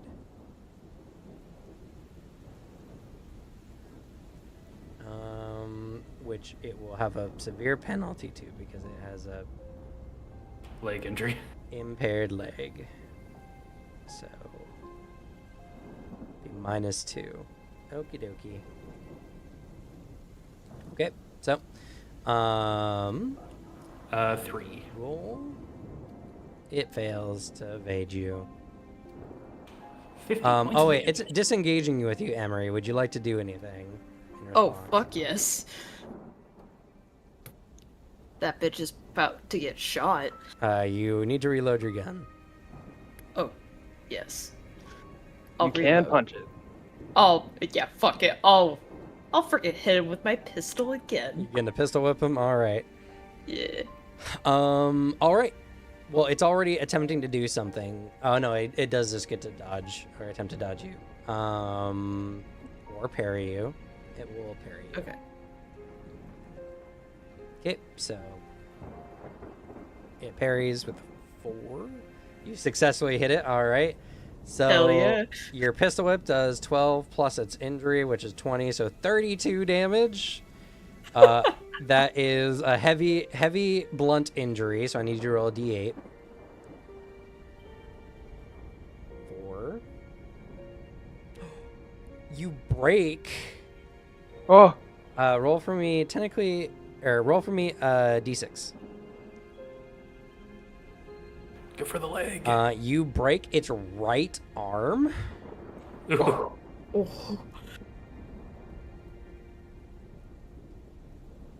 So it tries to like guard itself with its arm, but you smash it so hard like its forearm bone breaks and pierces the skin. hell yeah. Don't That fuck also with does me. more. Now this is a stage of slaughter. Yeah. Never mind. My damage is 53 now. It then disengages with you and then gets shot for 53, which is a lethal wound. So roll for me a d12. 3. Does Dang. it lose an eye? Does it lose an eye? No. Internal hemorrhaging. It falls unconscious and dies. It cannot make a DC 10 physical resistance. No, it theoretically it could. It does roll a d10. Well, that Oh, it oh. almost did. it's like it That's so struggles to sad. stay awake for like a second or two, but dang. Yeah, You it, can it tell that it teeters almost lived. and then collapses and bleeds out. Okay. You guys successfully have won. Cordelia continues smashing this thing's head until she knows it's dead, Yeah, Fair. after and it after continues some more. a couple minutes, it fails to revive. As soon as that guy drops, I holster and I begin trying to stop my bleeding. Yep. Okay. Emery will ask Artie for help with that. Fair. I can staunch up to 3 bleeding. So Yep. Okay. And you can attempt to.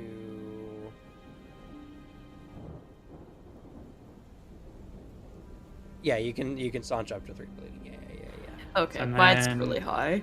if we want to take the time, I could also like get rid of wounds, but we should get out of here first. Yeah, no, we gotta dip, dog. We just had a fucking shootout. After a few minutes of no gunshots, I tiptoe over to the stairs and listen in, see whose voices I hear. Cordelia just comes by, grabs your wrist, we're leaving. Well, But the altar. we'll hold off until next time because someone might want to do some stuff here. Alex might want to do some stuff here. So I want to do some altar stuff. The cops. So we'll get to that next time. But yeah, so now you guys have finished the combat. How do you feel overall? I would imagine not too different than last time, but you know, I hate it, Cameron. The system sucks. Redesign it. from the I like it. I like it too. I definitely see the value in combat medic as well. No. yeah. Yeah. So what would you all say are some of the combat's like strengths and weaknesses? A huge strength, I would say. There's always something to do.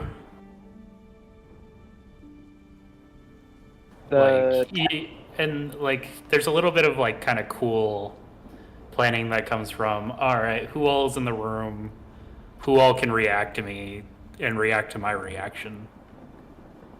I like it.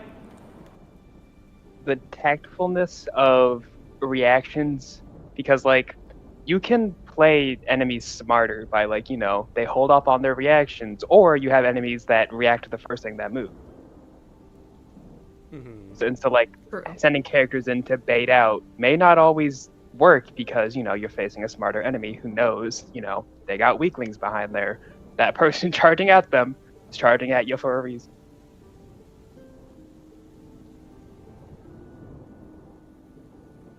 So, like I said, same thing kind of just earlier. Is it feels good soaking all of the reactions.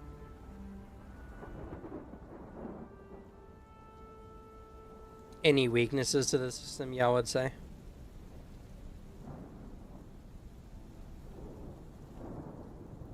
My wonderful narrative points.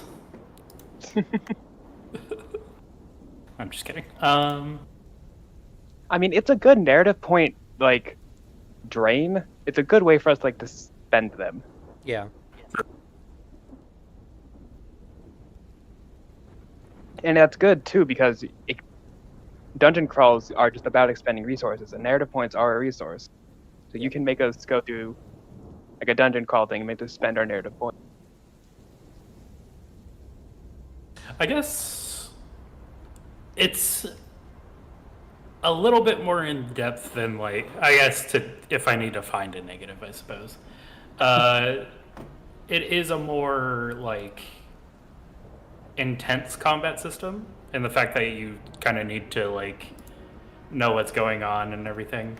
But that's more of like ease of access, I suppose. Like if you were to bring somebody who doesn't like understand how to play, I could see them getting really lost in the sauce and confused. Yeah, I couldn't just, like, ADHD zone out like I can do in some Pathfinder combats. I had to, like, adjust and start walking around. It's like my brain could stay focused or whatever, but I still had to like maintain very activeness in the combat, which is really good for honestly. Like forcing me to stay active in the combat and pay attention engages me more. And actually, that's an interesting point as well. How do y'all feel about this being a theater of the mind combat? You know, where space and scenery and all that kind of just aren't there. We're dealing with boxes with text in it rather than like a battle map. I like it. I mean, the only real position you have to worry about is who's engaged with who, and that's not always gonna matter. Yeah. I enjoy it. It makes it so I can focus on other aspects of the game more. Like the whole like reaction system. I don't have to worry about where the fuck I'm standing. I just gotta worry about, am I engaged with a person? Cool. Do I want to be engaged with them? Cool. You know? Yeah. No, that's a very interesting point.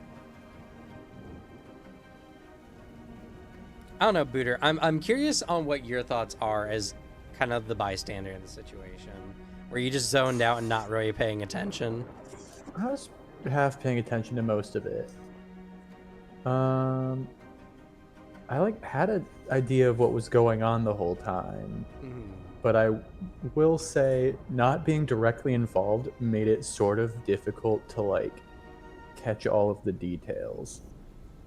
I was like, okay, so these guys are still alive, and these guys are getting completely destroyed, and like this person's not in a good spot, but like I didn't really grasp what was super happening all the time. I don't know. Because that's an interesting point of like, if someone was watching a live play of this, how much would they be getting? I mean, if you're paying full attention versus half attention, you know, it might be different. And you're intentionally played a character who's not a combat character. But Yeah. I was curious as to seeing like if things are easy to track, or if you walked out of a room, would you just be completely lost? Which, even if you were, would that matter? I don't know.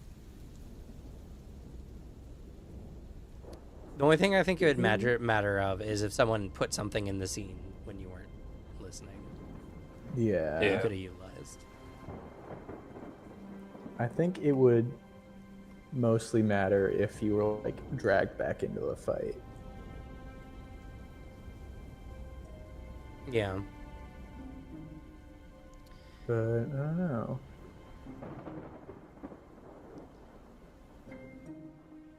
For me, what I'll say is there were way more conditions happening to enemies than I was expecting would happen. Yeah. Yeah. I noticed that. It's the difference in action economy, I think. It's not even that. It's not that. I'm expecting the enemies to get pummeled by you guys, because you guys get essentially twice as many actions. It's just how many times we do something to them and then they survive.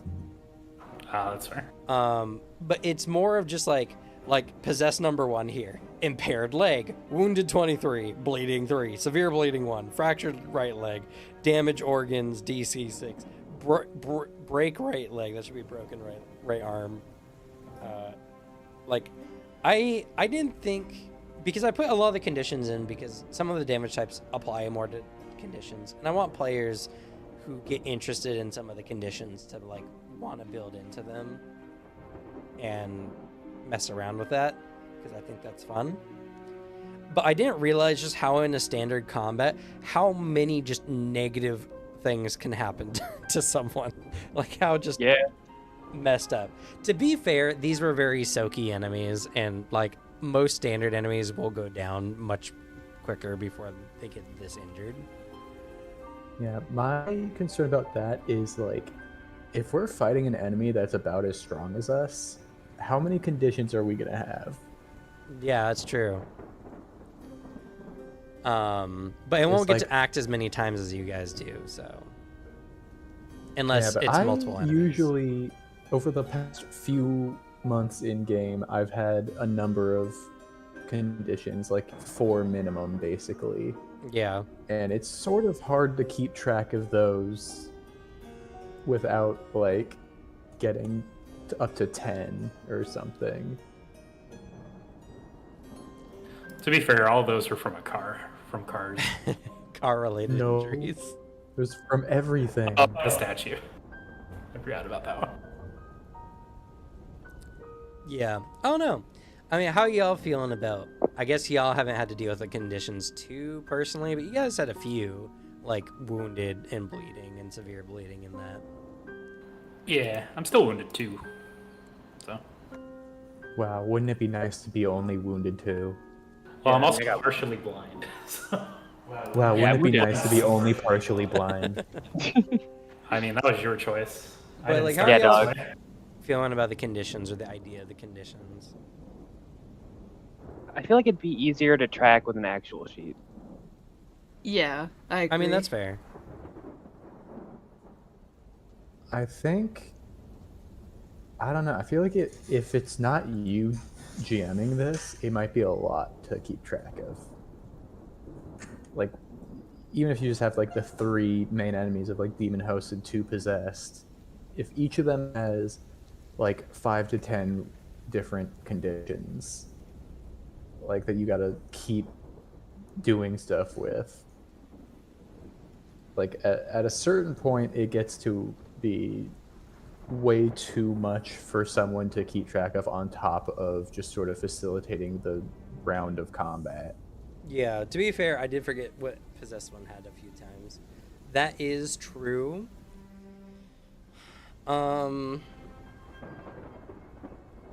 Yeah, I don't know. Because my concern with removing some conditions is it makes combat just what flavor damage it is rather than like anything meaningful. I think though you can do things like is there a difference between breaking and fracturing a limb? Well, fractures lead to break. Fracture's just a minor version of break. Okay, I think you could do things like just simplify it. Like if you have like just like injury, like a generic injury to a limb, and go, this is injury 1, which is a fracture. Injury 2 is broken, and injury 3 is impaired. And then you're like, so that way you're not like keeping track of completely different things, and then you have sort of like this is their injured limb section of their character sheet, Yeah. like their part of their character sheet, and you just write like a limb in there. You go leg R1, and then you can more easily keep track of that stuff. And like, I'm sure there are others that could also stack. So you're saying it's not necessarily about the conditions or normal conditions, it's just about the user side. Like, Yeah, because like right now, like I get the idea of wanting to separate each condition individually to make them like their own thing feeling wise, but like it with that it also comes with the feeling of I have to keep track of each individual thing. Oh, you mean Right. like each individual injury by itself? Because Like- of what you've been dealing with your healing, you mean? Or I mean, not really, because that's sort of a different thing. because the That's only sort thing of I'm hard to keeping deal with, track but, of you know, are the total like applicable injuries. I'm not like yeah. I'm not writing impaired left leg, impaired left leg, impaired left leg. It's whatever's you there is there.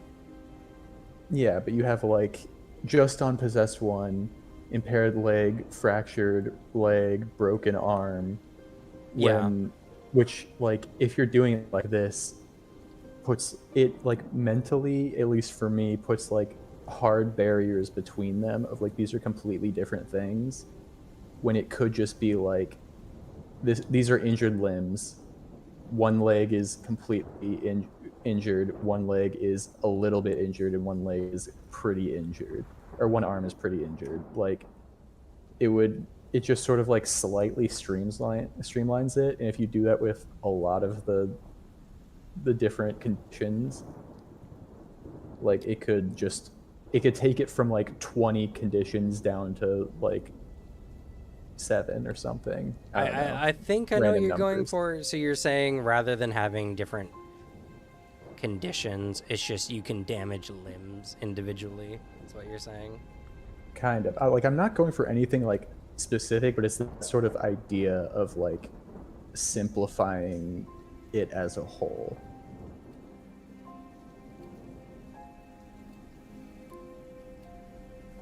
Yeah, I'm just trying to figure out like what you mean by like simplifying it in that way, because it's either you don't want these conditions and you want just something like a damage level for wounds or for limbs, or yeah, that's essentially what you've been saying, is you just want like a level of injury. Yeah, For I mean, a that's like limb. the example that I've been using, Right. just because I haven't taken the time to actually think on it in Yeah. detail. But like, yeah, something like that. So instead of like keeping track of all these individual conditions, it's more just like, this is a condition that ticks up on these things, and I can sort of see clearly all at once what's what. Yeah, to be fair, like, I get it. It would just be the difference of, like, in Pathfinder, like, if a character is, like, impaired, it wouldn't be to a limb. The character is just impaired, period, you know? Yeah.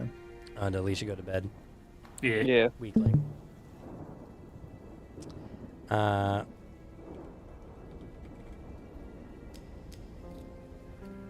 Which might be preferable. I like the idea of like in combat, you know, striking limbs matters. Yeah.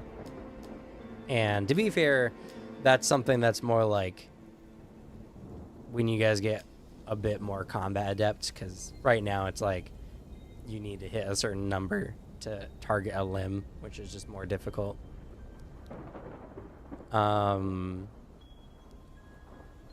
So what maybe I should do is instead, if you do a great success of an injury succeeding over by 2, you can target a limb, and then just have standard like base conditions, and then more limb targeted ones for the ones that the players like want if they get a great success. Yeah, that could work. Oh. Because then you wouldn't have impaired leg. You would get something Yeah. else. You would get something more like general, like Yeah. slowed or something. I don't know. Yeah, I don't know exactly what the details of it all would be, but my main point is just like, it seems like a lot for the GM to handle. Yeah, and I can't speak on how other GMs would take it, because I only know how I would handle it or not Yeah. be able to handle it. To be fair, this game is also supposed to just be an advanced TTRPG, so Yeah, but like even when we're playing like Pathfinder or something, you know how often we'll get like some condition and be like, so what does this do, and have to look it up. So like if you have to keep track of like 20 kinds of conditions regularly in fights as a GM, it's sort of like, I could see that super bogging down a combat. Well, to be fair, like wounded and bleeding are both like standard. That's just the one you're gonna know when you hear it, when it comes up, Yeah. because that's just what you're gonna see the most. A lot of Yeah. the extra ones are just like limb specific injuries. Because like the demon hosts themselves, they actually don't have that many conditions. They were prone and grabbed, and then they got concussion, and that was it. Yeah, well, back before they became phase 2, they had even more conditions than They did. Possessed 1. But I mean, like, the wounds weren't like. Not every enemy is going to be wounded so much, and these enemies I feel like got wounded like this just because they're so key, because they're just very, you know, they're hard to kill enemies because they are just kind of tanks in a way. I'll keep it as is for now until we do a few more combats, and then we'll just see if like it feels excessive or there's only just certain enemy types that it's excessive for, and then we can adjust from there. Then my concern would be like as you get to higher level combats, right? Like we're gonna probably be fighting enemies that are closer to our level as well. Would they just naturally be a lot tankier for being higher level, and have the same problem, or would like we just be doing more damage and it would cancel out how tanky they're getting from higher level? Yeah, well, I would say it would be more like that. Like, yeah, and then because if you do like a lot of damage, it does more severe wounds or whatever, right? Right. Would that scale as well with like if they're, I guess their wounded threshold would go up as their level goes up, so then we would still be hitting the same amount of like normal wounds versus severe wounds? Yeah, I mean, roughly speaking, that's the ideal, is because I don't want enemies to be soaky unless that's the intent for that enemy. Because like the demons and the the demon host and the possessed, they're just same enemy type, really. The whole point of them is they're just really strong and very durable, and that's it. Like, they don't try to get around your attacks necessarily unless you're fighting them melee. Their whole modus operandi is just they're tanky enough to take a few shots to get up to you to smash you to pieces. So yeah, like that's their style. Like, when we were doing the actual gunfight, like, a character might get a few conditions, but they'll probably die before they get too many. And higher levels of play is just going to be more of that. Like, you're going to have more damage, but the enemies are going to have more ways to either negate or get around or whatever. And it just... But I also feel like at higher levels, like you'd have more diverse types of enemies and abilities and stuff, so they would take up more archetypes. And I feel like a tanky role is going to be a very common one for people at higher levels. So you would probably run into a good amount of tanky characters as well as enemies. Maybe. I mean, I'm not necessarily sure, because tankiness can also be done in a variety of ways. They could just be enemies that are more resistant to damage at all, and then they just don't, you know, you have to do certain things to get through that. It's not about just doing enough damage to them. They're like a hard outer shell that you need to crack first before you can actually finish them off, or stuff like that. Like I said, I'll mess around with it a bit more and see how I feel about it, because I don't want every enemy you guys to face to be tanky. Yeah. This is just this type of enemy that was already like set up the last time you guys fought a demon host anyway. So I just use the same stats as before with a few more. Oh yeah, actually I don't think I asked, how'd y'all feel with like so many people acting and interacting and stuff? Because this was a big combat. It felt chaotic in a good way. Like early on, that image of literally just Cordelia and the demon house beating each other as the fucking shootout goes on in the background is such a funny image.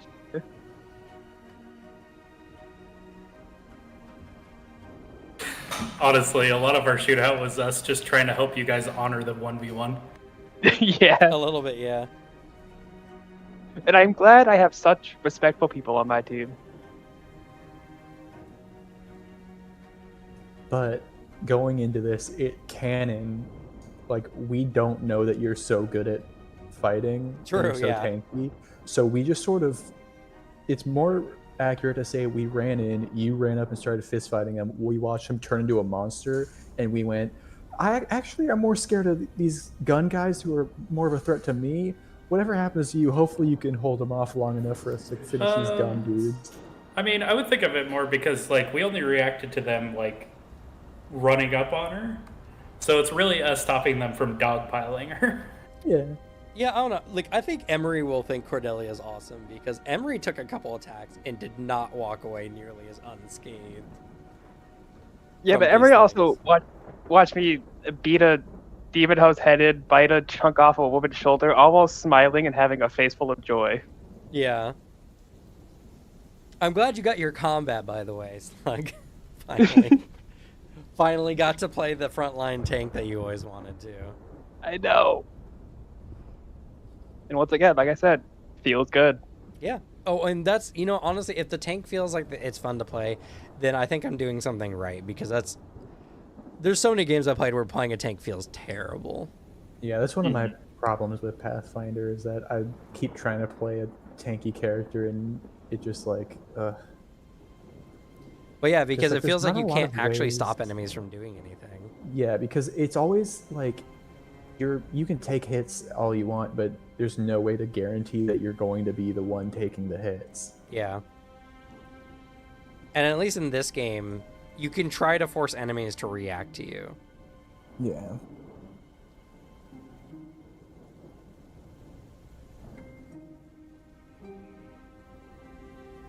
Me as the tank running up first action, grab two enemies' arms, just point the gun directly at my forehead for both of them, say, "Do it, do it." So, I don't know. I'm going to say overall, this was a success. I think the combat feels good. There's definitely some things that could be hammered out a little bit. And to be fair, we also just need to practice the system more to make the combat a little smoother. For sure. But, And, go ahead.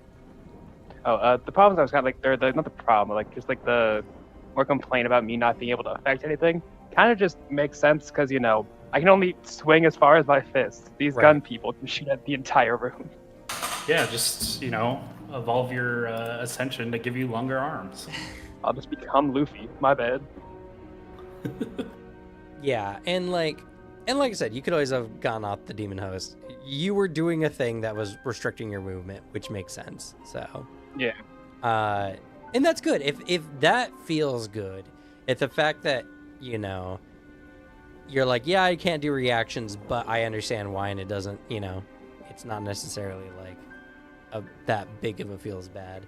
Like, I think that's good. I think that makes the system work well. And The boss only attacked me this entire combat. true. I did my job. True. To be fair, Yeah, they couldn't help it. realistically, You were on top of them. probably- Yeah, you're probably the most effective in the fight.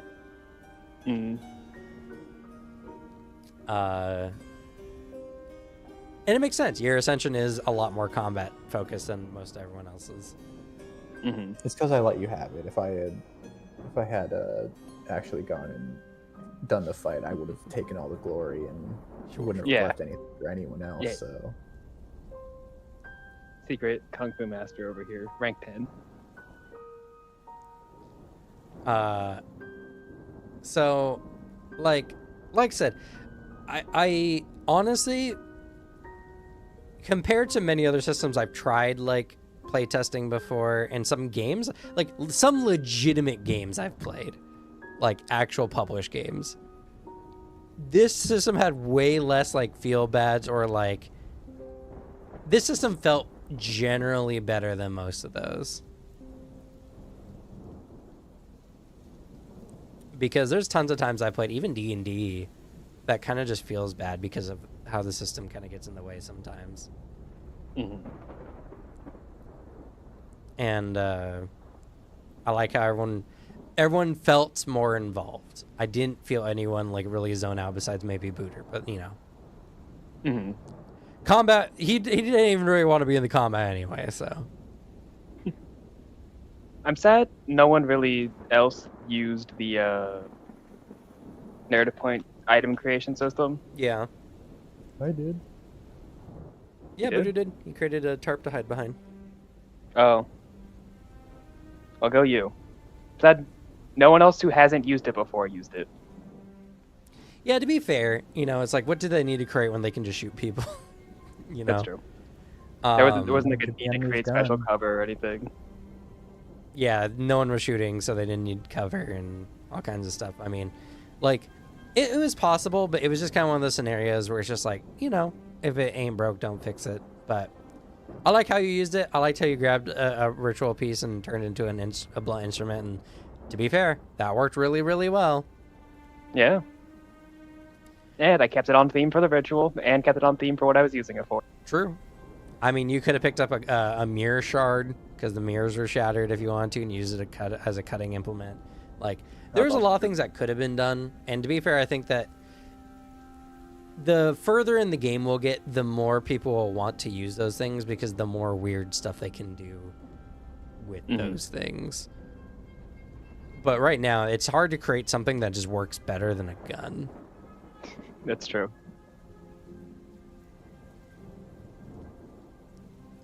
Especially because you guys weren't that far in like occultism or mystic arts yet, where you're not trying to like throw together a ritual on the spot suddenly, or try to do some weird magic shenanigans or anything like that. So,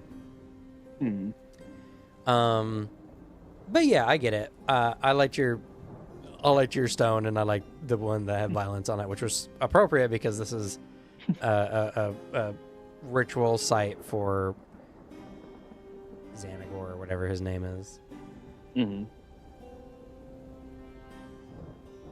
And so I liked it.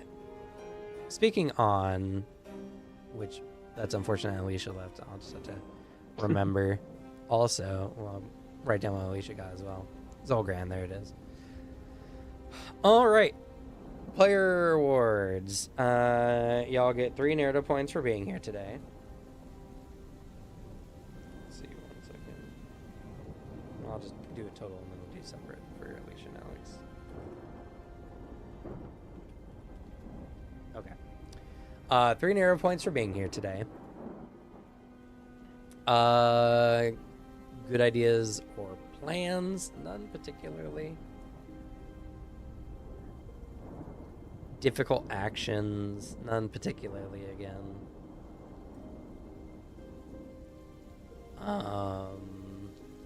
So I guess we just go to combat award.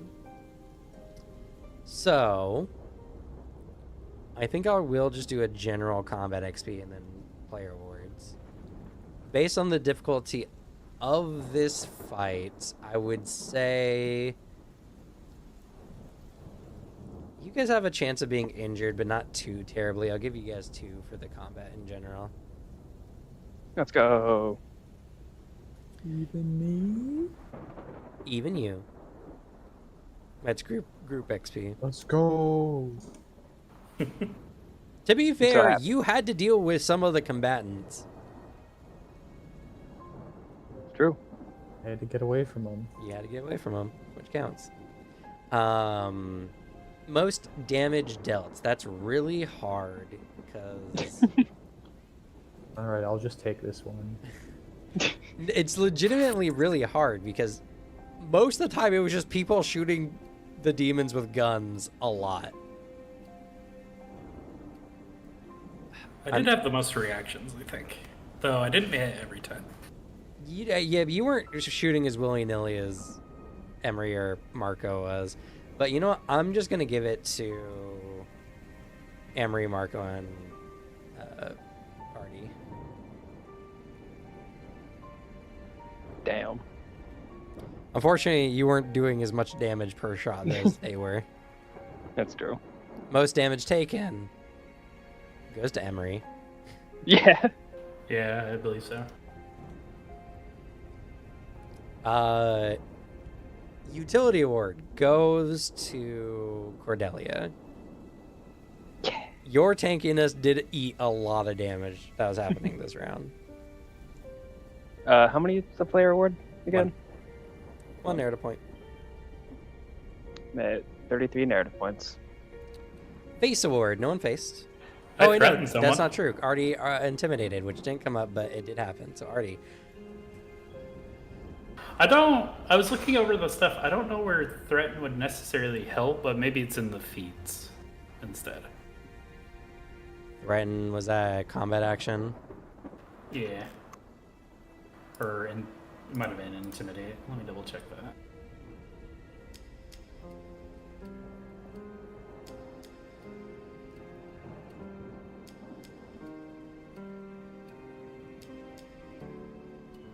Yeah, I don't see a threaten action.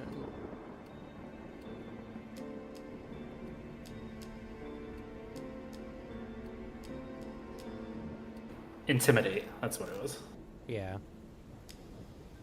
Well, yeah, intimidating leads more to like if you make demands of an enemy. Yeah. Force them to do things they don't want to do. I guess that's fair.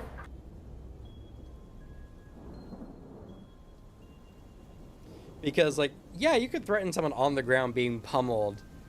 They're just going to try their best to not get pummeled to death. Like it's not quite as Yeah, you're like, already doing, sorry, go ahead. already doing a good job intimidating them. Yeah. Like, it's not like Pathfinder was just like, it being afraid just makes all your actions worse, you know? Like, it's something more specific.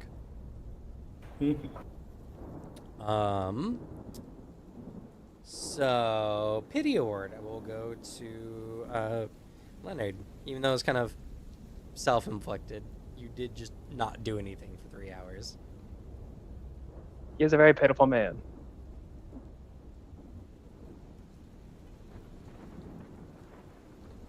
I was thinking of seeing if there were things I could do, sort of less combat heavy, but then I decided maybe I won't do that when I'm super injured. I'll do it in the next combat.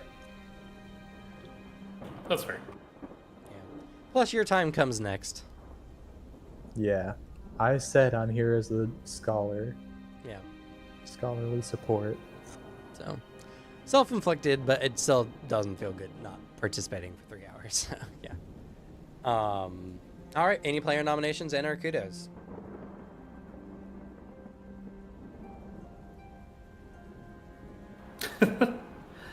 I guess I would need to give one to Cordelia. Cordelia was ready for that fight.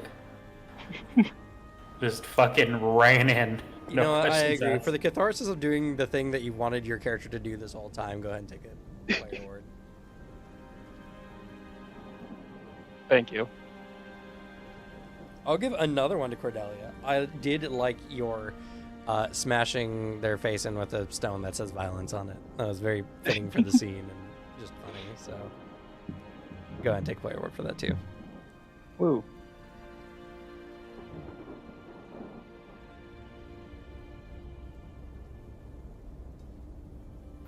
I would give one to, as my character knows him, Xavier. I do like the creative thinking that the familiar has brought out in you, for sure. Yeah. I'm Like, trying. He's just a guy. I gotta spend time with him. Yeah. I'll second that point only because like it is just the growing pain of learning that is like, oh yeah, I summoned this really cool familiar. What can you do?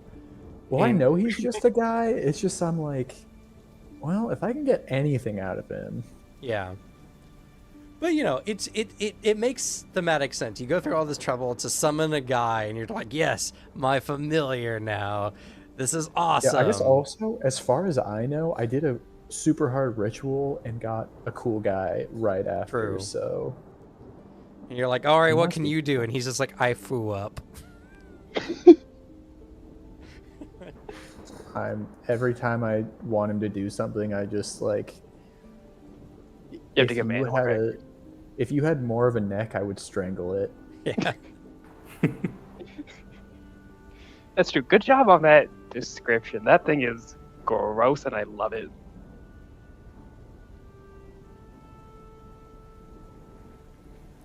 Your familiar will get much better when you start feeding him Yeah, stuff. I'm sure. So, I can't wait for it just to get more tall and just more buff as it ranks up. No, I've already decided how he's gonna change when he ranks up. He's gonna stay just as tiny and just as skinny and malnourished, but his little belly's gonna get bigger and bigger. Oh, Gonna add round. I don't like this thing. Good. I'm back on though. I'm back on just the Cordelia trainer because I want to fucking kill it. I want it dead. And his black is gonna become shinier. Whoa. Oh yeah, I gotta change the language for that to grade rather than. I'm happy with grade rather than level too. I think that's good.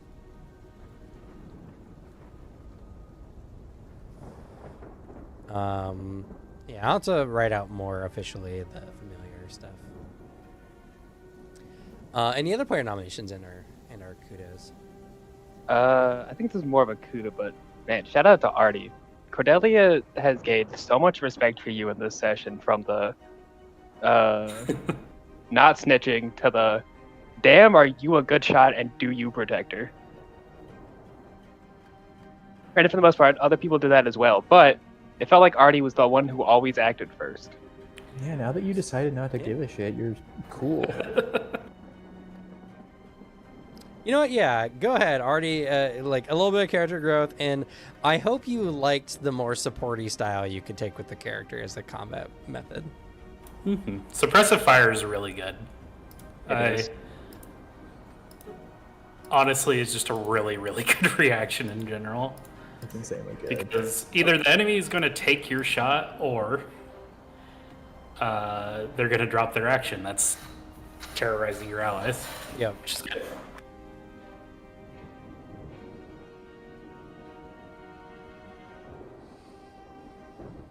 All right. Any other nominations in our kudos?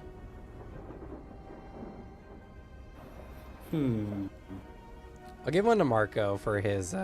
He was trying real hard to make the most use of his skills, even though he couldn't really like fully realize his potential.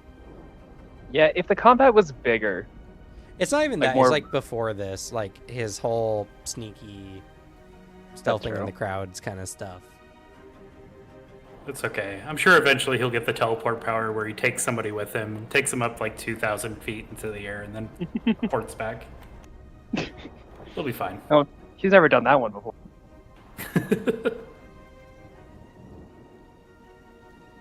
There's a reason why his power is graded A. Yeah.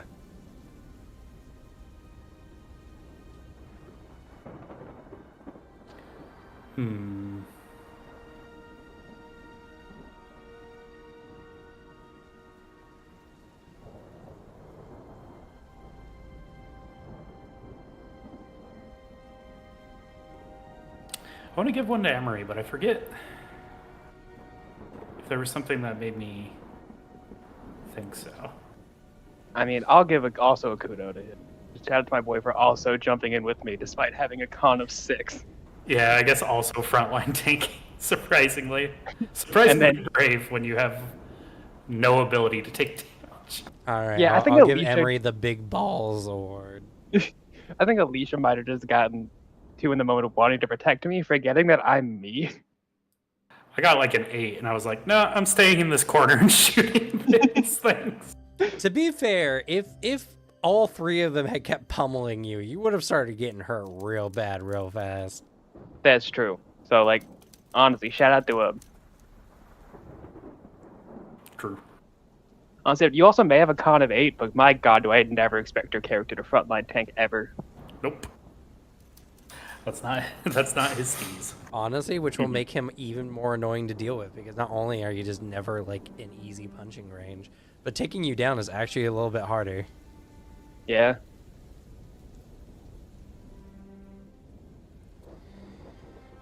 All right. That will be it for us today. Overall, good. We finally had the full combat.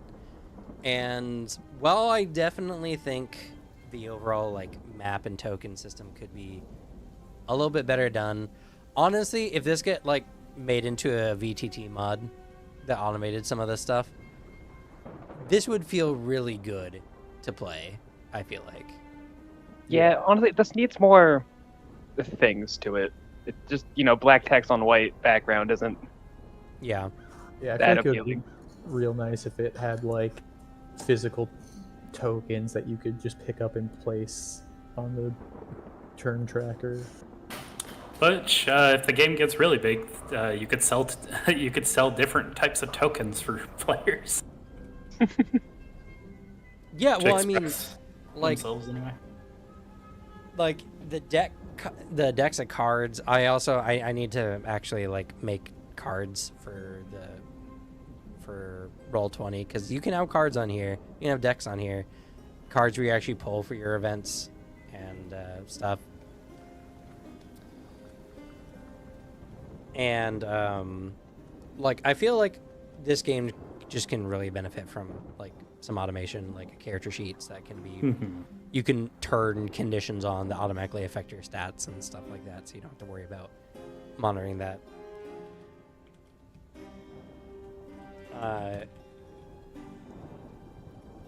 And like I feel like in person this game would feel pretty good too, because you could just lay these out. How do you all, I mean, like obviously the ISS Vanguard players know, but like now that we've done this, how do you guys like the locales? I mean, we didn't really mess around with it too much, but it is here. I don't know. Haven't been able to play around with it too much quite yet. Because I think Yeah, the I still locales have a lot of potential for sure, but Yeah, I can't wait for a combat that takes place over multiple locales in a bigger area. That sounds like it'll be a lot more chaotic and fun. yeah.